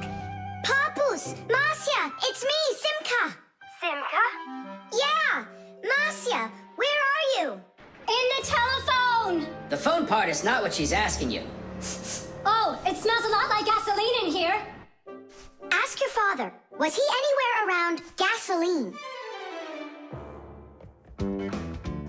Dad! Dad, did you go anywhere today where it smells like gasoline? Gasoline? I had to go to the gas station. That's the place where your telephone disappeared. Are you sure? Yeah. Well, I've got... Intuition. Intuition? Intuition, huh? You know what? I'll go check. Tish. Come and check out our Fixie ringtone. Telephonist, your telephonist, your telephonist, telephonist, telephonist, ring, ring, your telephonist, ring, ring, your telephonist, ring, ring, your telephonist, ringing, won't you answer please? Ring, ring, your telephonist, ring, ring, your telephonist, ring, ring, your telephonist, ringing, won't you answer please? Your phone is ringing!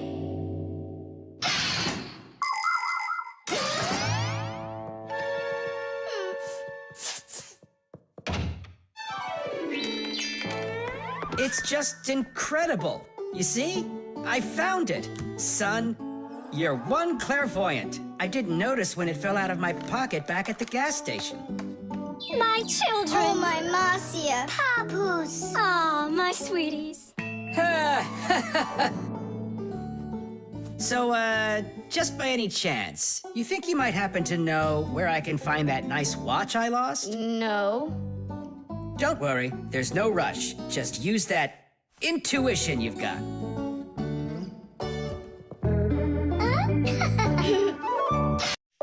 The hairdryer. Nolik, are you here? Yep, I'm here. I got a cool trick to show you. What? Oh, That was real magic, dude. Took long to learn it? no, that's not the trick. It's a trick with helium. Oh, what is helium?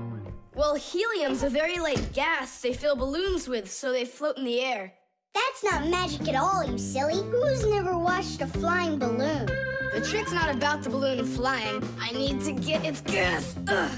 How can I get it down from there? Get a hairdryer. That's the way to do it. Yeah, what for? So I can show you a trick. All right.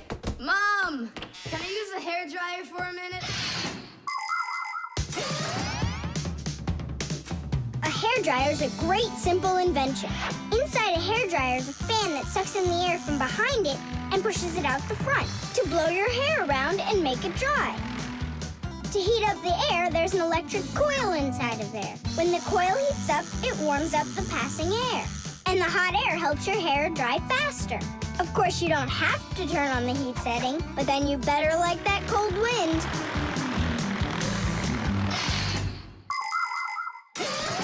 Nolik, I'm right here. here's the dryer. I want to see your trick. All right. flip the switch. Now you lay the ball right into the airstream. Oh, great! The ball's flying. And now it's my turn to fly. Really? Whoa! Yeah! I'll shoot right up to the ceiling so I can grab the string and pull the balloon down. So turn off the heat and away I go.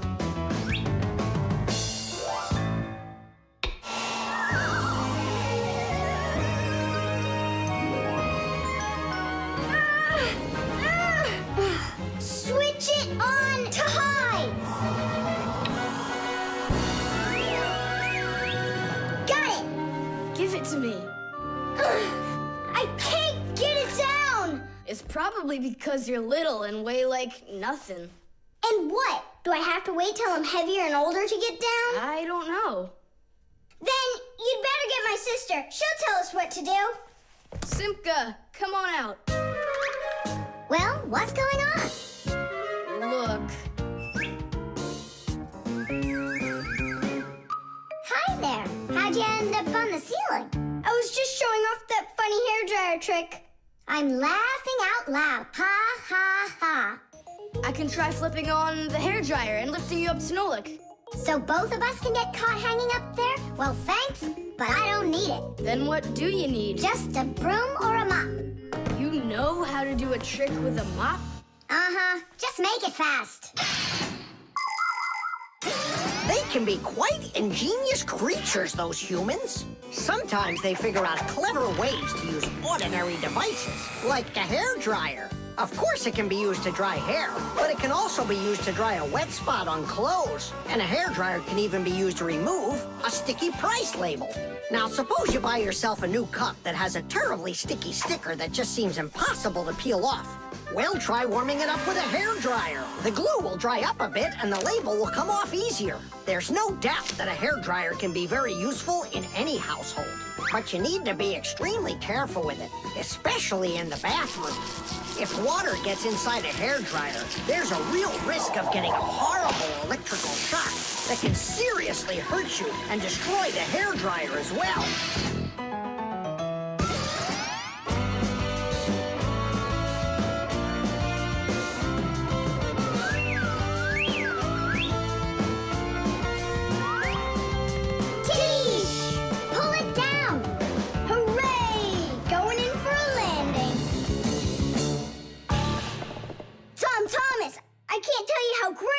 To fly inside a stream of air. Good for you. Now I'll sound like a Fixie. Really? Uh-huh. Watch me. Hey, what are you doing? Just look. I'll breathe in one breath of helium. Isn't it bad for you? You can only breathe a little. Hey, hi there. Oh, Tom Thomas became a Fixie. And that's my trick for you. Funny, huh? Oh, that's too funny. What a squeaky little voice you got there.